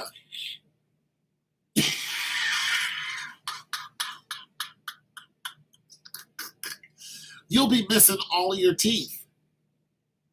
Real quick. All that black girl magic, they don't want to hear none of that. All that black women are the most educated and knowledge. You will hear none of that in Algeria. None of it. You know why? Because you're a slave. All this black girls can do and black boys, that changes really, really, really, really fast and drastically.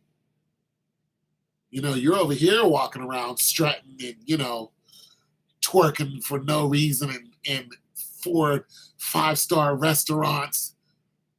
You know, just disgusting. Go try that over there in Algeria.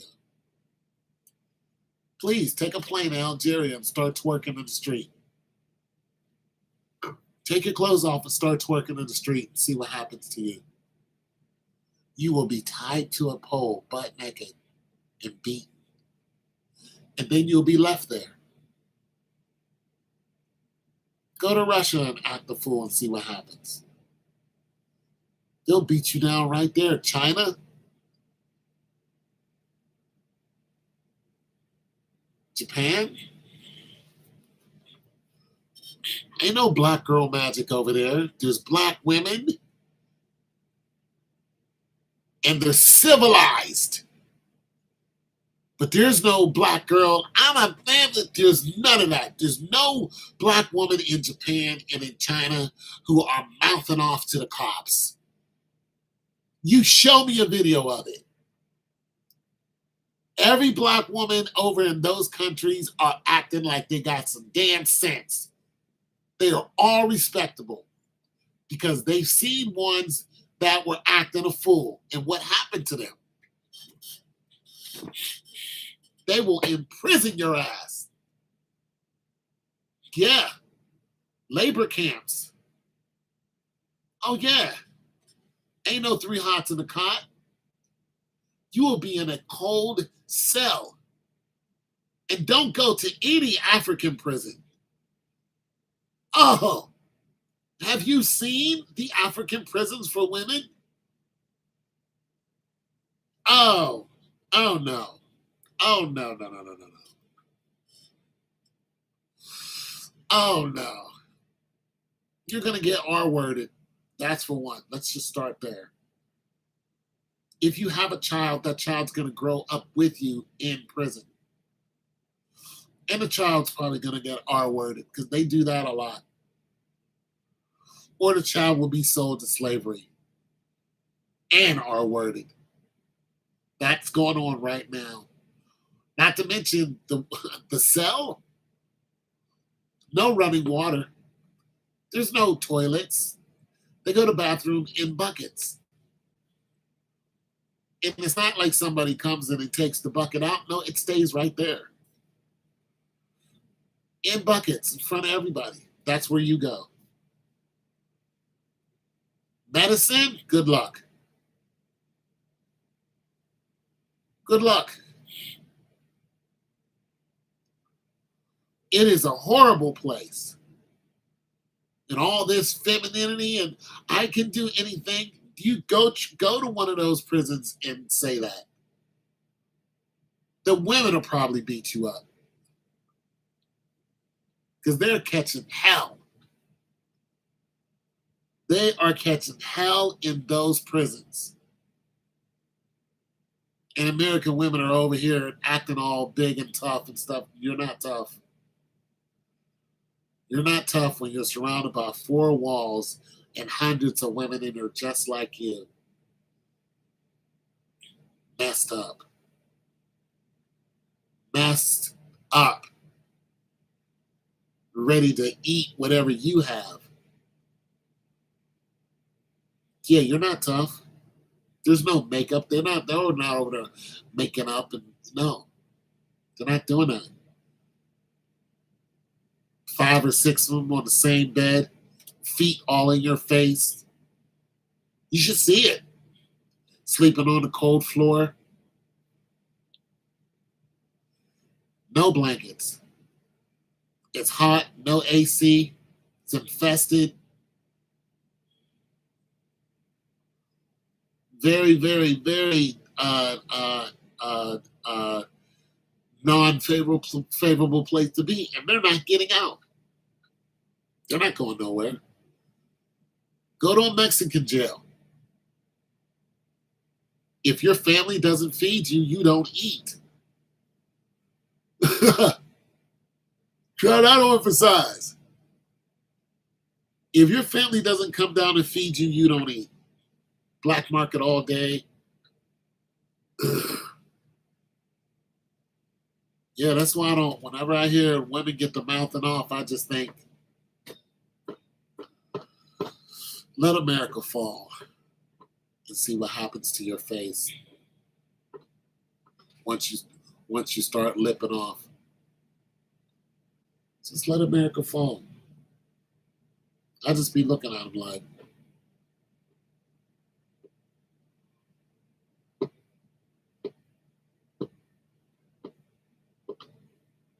you don't have no weapons. You can't make a phone call, and it's just you and whatever man is on your block at the time. You're gonna be erased. They're gonna cave your chest in.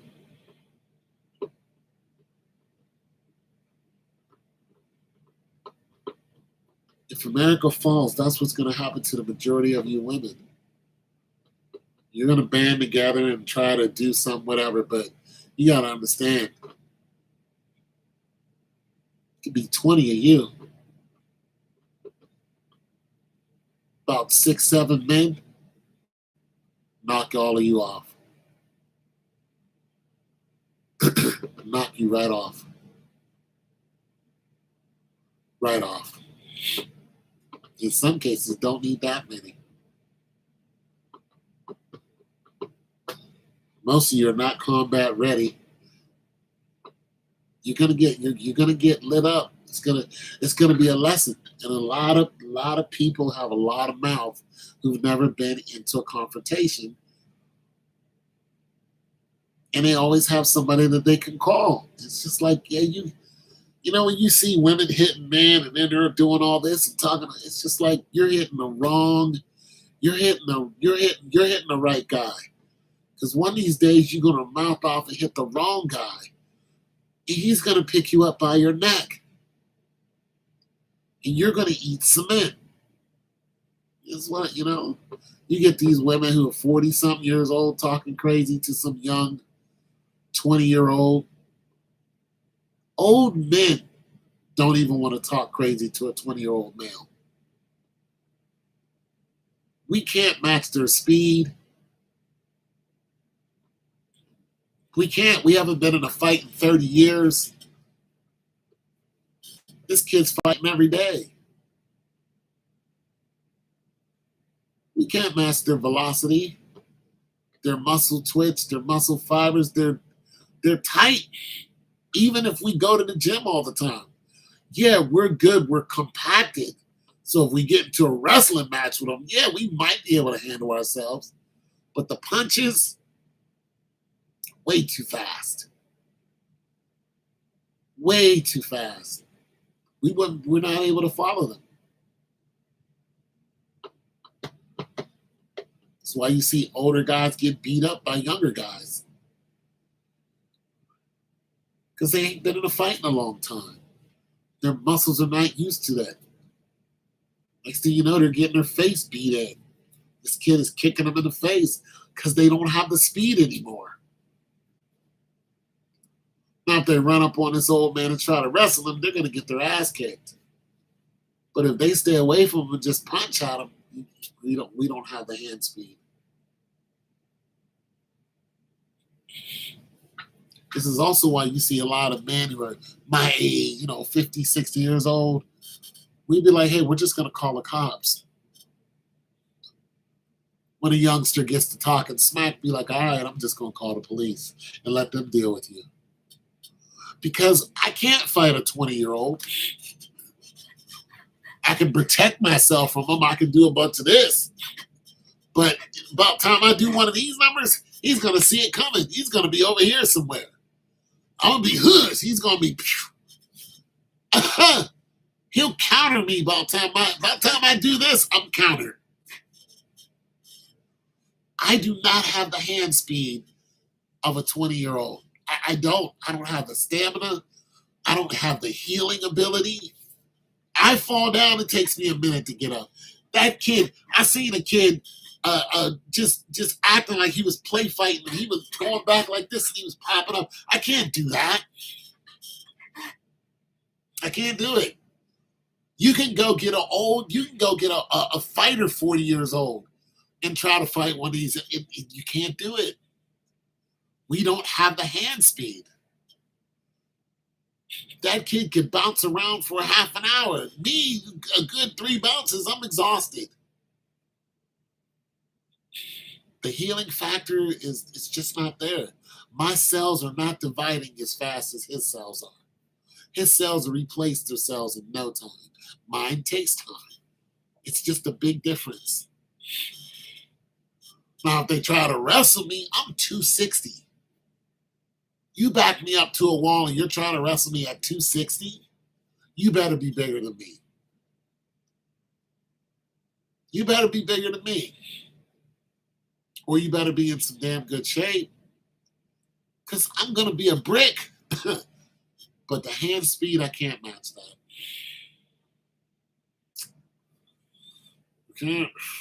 You can even take a 35-year-old, put them up against a 20-year-old. You know where you see the difference at? On the football field. When you see somebody who was great like Deion Sanders and look at his last years, he was still good. He was still 15 years, I think he played. He was still good. And you look at somebody who just came into the games, you notice Deion ain't taking no hits. He falling down before, you know what I'm saying? He's smart. He's like, I'm not going to take a direct hit.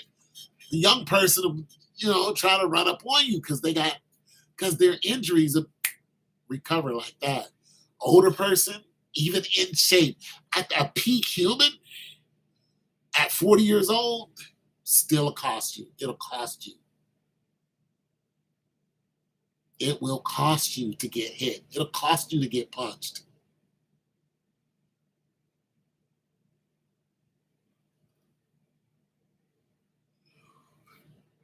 Deion wants to stay where he's at.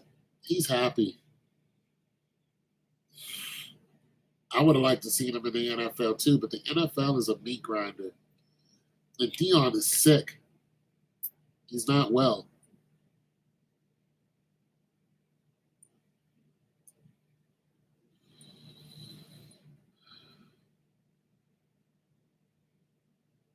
He's not well.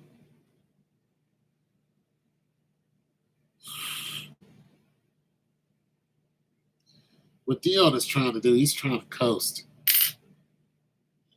He's rich. He's happy. He just wants to see his boys do well. But he's coasting now. And I see it in him. He lost that toe. He's kind of just, you know, Deion did a lot. He did a lot. He played in the World Series and in the Super Bowl in the same year. He's the only person that ever done that. He did a whole lot, then it was stripped from him. It did something to him. That wife changed him. Because remember, he was Neon Deion. He was dancing. He was making music. Our wife got to him. She ended all that. All that. His house was huge. He said, you can have this house. I think it was Des Bryant that she was cheating on him with. She tried to end his life, take his children. Deion went through it with that woman. Deion just wants to be happy. And when you get somebody who just wants to be happy, they're not going to walk into the NFL, even though they could. There's just so much friction in Deion walking into the NFL. There's friction with his sons. His other son is out already.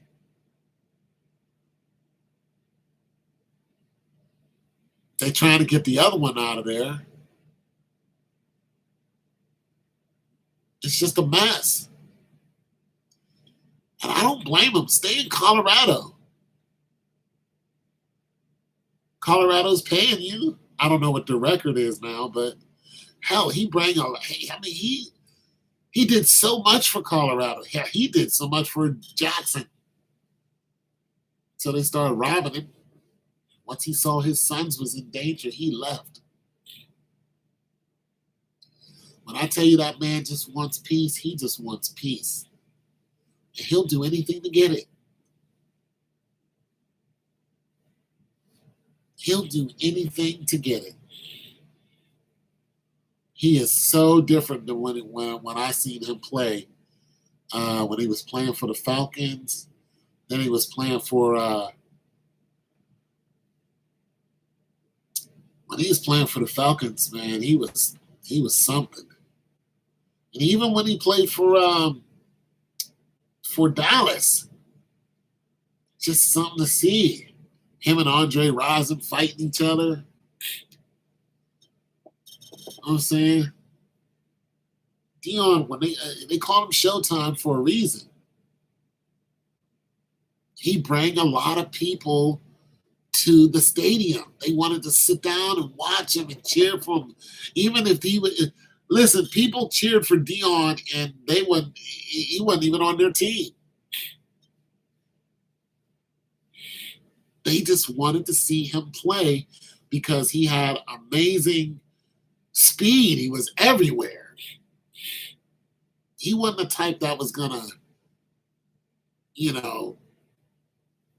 beat you down with a tackle, but he was a shutdown corner. So the big thing with Deion was we want to see the best and fastest players go up against Deion Sanders. That's what the whole gig was. It was speed kills.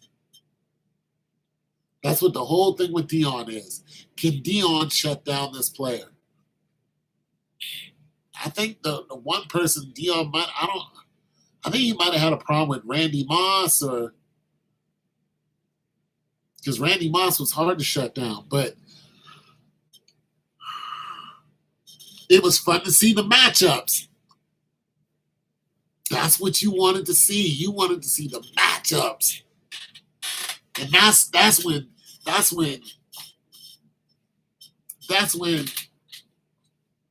it reminds you of like playing outside in the street, pick up football, and then the fast kid comes out. It's like, I'll play. And it's like,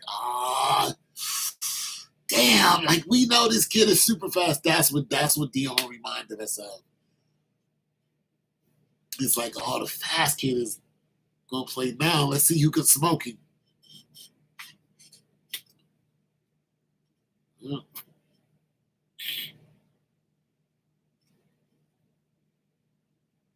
I like Shedeur Sanders.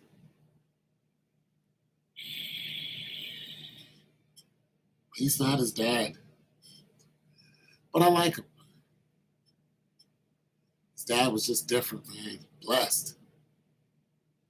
I'll turn my AC off. It's cool in here.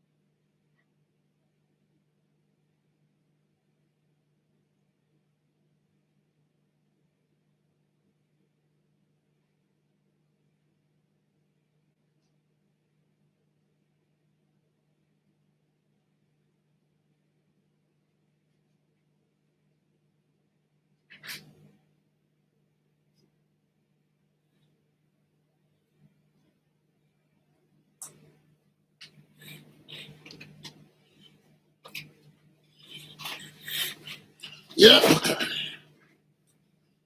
Today's Saturday, right?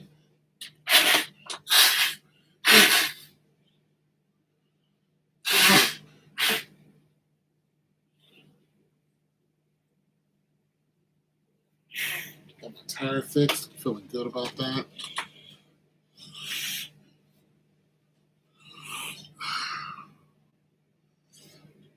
Real good about that. Cost me $15.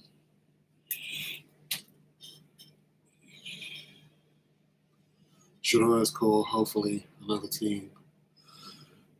Yeah, Shiloh. Shiloh could get on somewhere, but Shiloh's got to watch his temper.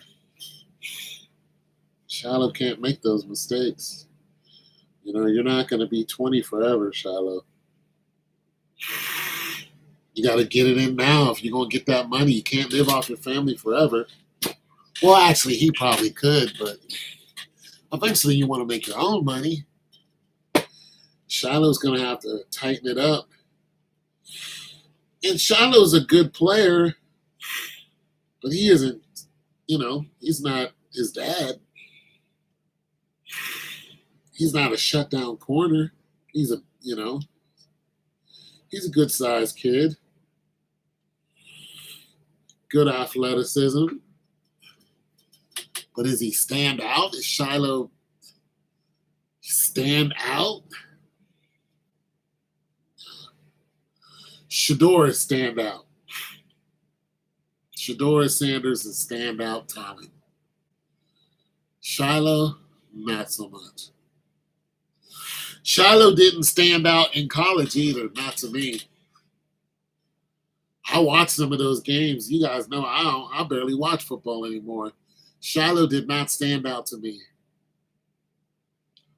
He had a couple things going for him, but like a standout? Nah. You know what I'm saying?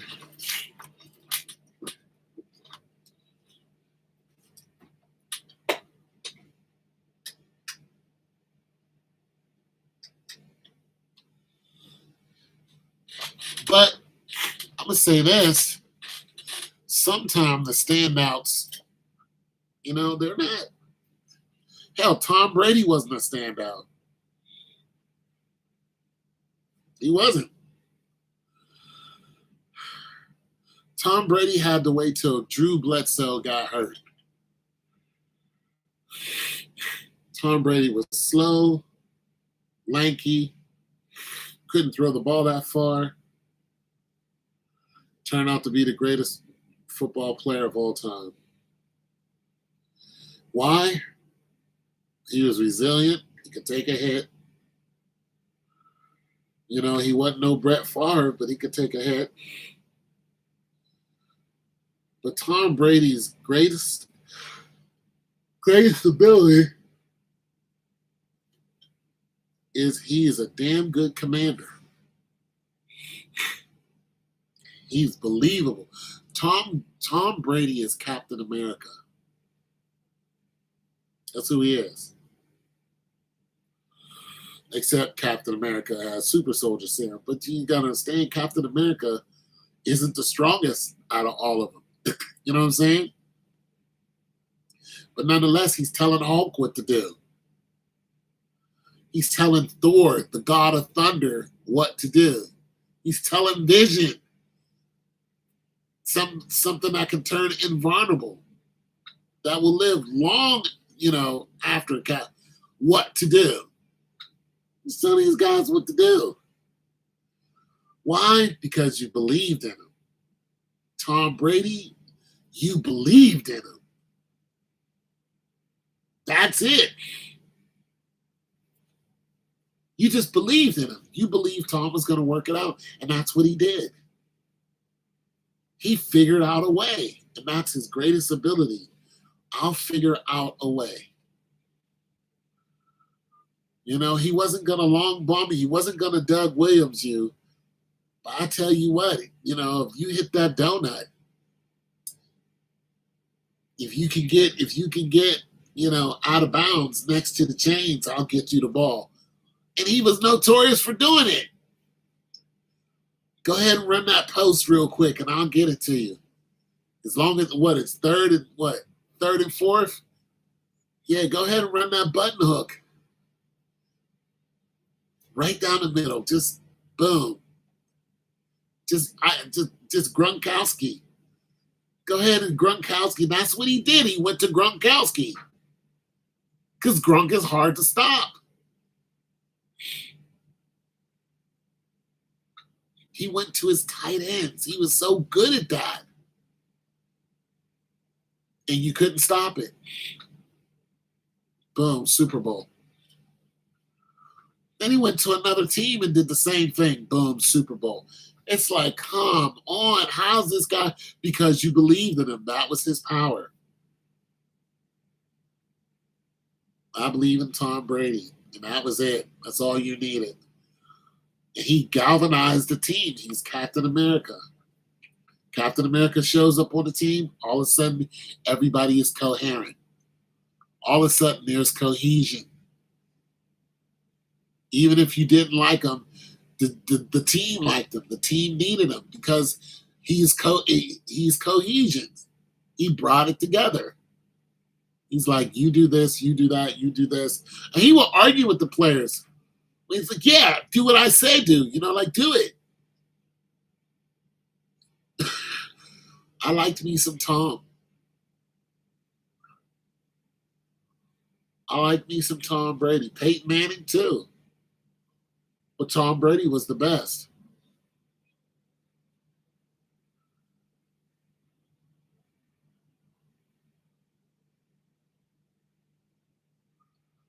Good old football, man. Good old game, a pickup.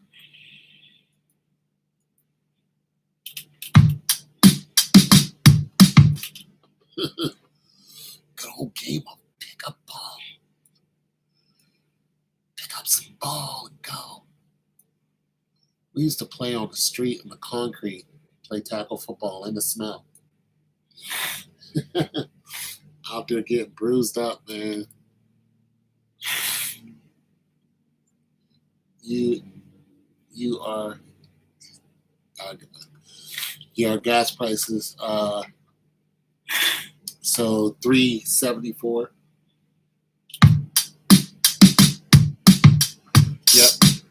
Gas prices $3.74, something like that. What are yours?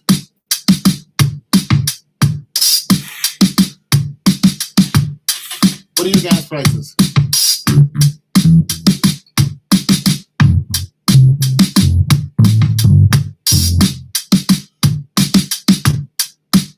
$4.20. Where you at?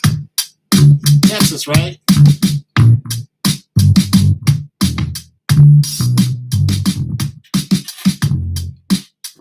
Orlando, Florida.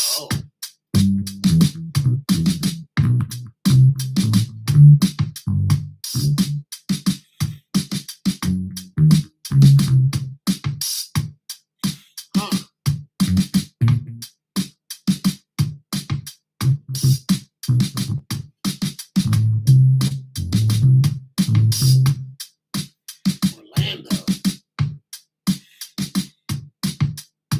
Have I been to Orlando? I've never been to Orlando.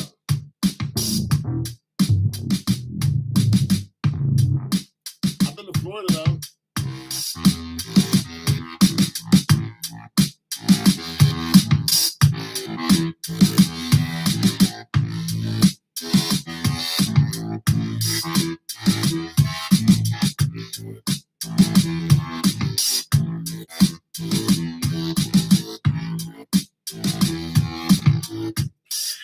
That's sick, ain't it?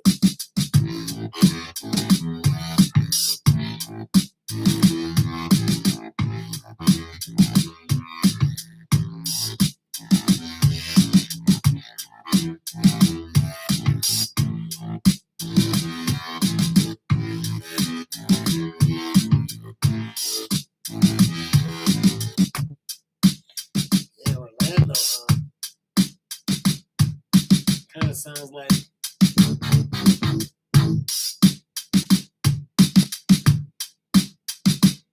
a brass guitar. Really?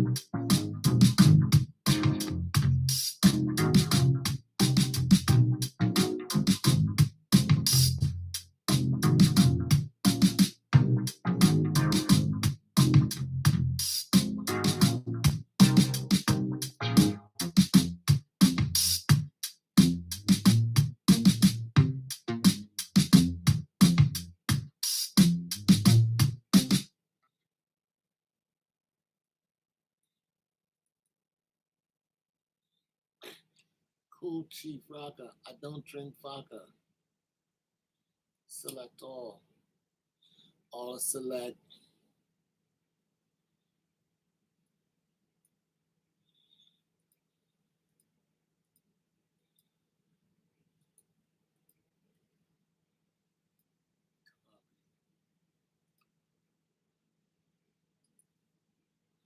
Haze.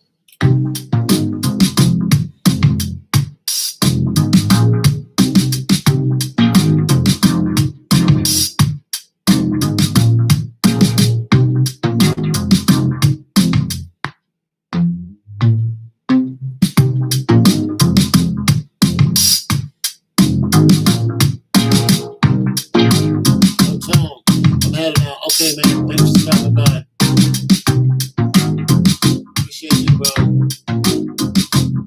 Take it easy. I'm just bored. So oh, it's 12 o'clock. Yeah, I need to be in bed, but I don't feel like it. I'm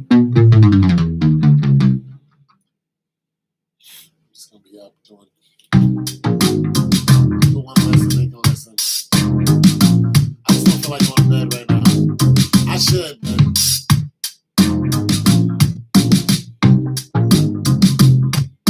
how long have you been live, brother? 5 hours.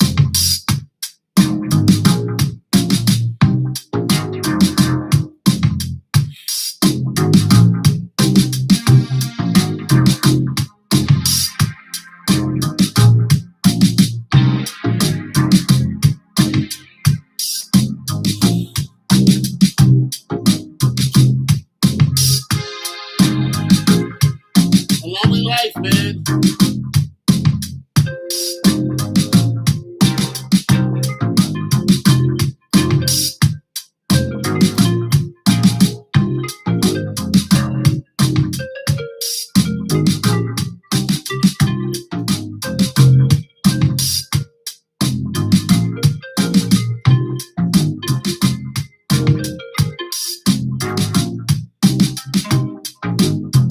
It's a lonely life, man.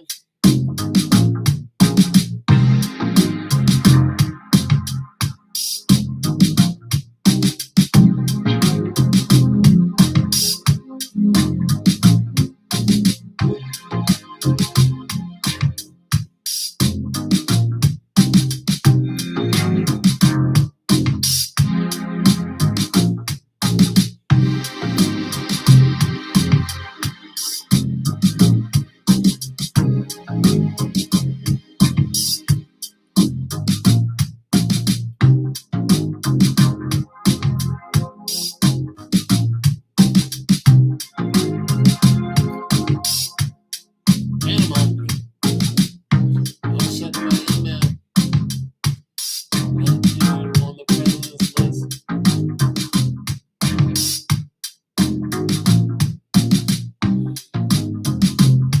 Bro, you're like really smart, aren't you? On the president's list. Wow. Tell me about that. Like, how's that a thing? President's list.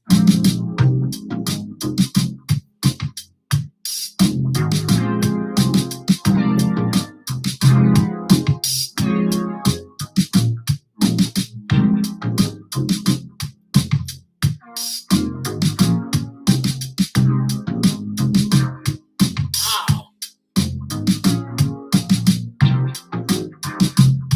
President's list.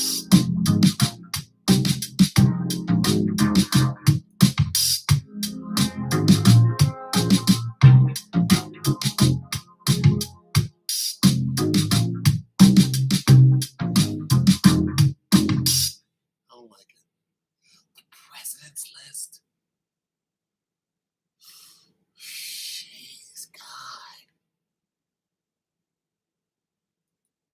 Next year, I'm taking advanced math and education courses.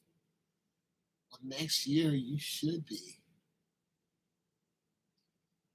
So take all that stuff, man. Get all that stuff. Oh, all that good stuff, man. I like it. Wow, the president's list. That's pretty dang smoking, bro. Advanced math. So advanced math, bro, you're not going to be a teacher. You're going to be you'll be a freaking engineer or a rocket scientist or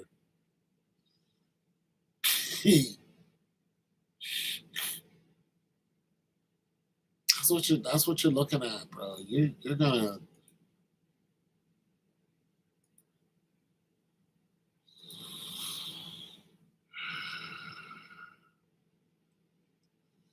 pretty sweet, bro. Pretty sweet. Yeah, see, I didn't just pull that out of nowhere.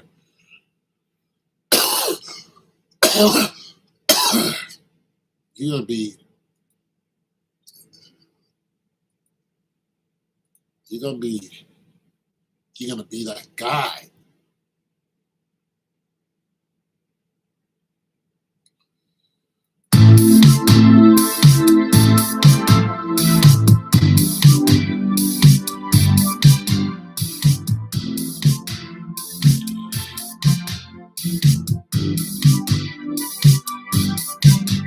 You're gonna be that guy.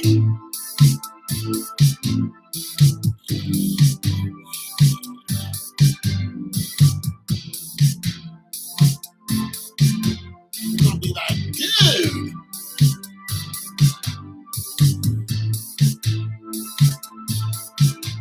Yeah.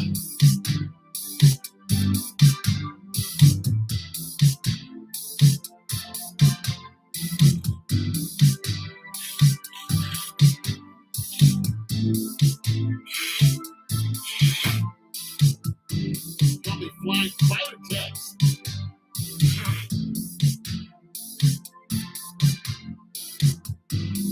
You'll be flying advanced airplanes.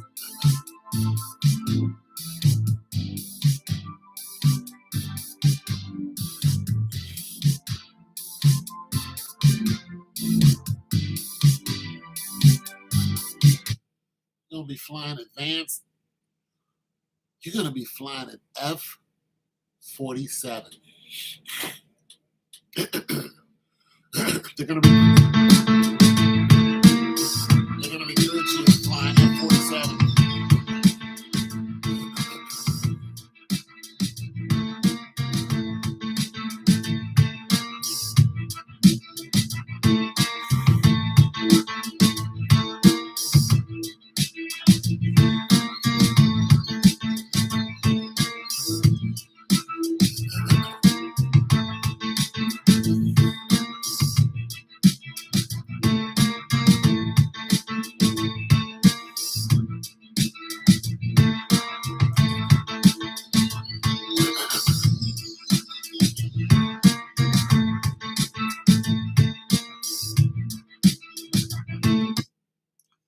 You're gonna be flying an F-47. I'm calling it.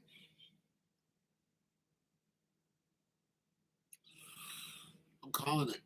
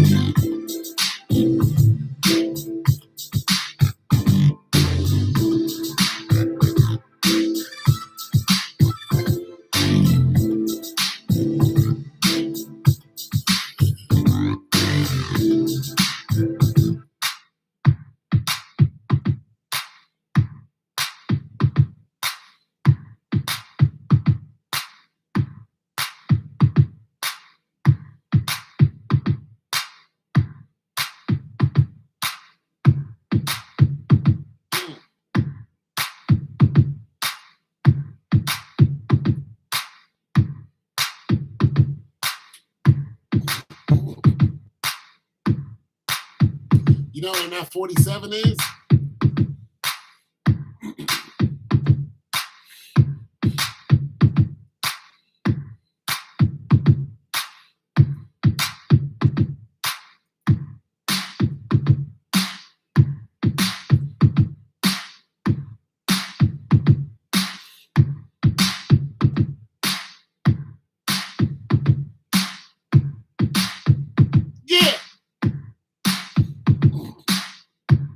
a chick magnet.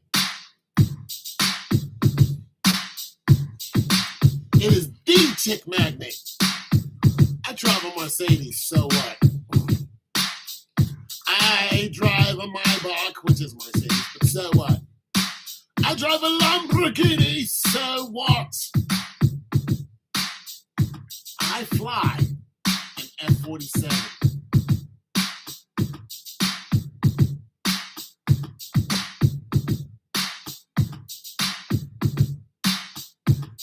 Shut down the playing field.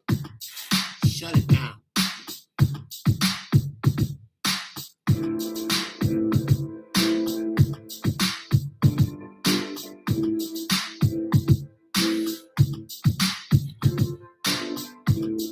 Shut down the whole playing field. Everybody, shut them all down.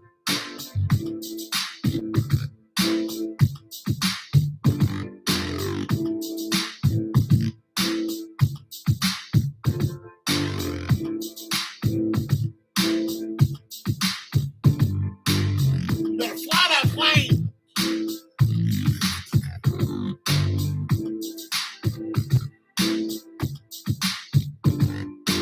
You better fly that plane. I want to look up in the sky and be like, it's a bird, it's a plane, it's how you gonna go? Yeah, let's go, let's go.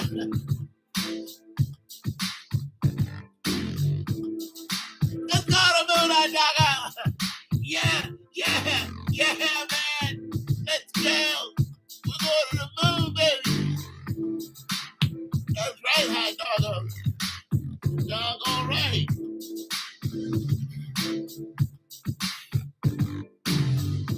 We're going to the moon, baby. We're going to the moon, baby. Let's go.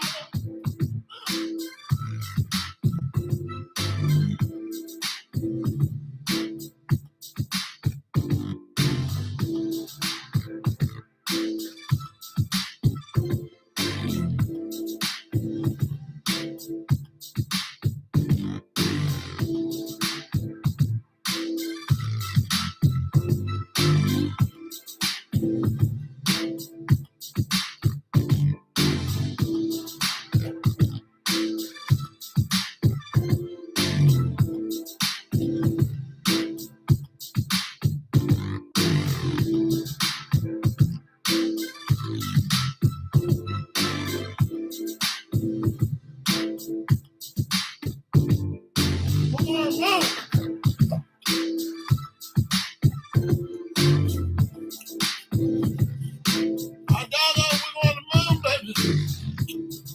Bang, boom.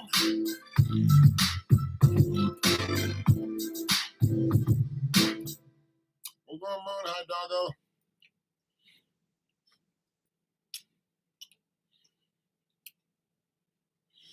Tell everybody, look, we had to go check it out for ourselves.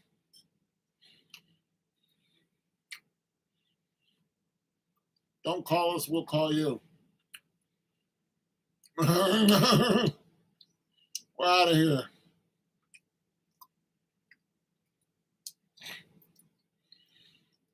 Blasting off. Let's go. Let's go. Up and out.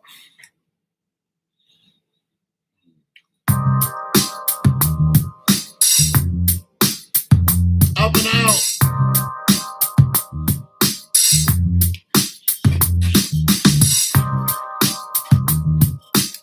Blasting off, high doggo.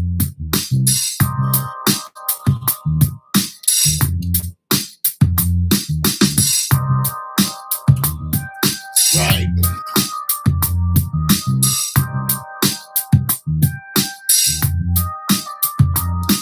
I'm looking up some of these. I'm about to erase some of these old jams. I don't like them anymore. Taking up a lot of space. Going to the moon, hot doggo.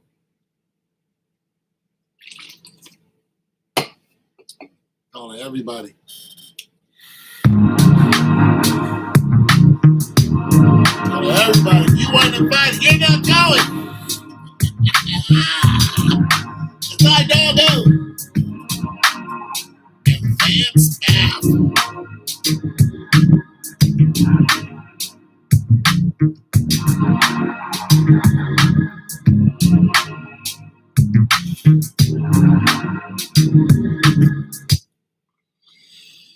At my age,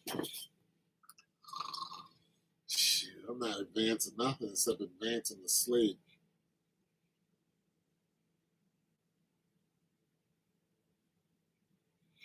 Go for it, man. Do it all.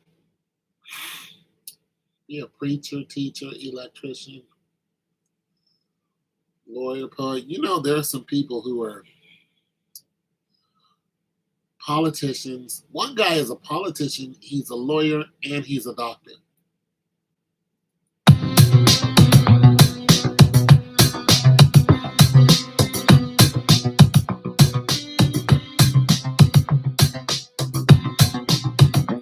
see, this song let me get rid of. Yeah, he's a lawyer, doctor, and a politician. And there's several people who are lawyer doctors. I think it's pretty cool to be a lawyer and a doctor. Especially if you're a lawyer in the field that you're doctoring in. Like if you're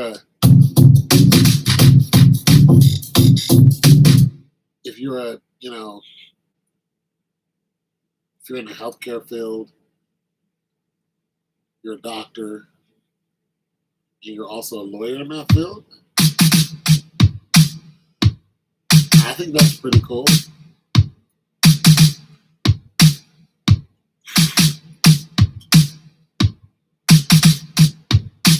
A lawyer and a doctor.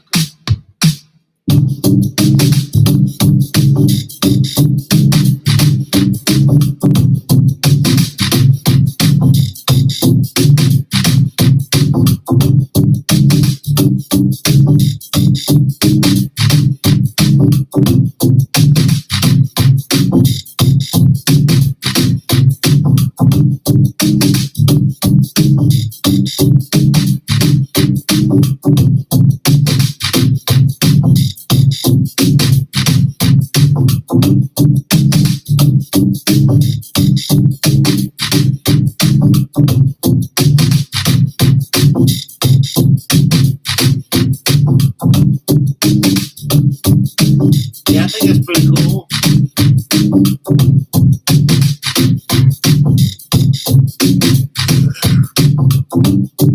Of course, it's a lot of work.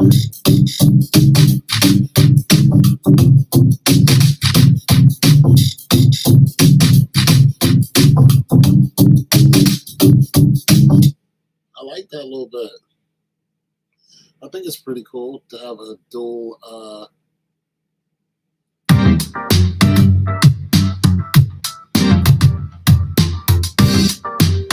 It's an interview. Assistant of a classroom. To be assistant.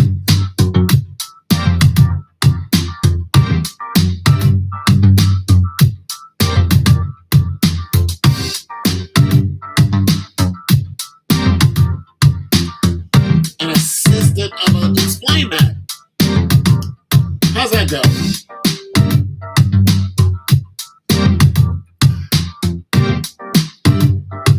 How's that go?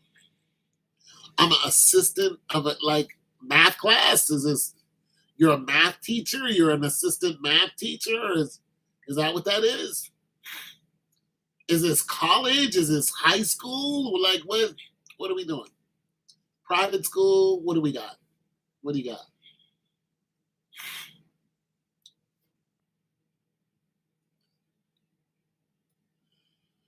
General classes in a school district. High school. So this is high school.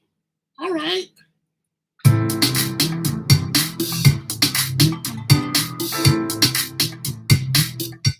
see, the problem is,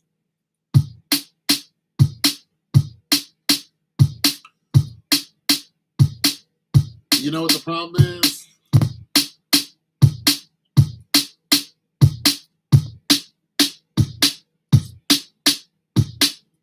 This is high school, right?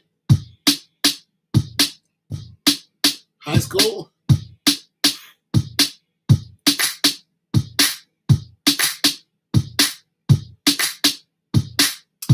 You don't know what the problem is? It's high school, right? You're 19, right?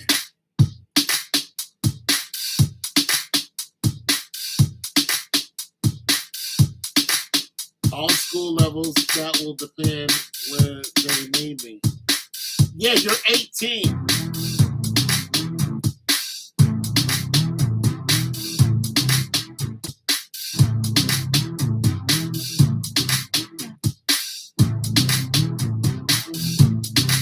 Get to 'em.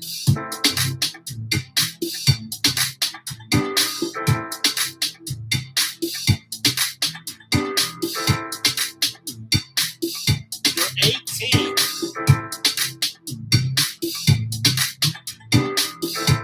See, my old ass needs to be doing that.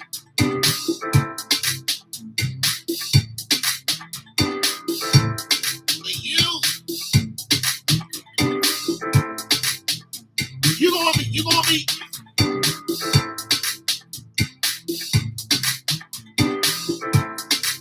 your girl.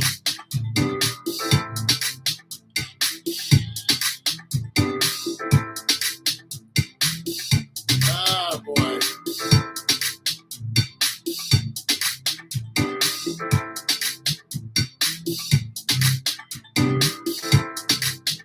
I don't think you know.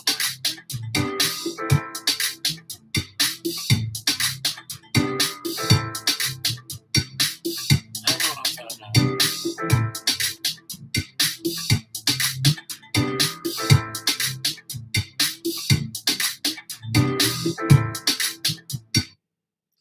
I don't know what I'm talking about. Go for it. Go for it all. Do it.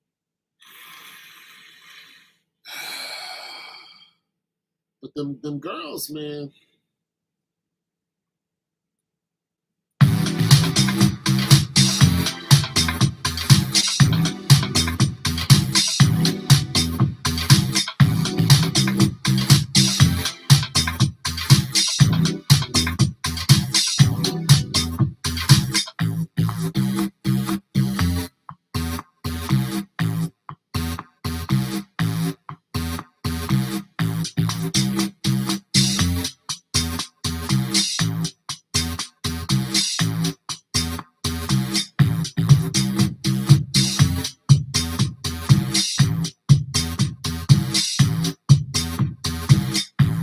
They're your age. They're your age group.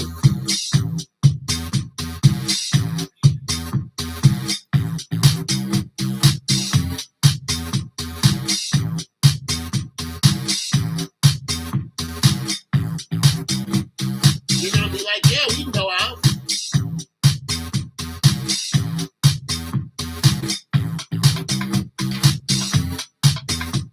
They can't.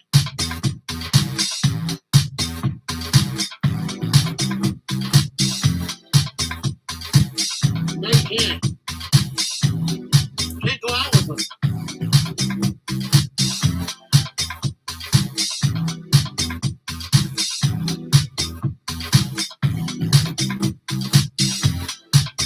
Can't go out with them.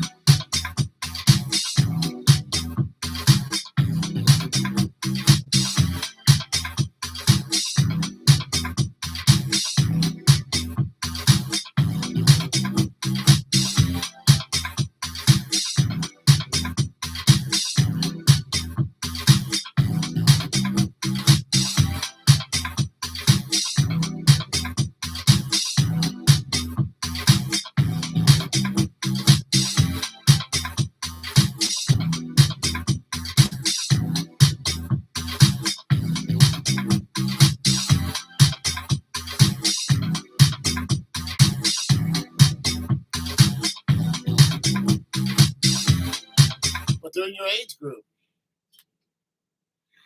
So, you know.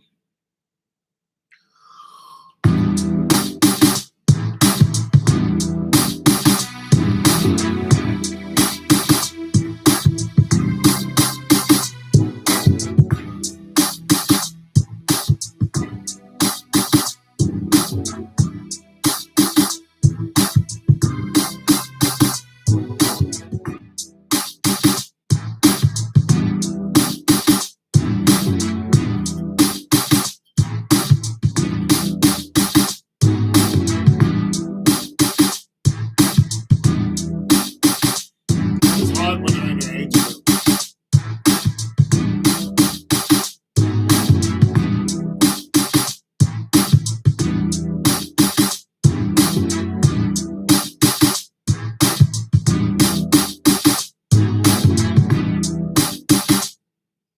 It's just hard, you know.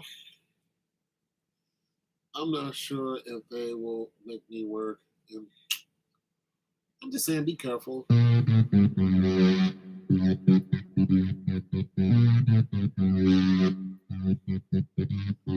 that young cooter will come after you. Them young girls are going to spot you. Some little 15-year-old is going to be, she's going to spot you. She's going to be like, Mr. Hot Doggo. You're going to be like, yes.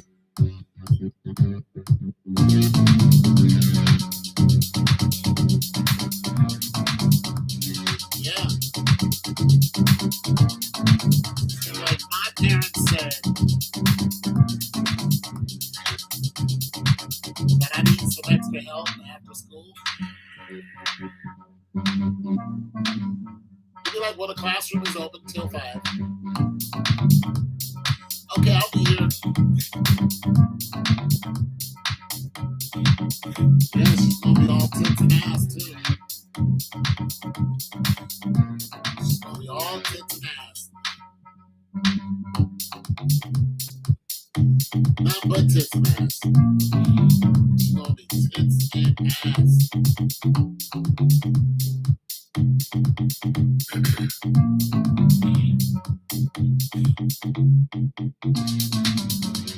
Yeah, it's gonna be tough.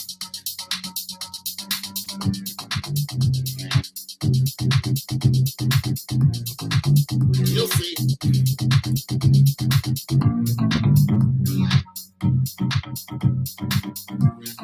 You'll see.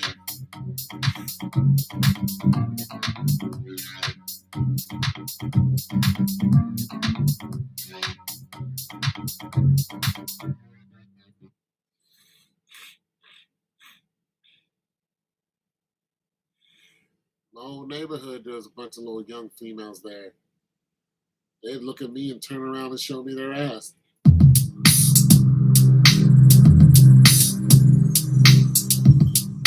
I ain't said a word to them.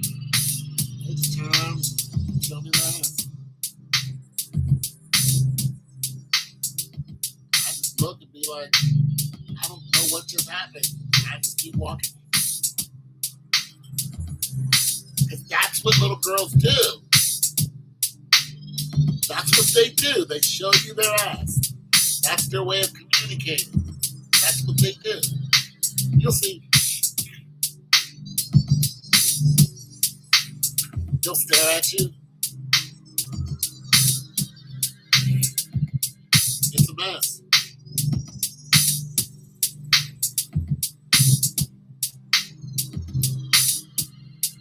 It's a mess, bro.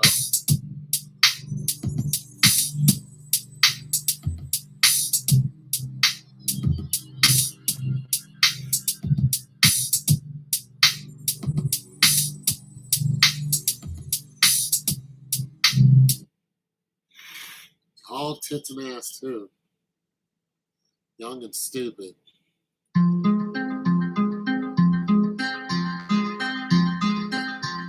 You'll have to fight through that.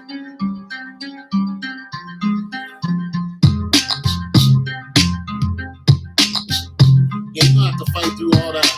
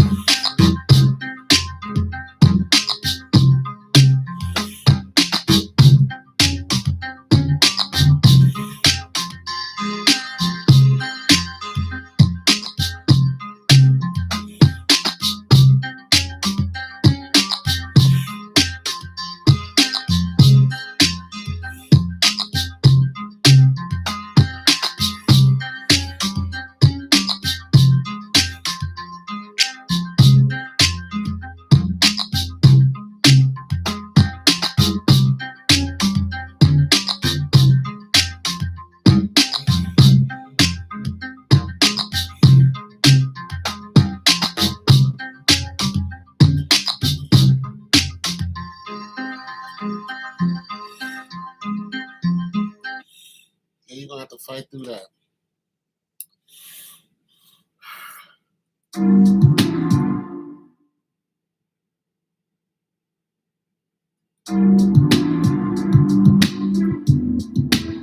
You'll get through it.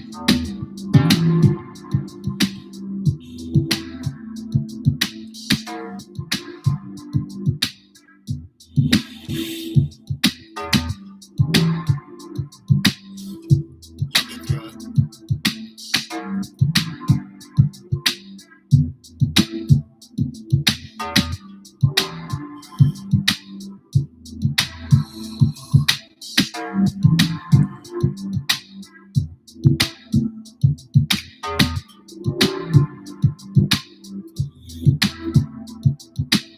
I don't think you're going to be single too long.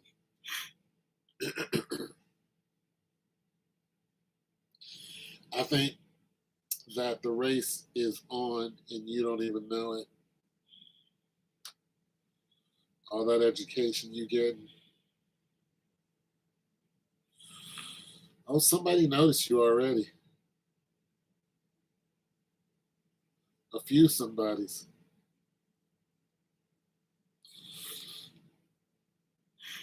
Yeah. You got a few somebody that have noticed you. Step into that advanced class.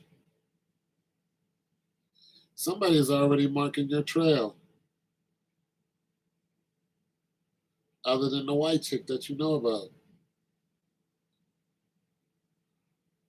They're your classmates.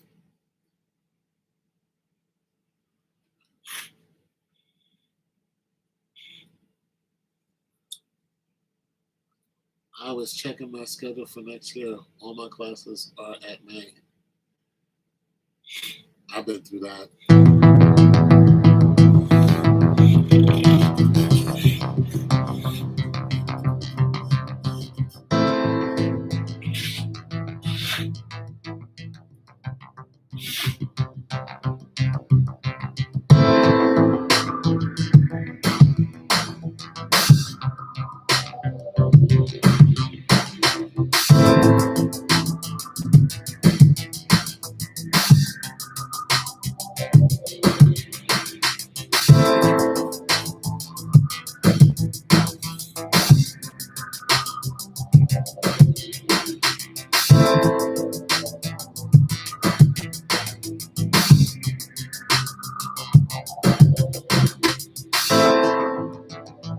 Yeah,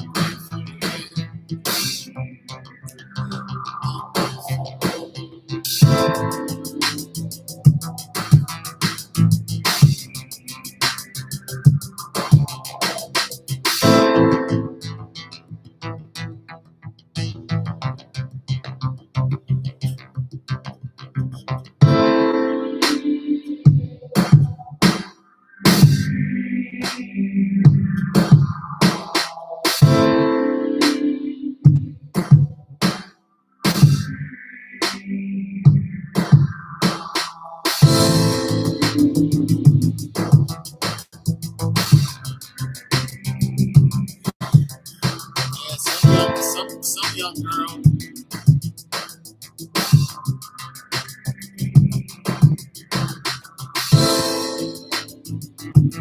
Some girl is on you. Guess how long I've been on ya. Some girl is like, look at this young upstart of a man.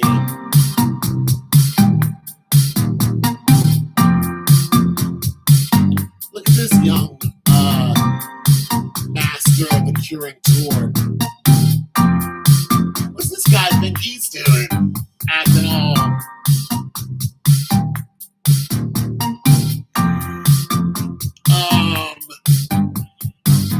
studious and upright. Mr. Sir. You know, coming to class by yourself. No woman off your arm.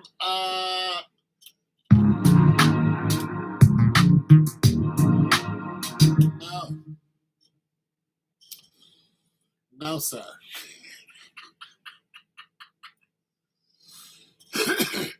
No woman feeding you.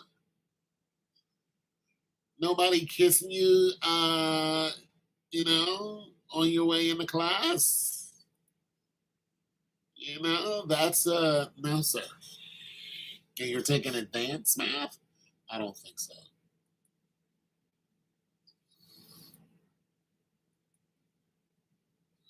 I don't think so, sir. I think you're going to.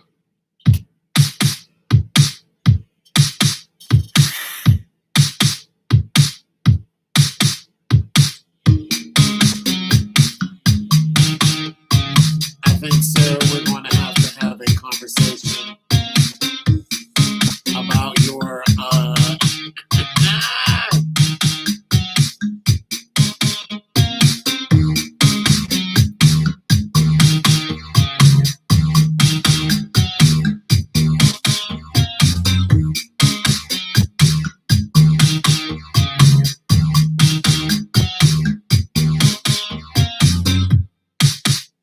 Your irresponsible,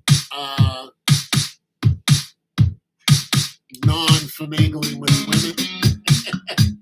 Women really don't like when a man is by himself and successful. Oh, they hate that. Where's your girlfriend at? It's like, I don't want one. Huh, huh, huh, huh, huh, huh, huh. Women hate that.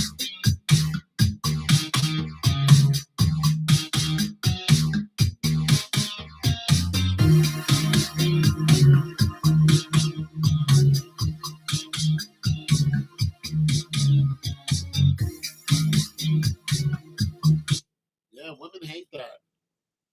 A successful man, good-looking man by himself.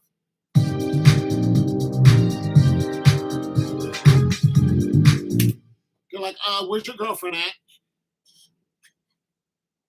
You're like, I don't have one and I don't want one. You're like, excuse you? You're like, oh, no, this won't do. Let me call my niece. Don't call anybody. Don't call anybody. I'm calling my niece and you guys are going out right now. Just run. I'm leaving. Bye. They hate to see a successful, good-looking man by himself. Oh, they hate that. They really do. They're like, why are you by yourself? Why aren't we controlling your life? That's what they want. They want another woman to control your life. Where's your girlfriend? She's at home. She needs to be with you. You're out here. Blah, blah, blah, blah, blah, blah, blah. It's like, what? No. You need to be with her, and she needs to be out here with you. So you guys can be together, out here together, while you're together. You're just like, shut up. Shut your goofy ass up. Oh! Really, that's how they are. They want some kind of cooch to control your life.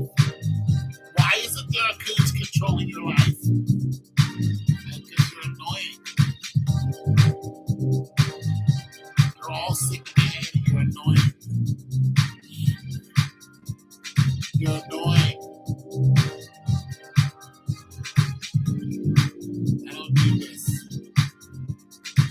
I need you.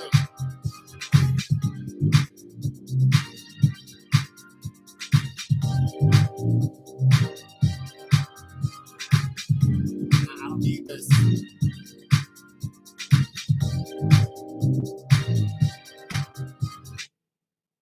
That's why I don't have a girlfriend, because you're annoying. All of you.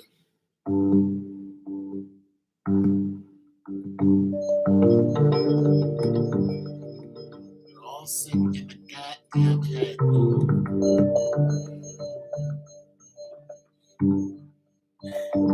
Why can't you just...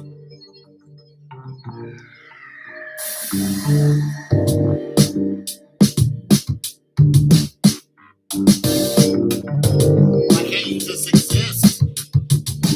Why do you have to be annoying?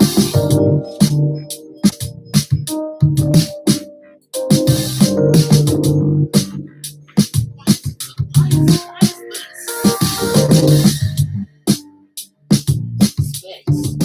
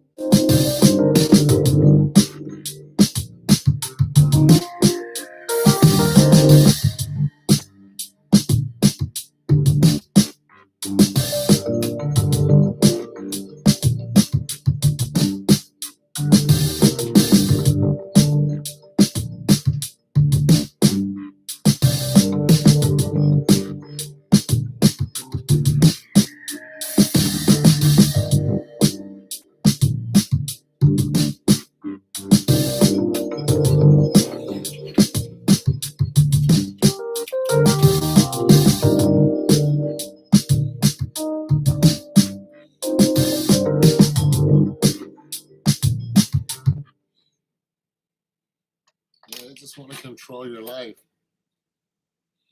My man can't go anywhere because blah blah blah blah blah blah blah.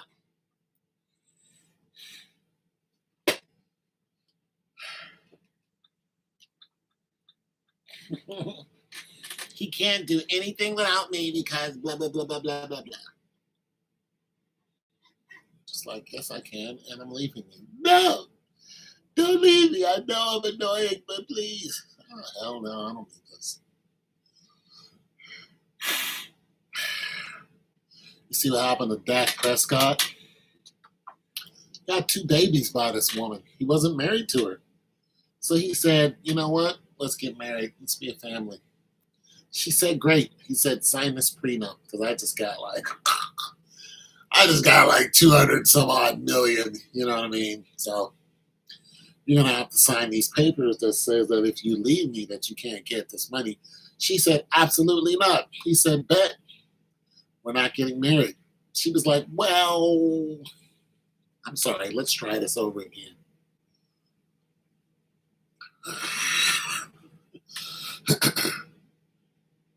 Yeah, she called his bluff and he set him out.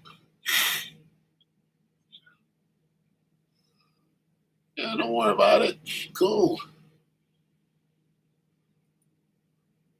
No problem.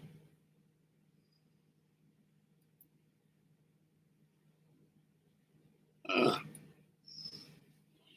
He's like, I'm Dak Prescott. You got my 2 kids. I'll pay child support and I'll find somebody else that'll marry me. How long do you think it'll take for somebody to marry Dak Prescott? He'll find a woman before he hangs up the phone. He's an NFL quarterback. He's great looking. And he just got a huge contract that every woman in the world knows about. How long do you think it'll be before he can?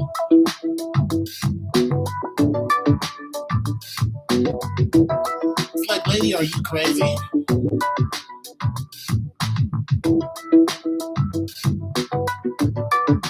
That guy's gonna have another wife.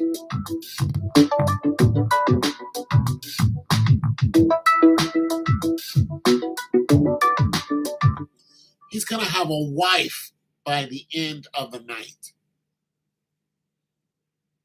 They're gonna be on their honeymoon while you're sitting up there sulking. He's out. He's out. Like, what are you talking about? Like, yeah, like, woman, stop being stupid. I just can't. Just can't believe it. You're like, you know what? Never mind, lady. Never mind. Go ahead, do what you want. I'm not marrying him. You know, this is what happened to uh dude, he played for the Lakers. His woman, he was dating. He was like, let's get married. She was like, bet. He's like, yeah, but you gotta sign this prenup. She's like, I'll sign it. She was like, what day are we gonna get married? He's like, how about 6 months from now? She was like, I'm in. Time got closer. He was like, babe, you know, we're preparing for the wedding. We're about to get, you know, paying for it and everything. You have to sign the prenup. She's like, I'll sign it. He's like, when? She's like, I'll get to it. A month out. He's like, babe, you haven't signed the prenup yet. She's like, I'll sign it. He's like, when? Like, I'll get to it. Day of the wedding. He's like, listen, sign the prenup. She comes running into his room. Okay, I'll sign it while she's crying. He couldn't believe his eyes. She's crying while she's like, I'll sign it, I'll sign it. You know why she's crying? Because her lawyers can argue that when she signed the prenup, she was under duress. Anytime you sign something under duress, it can be, you know, nullified.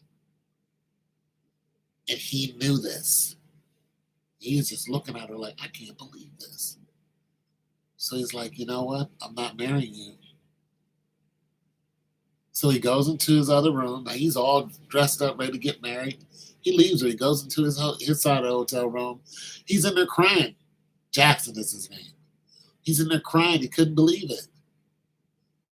He really loved her. Had a kid with her. So her mother comes in. He's wiping his snotty nose off, and she's like, you became a man today. This is her mother telling him this. Then the preacher comes in. The preacher's like, well, now listen. And guess whose preacher this was? It was hers. It was from her church. He comes in, he's like, now come on now. Y'all can go on and still get married. He was like, she ain't signed a prenup. Well,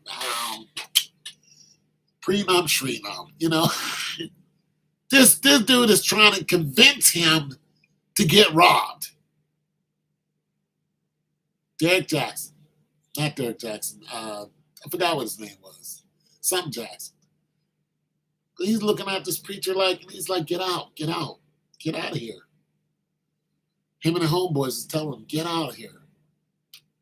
Kicked him out. And after he got done crying, he went out mad on the town. And her friends had heard about it, like the bridesmaids. They were like, what? There's no weddings? Like, nah. Why not? Because I didn't sign the prenup. They left her and turned around and found him and his guys. So he ended up knocking one of them down that night.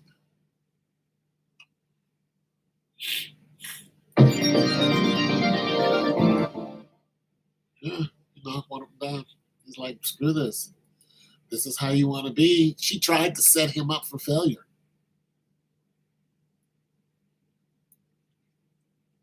Just unbelievable.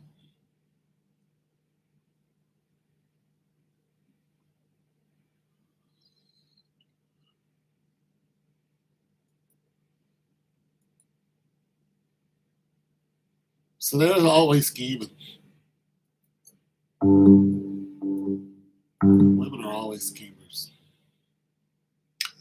They're looking at you. Trust me, they are.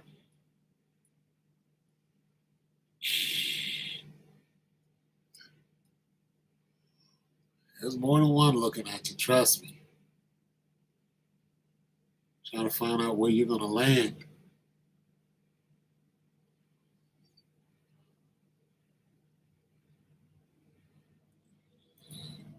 Yeah. Like, where's this dude going to land? Where's this young upstart? I think he is.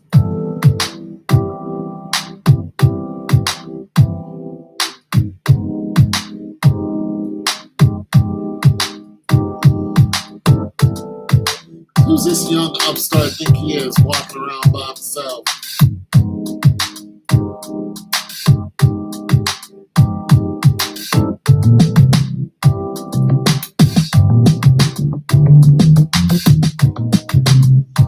Who's this guy think he is? Walking around.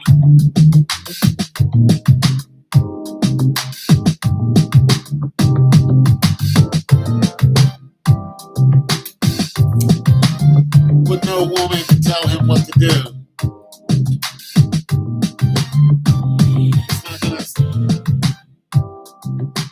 We're not doing that.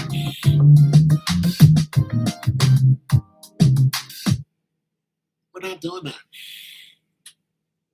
Let's get a woman in your life.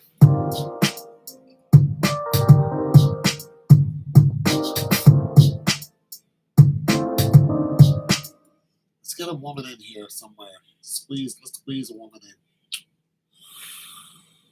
Yeah, we need somebody to govern you because you're not smart. That's what these women think. You're not smart enough to be on your own. You're not smart.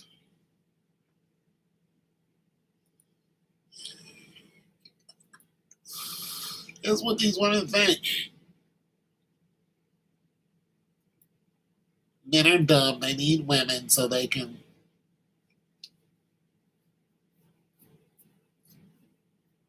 Anytime I hear a female comedian say men are dumb, I'm just like, all right. We didn't build this society. That wasn't us. That was you guys.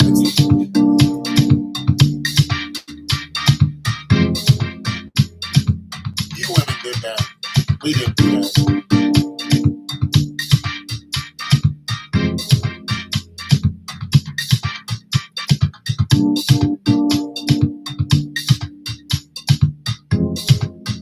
You women did that. You women built society. Men didn't do that. Men had nothing to do with math, science.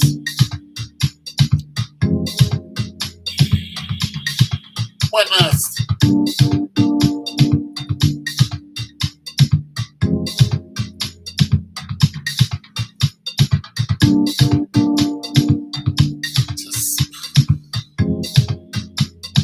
Wasn't us, ladies. It was all you.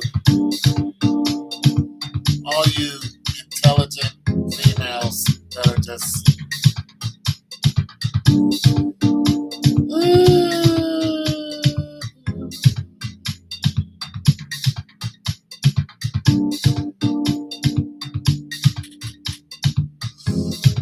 Women are just too smart.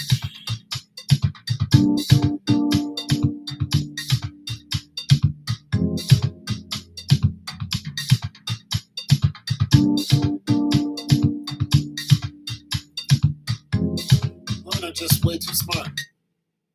You're so smart that, you're self-sustaining.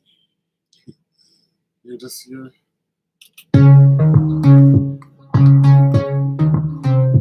ability to self-sustain is just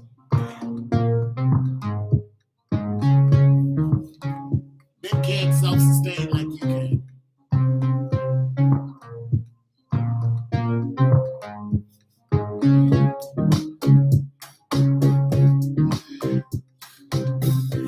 We just can't do it. We're just not intelligent enough to go out, catch a fish, cook it, eat it, build a house. We're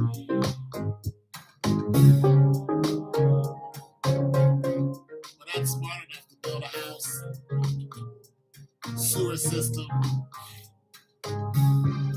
We're just not intelligent.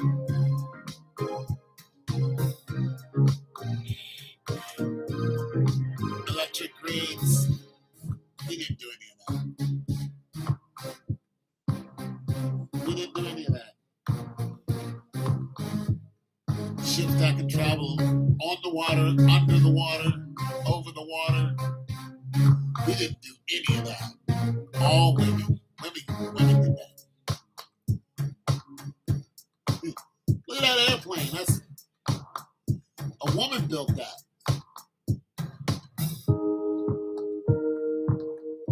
Isn't that fascinating? Look at that submarine. A woman built this Ohio class submarine.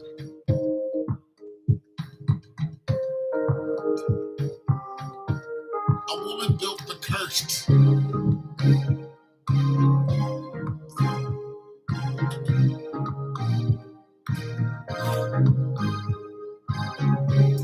A woman built this oil tanker.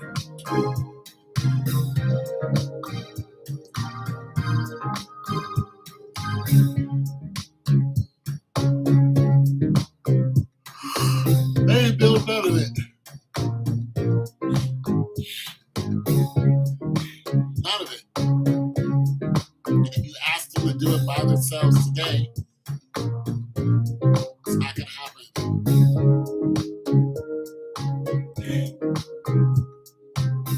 You can get a bunch of engineers together, but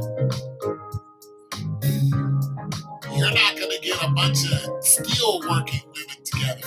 You know what I mean? You'll get a bunch of women that have great ideas. Put them in a steel mill. You might get maybe 10. Get them in there with get that black lung coming out looking like me, darker. Get them to dig tunnels under a mountain. Get them to build a railway system. How many women did that? How many women built a railway system? I don't remember seeing any women on it building a railway. Get them out there in that sun in Arizona, hammering all the way across. God, that was women who did that. Women built the West.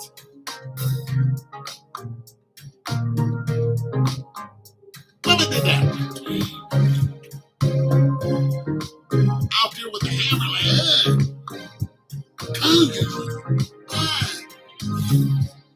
that was women that dug that coal out of there and put it in that train that they built. They built that train. The women built that locomotive. That steam train that took the coal across country. Coal, gas, oil, food. Women did that.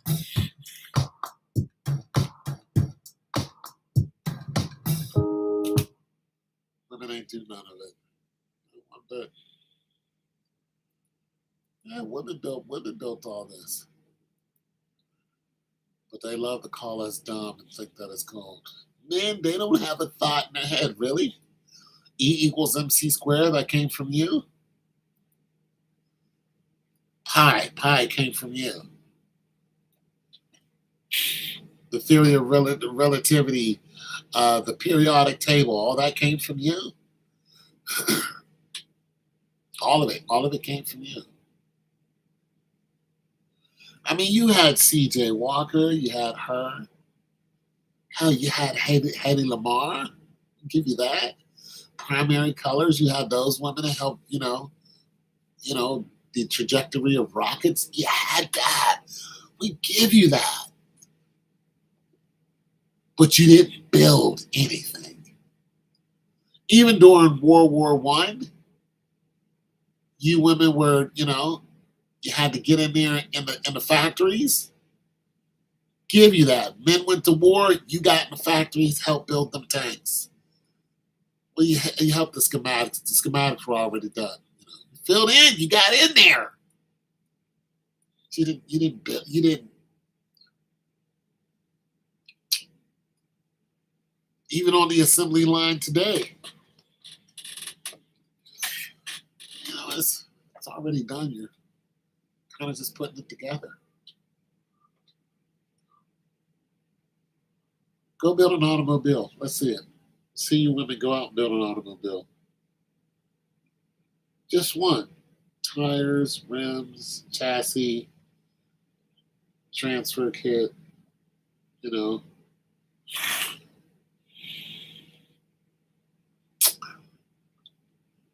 I see it.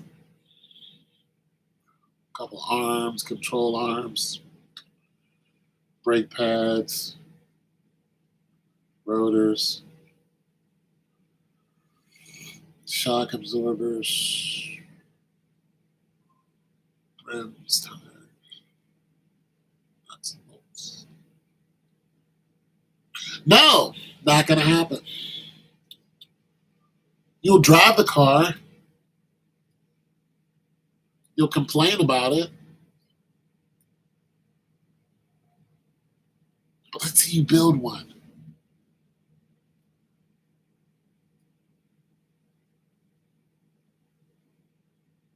Create a factory.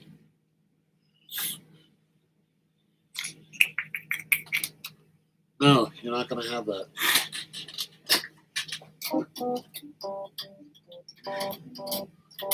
This is why I trip out when I hear women complain about the modern world. I'm like, ladies, go do it. Let's see it. I want to see it. I want to see women get out there and do it. I love seeing new engineers and electricians, stuff that's females, and they love to show you that I'm a female electrician. Yeah, we see that. We don't care. Good for you. What do you want us to do? Oh my God, you're a female electrician. Oh, you're one of the guys. No, you're not. No, you're not. You're going to take more breaks than a guy. You're going to need more time off than a guy. If you get pregnant, there's 9 months. That's gone. You're not going to be out there holding a damn drill to some wall you're trying to bore into to to get your copper number 2 through. Get out of here. You're going to be somewhere laid up on a couch with pickles and ice cream. While the guy is out there, this is why it doesn't impress me. Don't impress me or you decide to get out of here. Oh, look at me. I don't want to look at you. I want you to, hey, if you want to work, that's fine. But I don't need to look at it. But if you want to work, I'm with it. Go ahead and work. I think if a woman wants to work, she can work.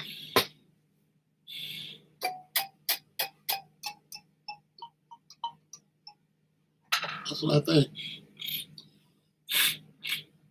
But don't try to impress me because you're working.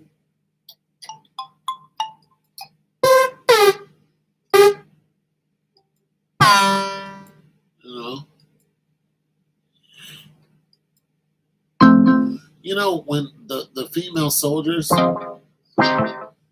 don't go, look at me, I'm a female soldier. They're just female soldiers.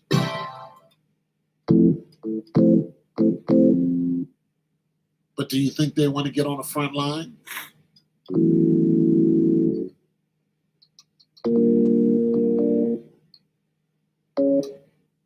They do not want no parts of the front line.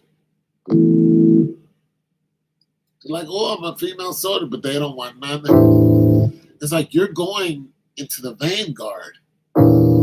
Why?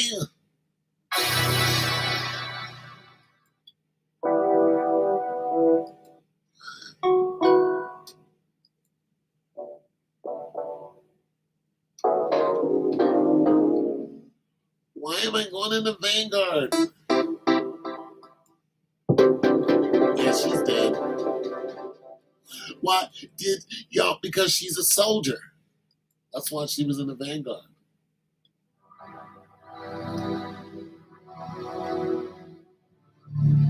Sorry, she wasn't supposed to be there? Then why did she sign up? Why didn't she stay at home? Just, No, she thought it was going to be cookie and ice cream, and she got out here and got killed.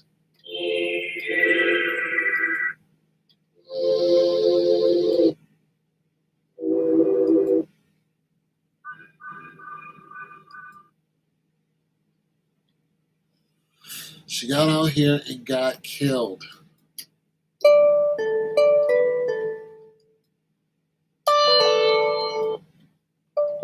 I know a woman that lost her life in the Army.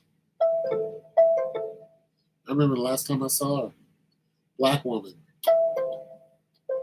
And they deployed. It was the last time I saw her. And I asked my buddy, I said, what happened to that girl? He's like, she got killed. Point blank.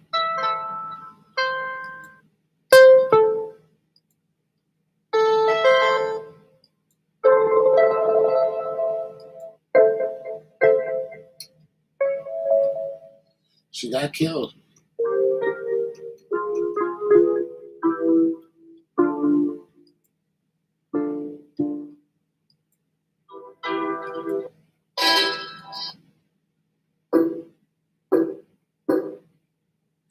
It's not all cake and ice cream. You lose your damn head.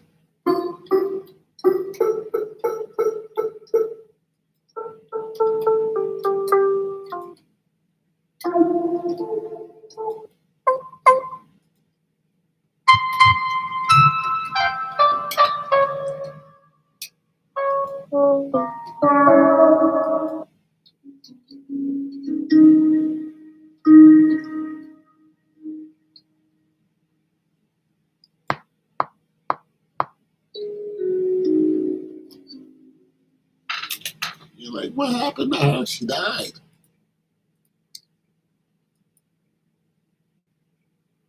Why was she out there? Because she joined the military. And she died. Because that's what the military does.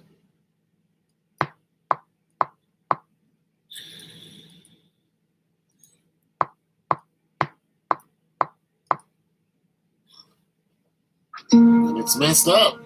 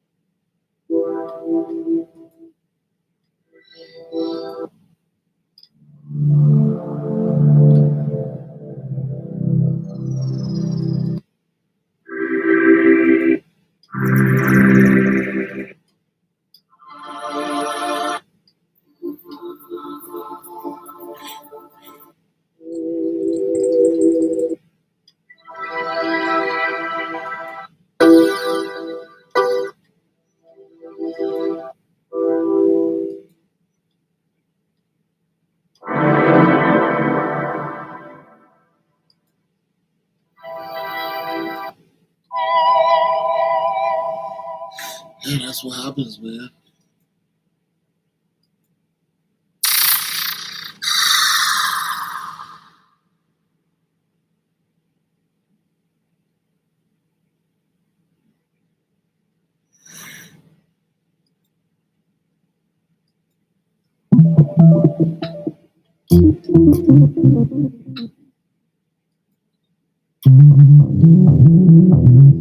Yeah, I think women should do what they want to do.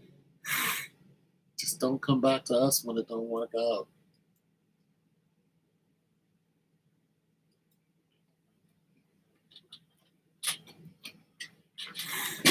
I really can't stand the women that try to like impress upon you that there's something that they're not. Like,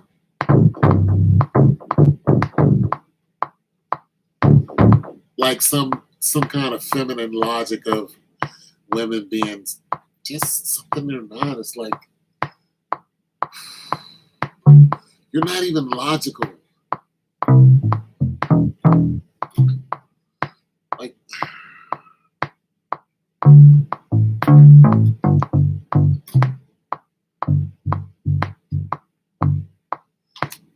ladies, you're not even logical. I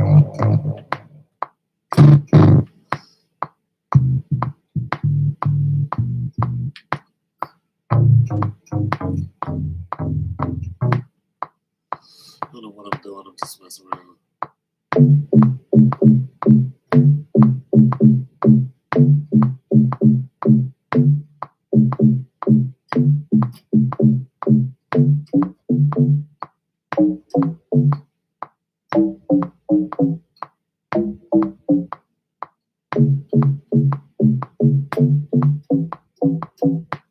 Just trying to find a good.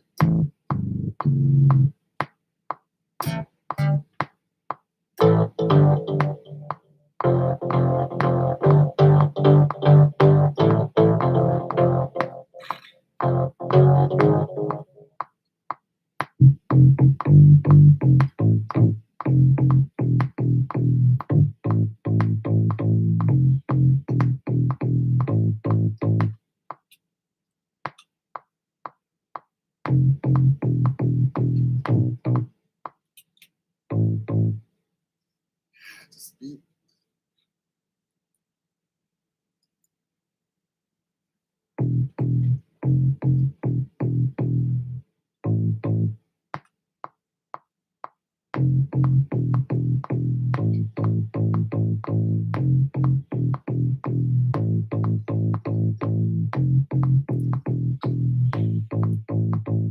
good luck trying to find a good woman. They're out there though. Real good one.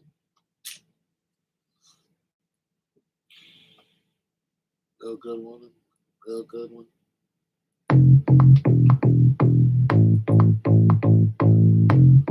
God bless the man that finds a good woman. Good woman.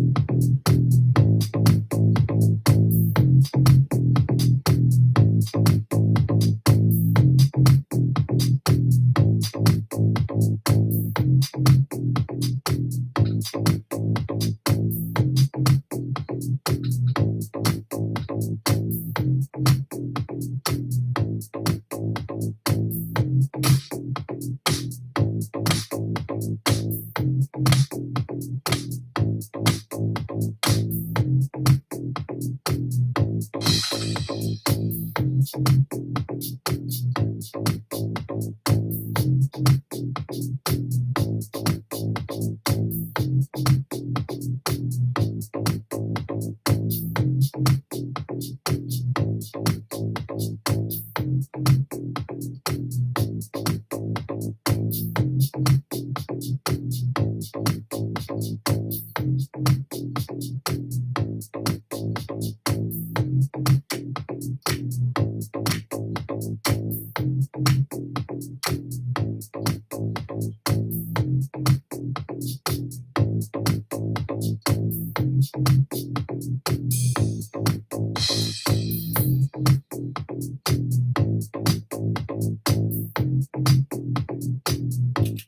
don't like it.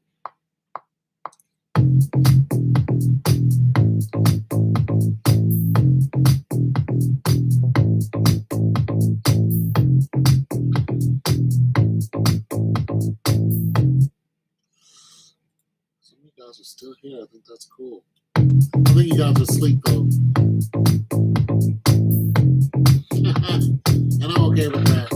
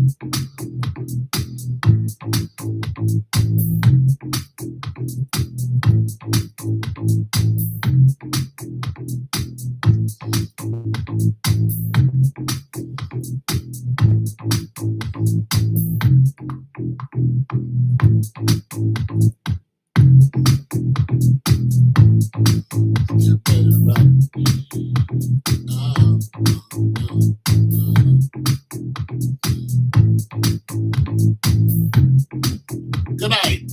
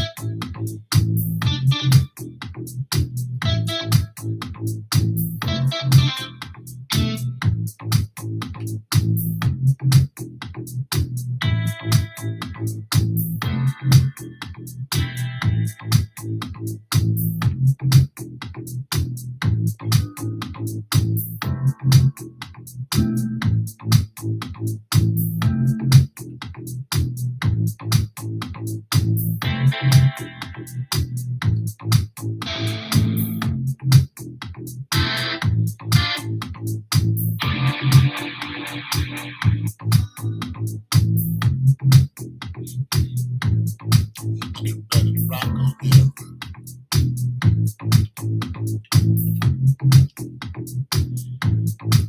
Get ready to rock on you. Yeah, Get ready to rock on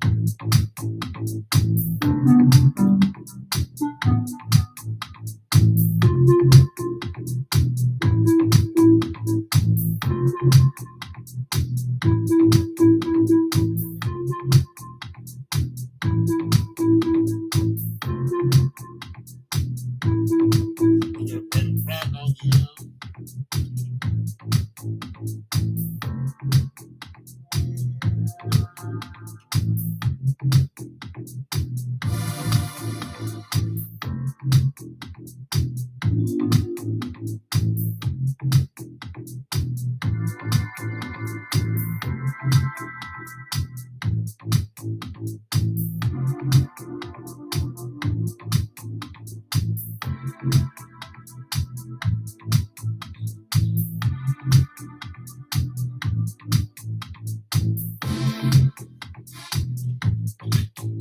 Ready to rock on you.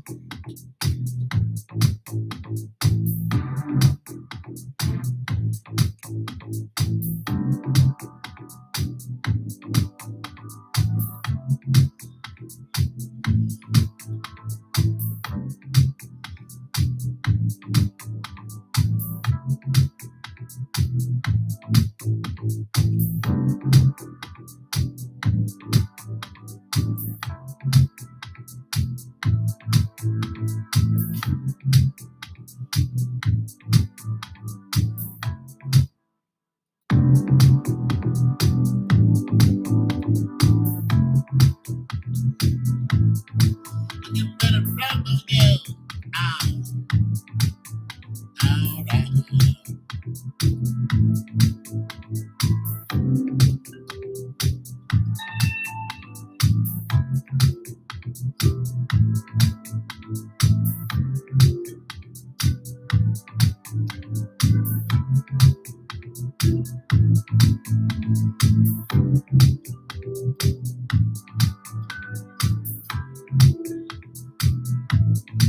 You better rock on you.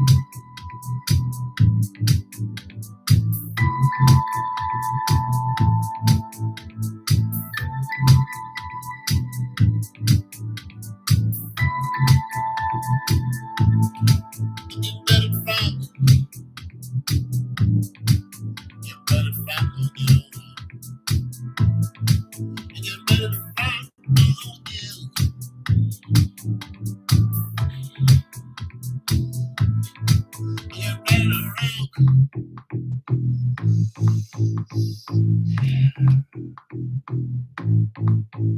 ready to rock on you.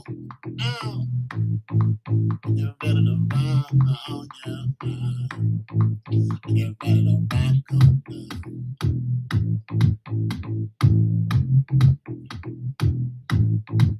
Get ready to bang, bang, boom, bang, bang, boom, bang, bang, boom, boom, boom, bang. Check it out.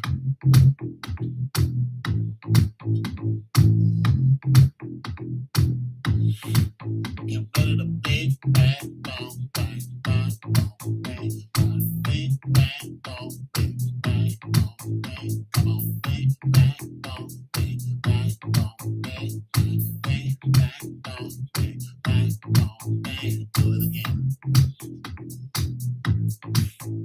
Do it again. I'ma do it again. I'ma do it again. Check it out. Go, go, down, down, down.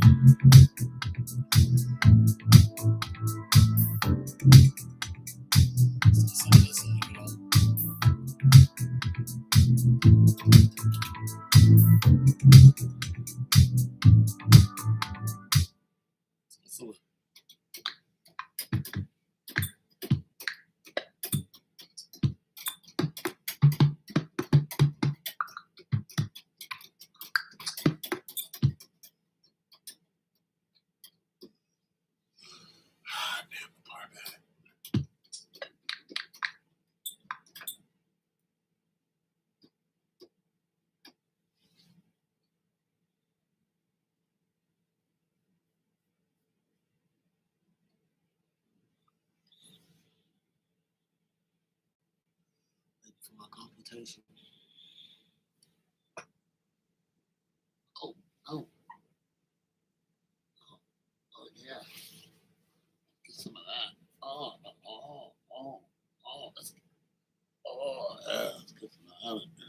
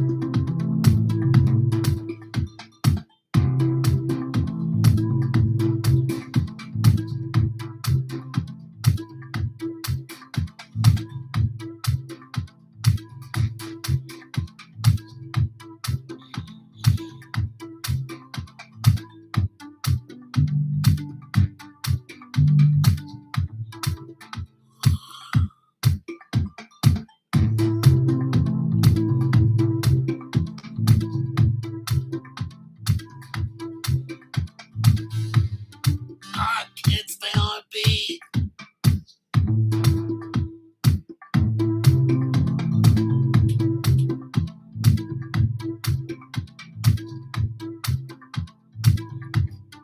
I can't stay on beat. That's hot though.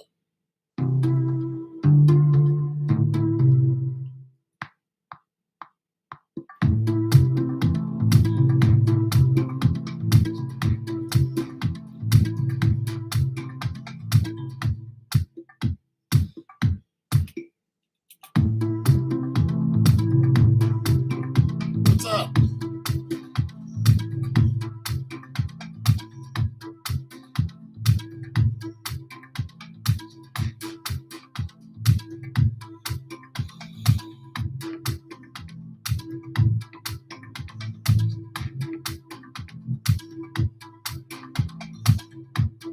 Just fooling around.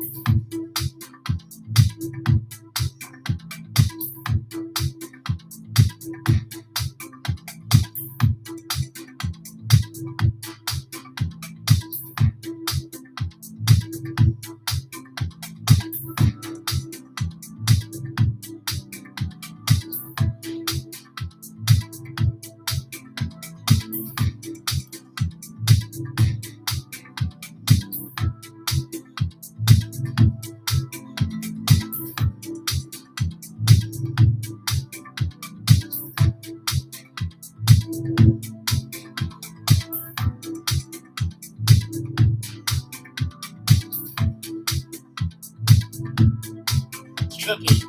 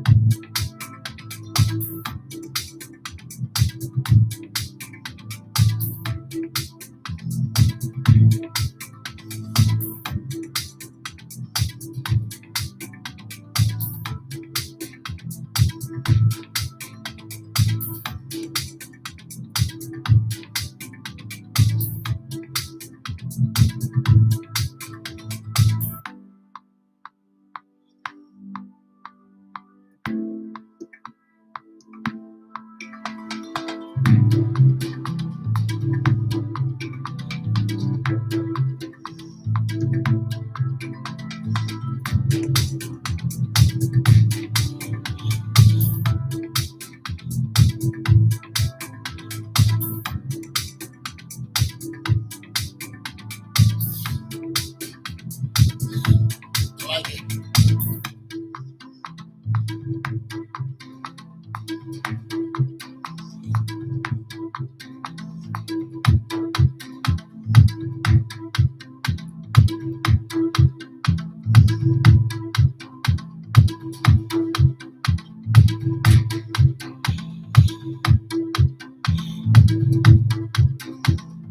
Queen Morris.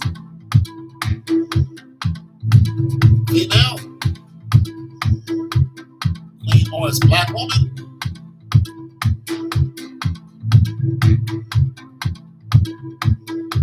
Maybe. I don't know.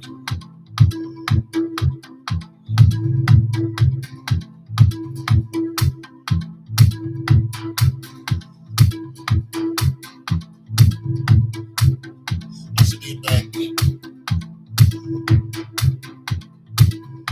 Have some fun though.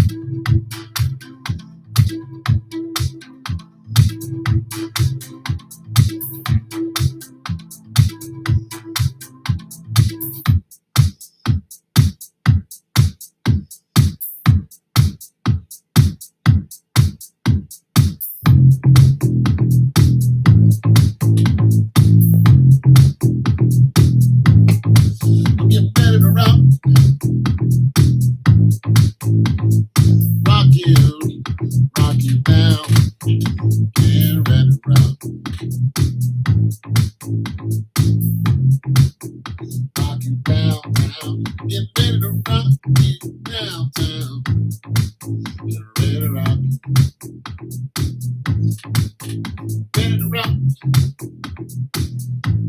Ready to rock you downtown, downtown. Rock your body down until you get downtown. Get ready to rock you downtown. I want to get downtown, Gonna get down now, go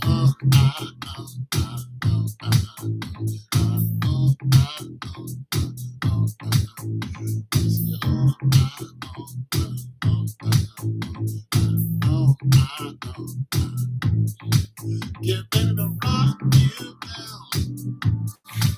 Get ready to rock.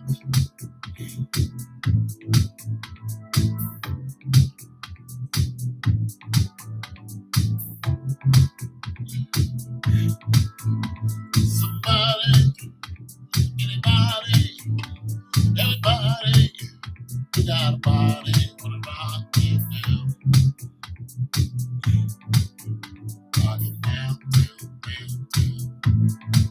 wanna go like this. Wanna go like that.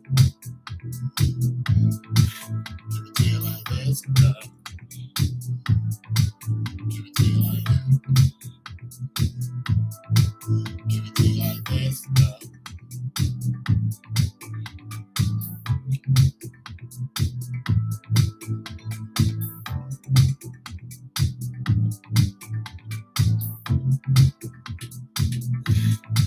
I give it to you like this, girl.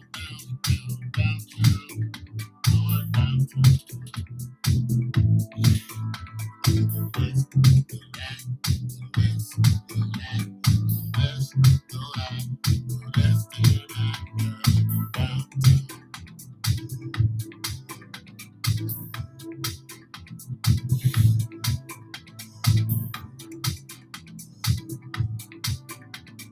of this girl.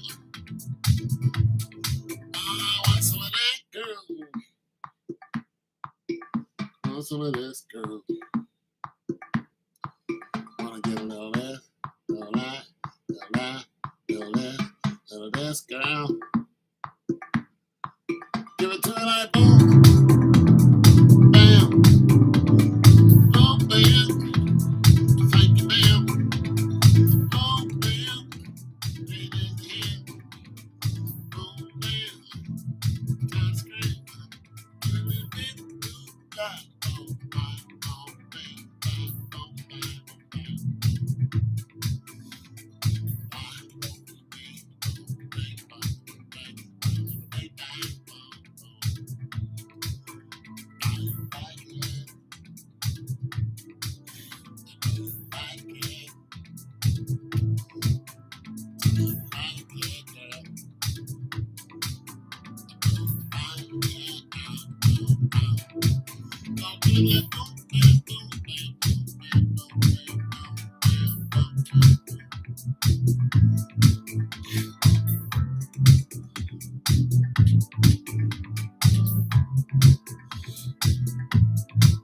Gonna rock your body down,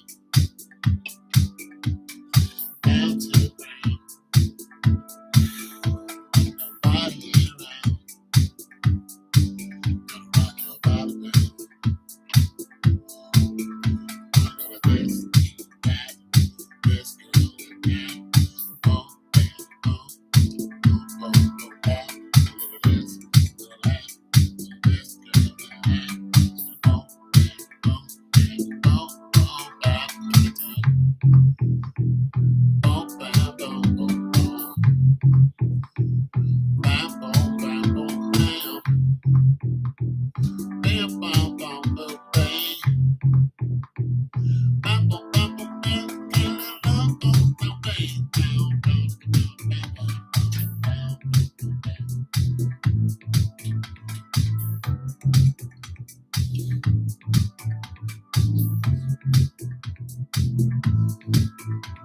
Little bang, bang, boom, bang, boom, bang, boom, bang. Bam, bam, bam,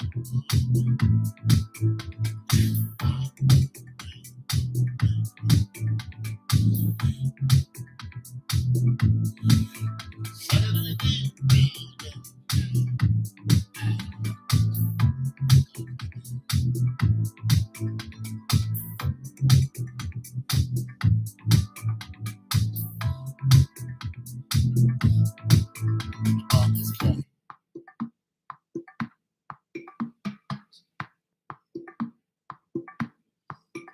Go on, play them on a little bit. Better boop, better bet. Better boop, better boop, better bop, boop, better boop. Better boop, better boop, better boop, better now. Better boop, better boop, better boop, better boop, better boop, better boop. I am tired. I just don't feel like going to sleep. What are you guys doing up? What are you young folks doing? Just up and on the internet doing nothing.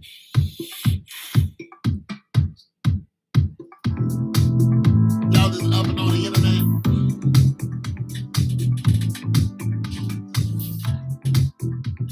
Y'all ain't doing nothing. Everybody fell asleep. Y'all fell asleep.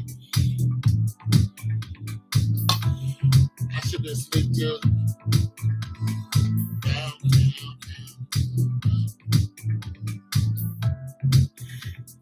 I should be asleep too. I know. Should be sound asleep.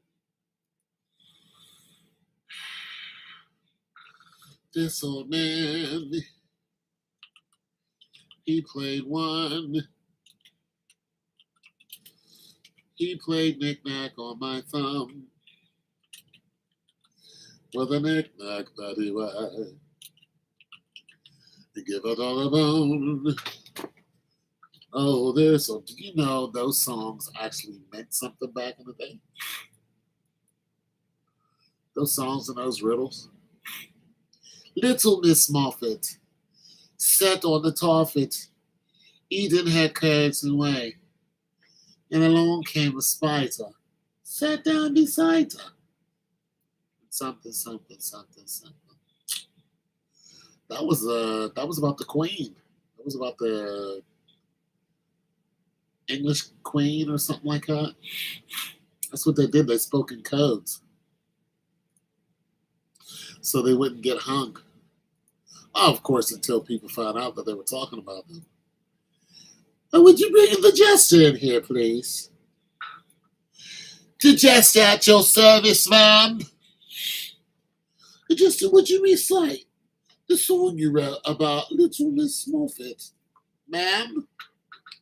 You know, the one about you sitting on the spider and such. Oh, that one. Oh, believe I remember it all. Gods, help the jester remind himself of the song he wrote, particularly about me. Swing. Oh, yes, it was that song. Yeah, he didn't make it through the night.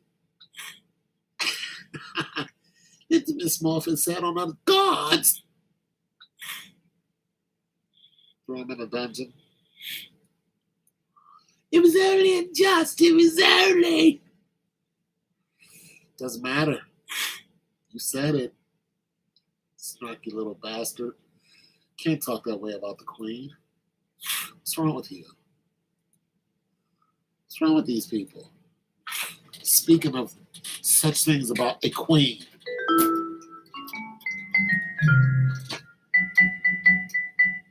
How dare you?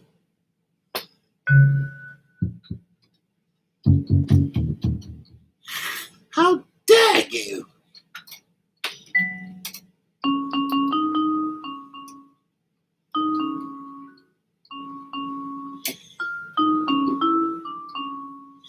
Ooh.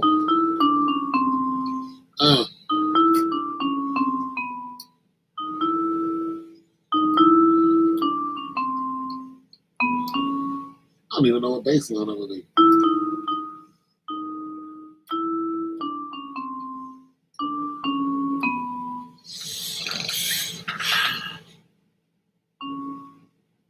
Snarky little bastard he was, ma'am.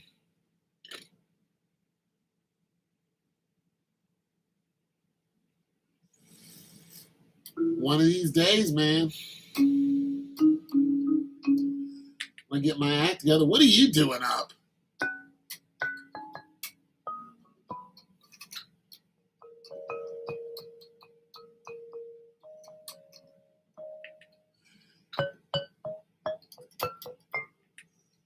Just up and about.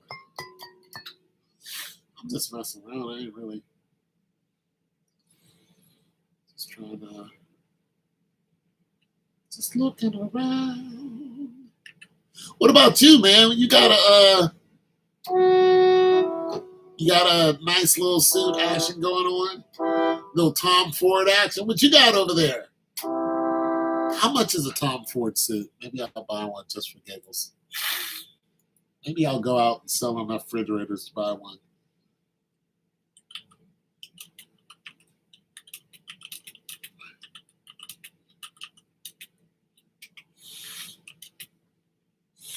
Let's see how much a Tom Ford suit is. Wow.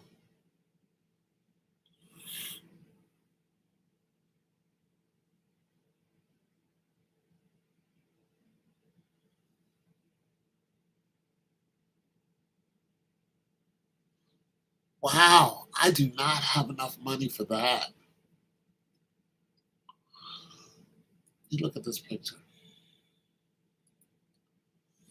It looks good, though.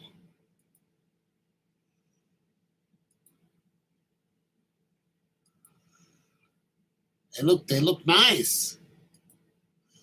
A Tom Ford suit is, yeah. It's about six. It's in between what, $6,000 and $10,000. I could see having one though, because when you think about it, a $10,000 suit, if you're really, out there rocking with the best, you will have a $10,000 suit. You would. I mean, if you were an executive, you wouldn't have a 10,000. I would. There's no doubt about it. I would have at least two though. I'd have a nice gray.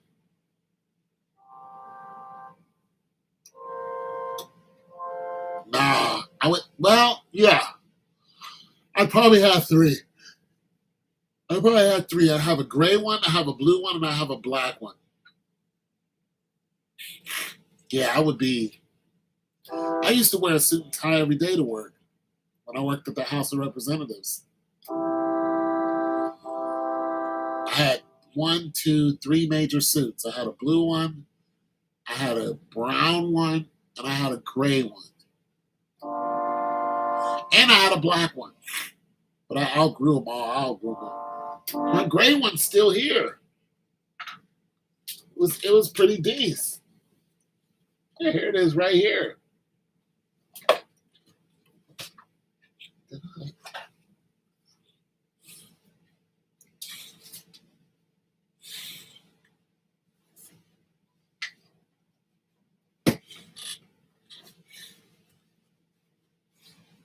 My gray one, I've had this for so long.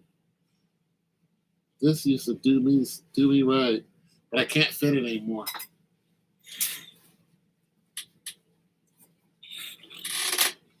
So it's body buy for that. I can't fit it. I grew out of that 10 years ago. No, I'm not. It's a nice jacket, so I'm gonna sell it on Fenty. It served me well. But all those clothes, the majority of them, they're all gonna go. No.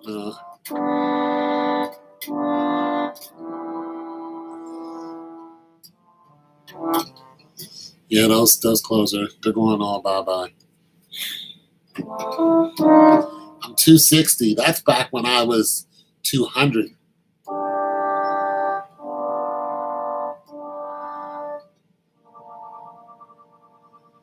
Yeah.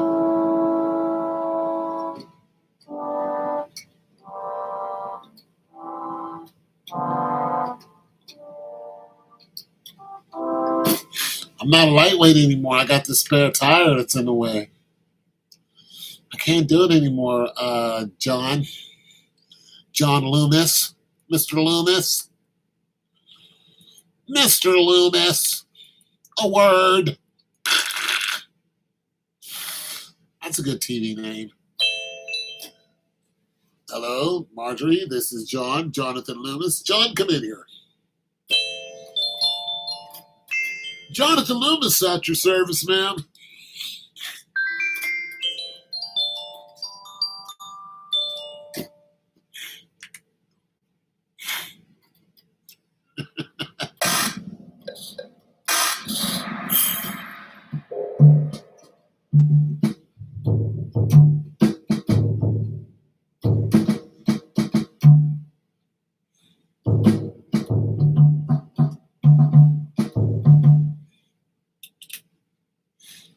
Jonathan Loomis, at your service, ma'am.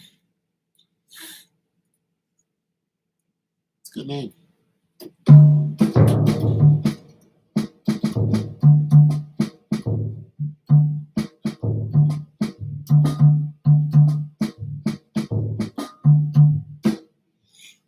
Huh.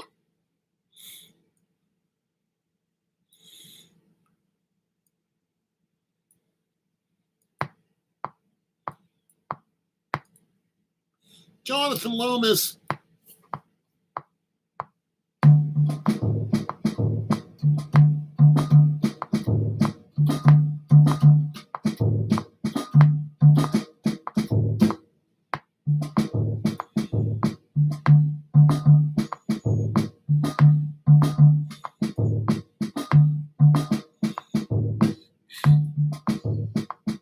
nervous, man. It's Jonathan Loomis.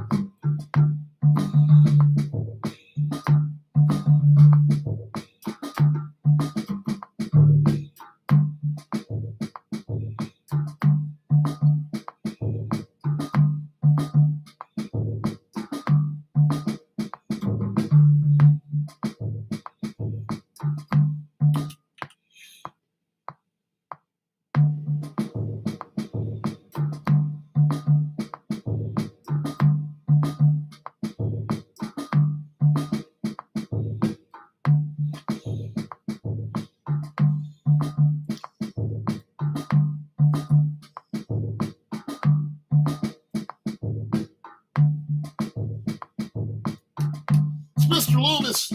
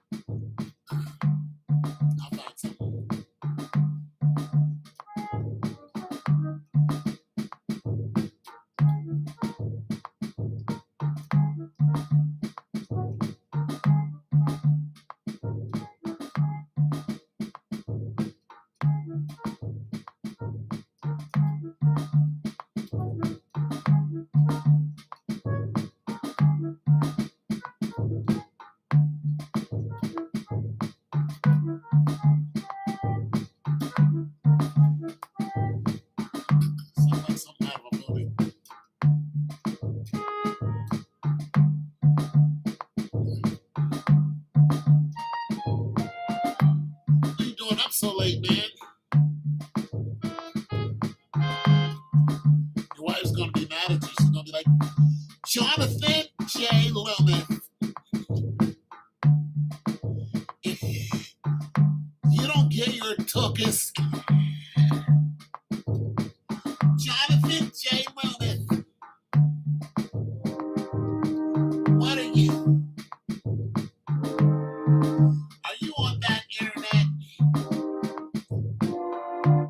to the dancing girls. I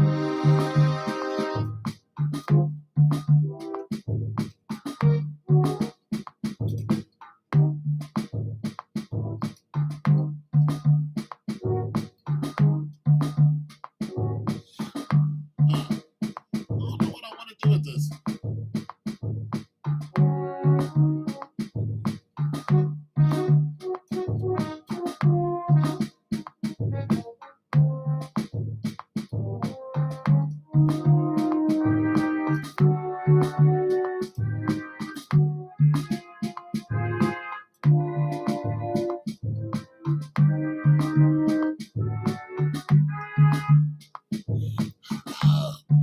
I started something. I dipped into something.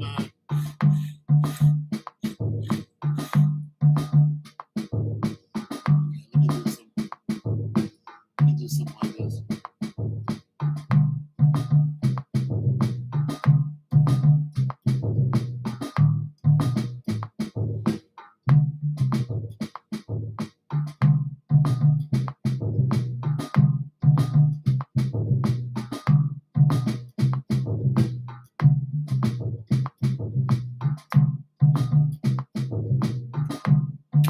Okay, like that.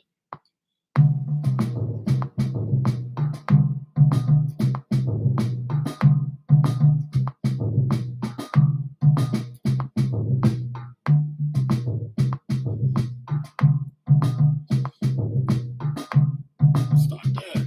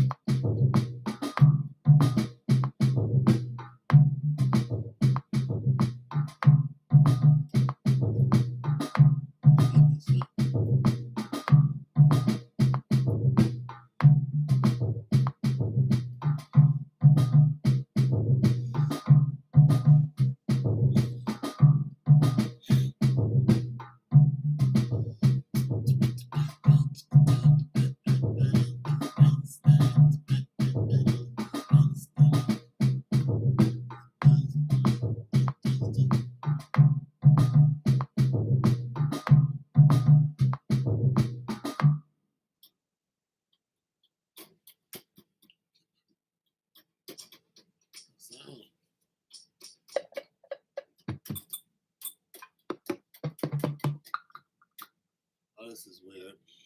You're weird out on me.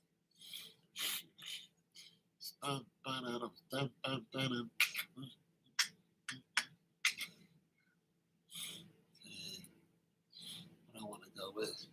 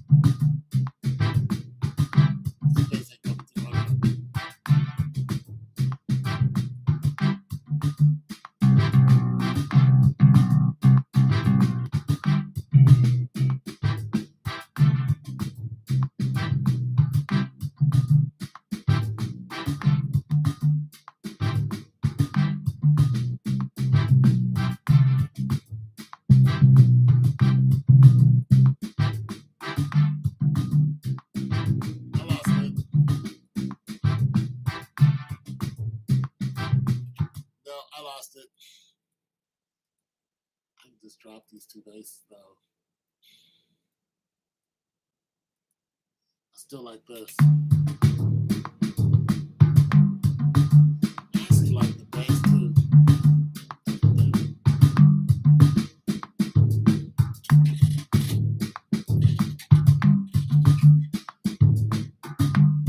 That's hard.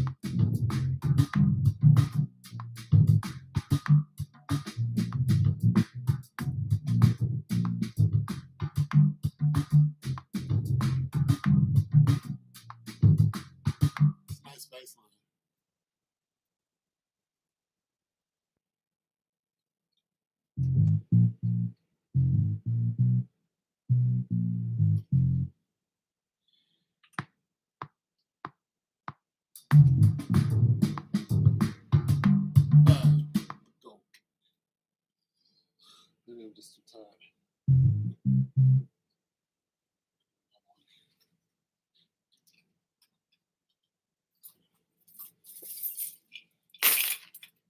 Oh, somebody else.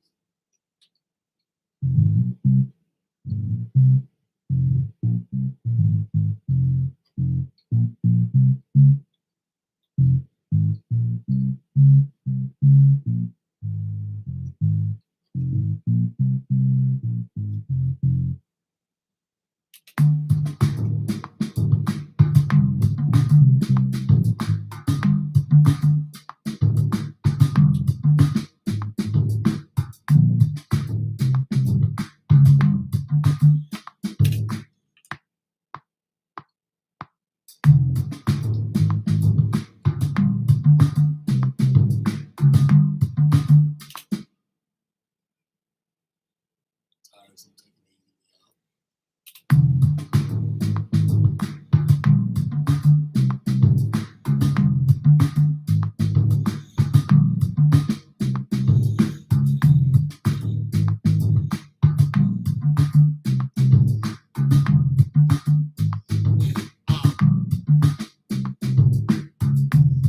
Let's try again. Better not try again. Don't you try it again.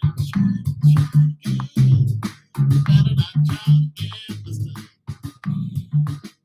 Oh, well, better not try again.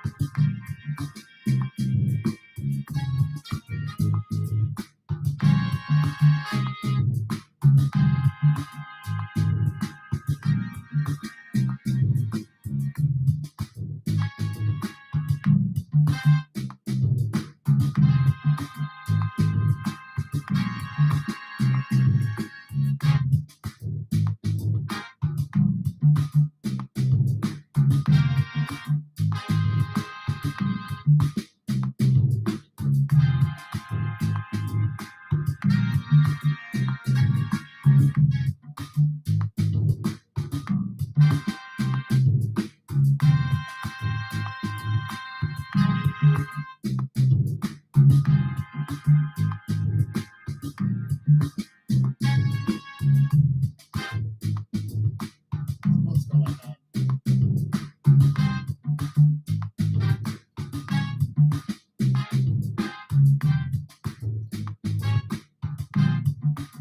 I played too tired to try to get this guy right away.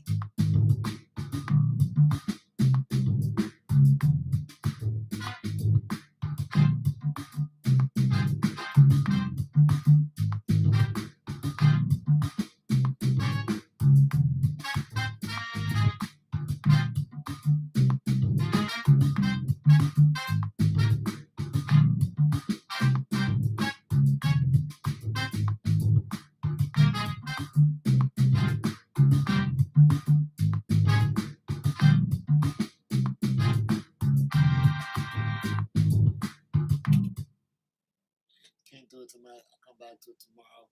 Thanks for listening, guys. God bless. Jesus loves you. Get yourself saved, sanctified, and baptized. I have to go to bed. Peace.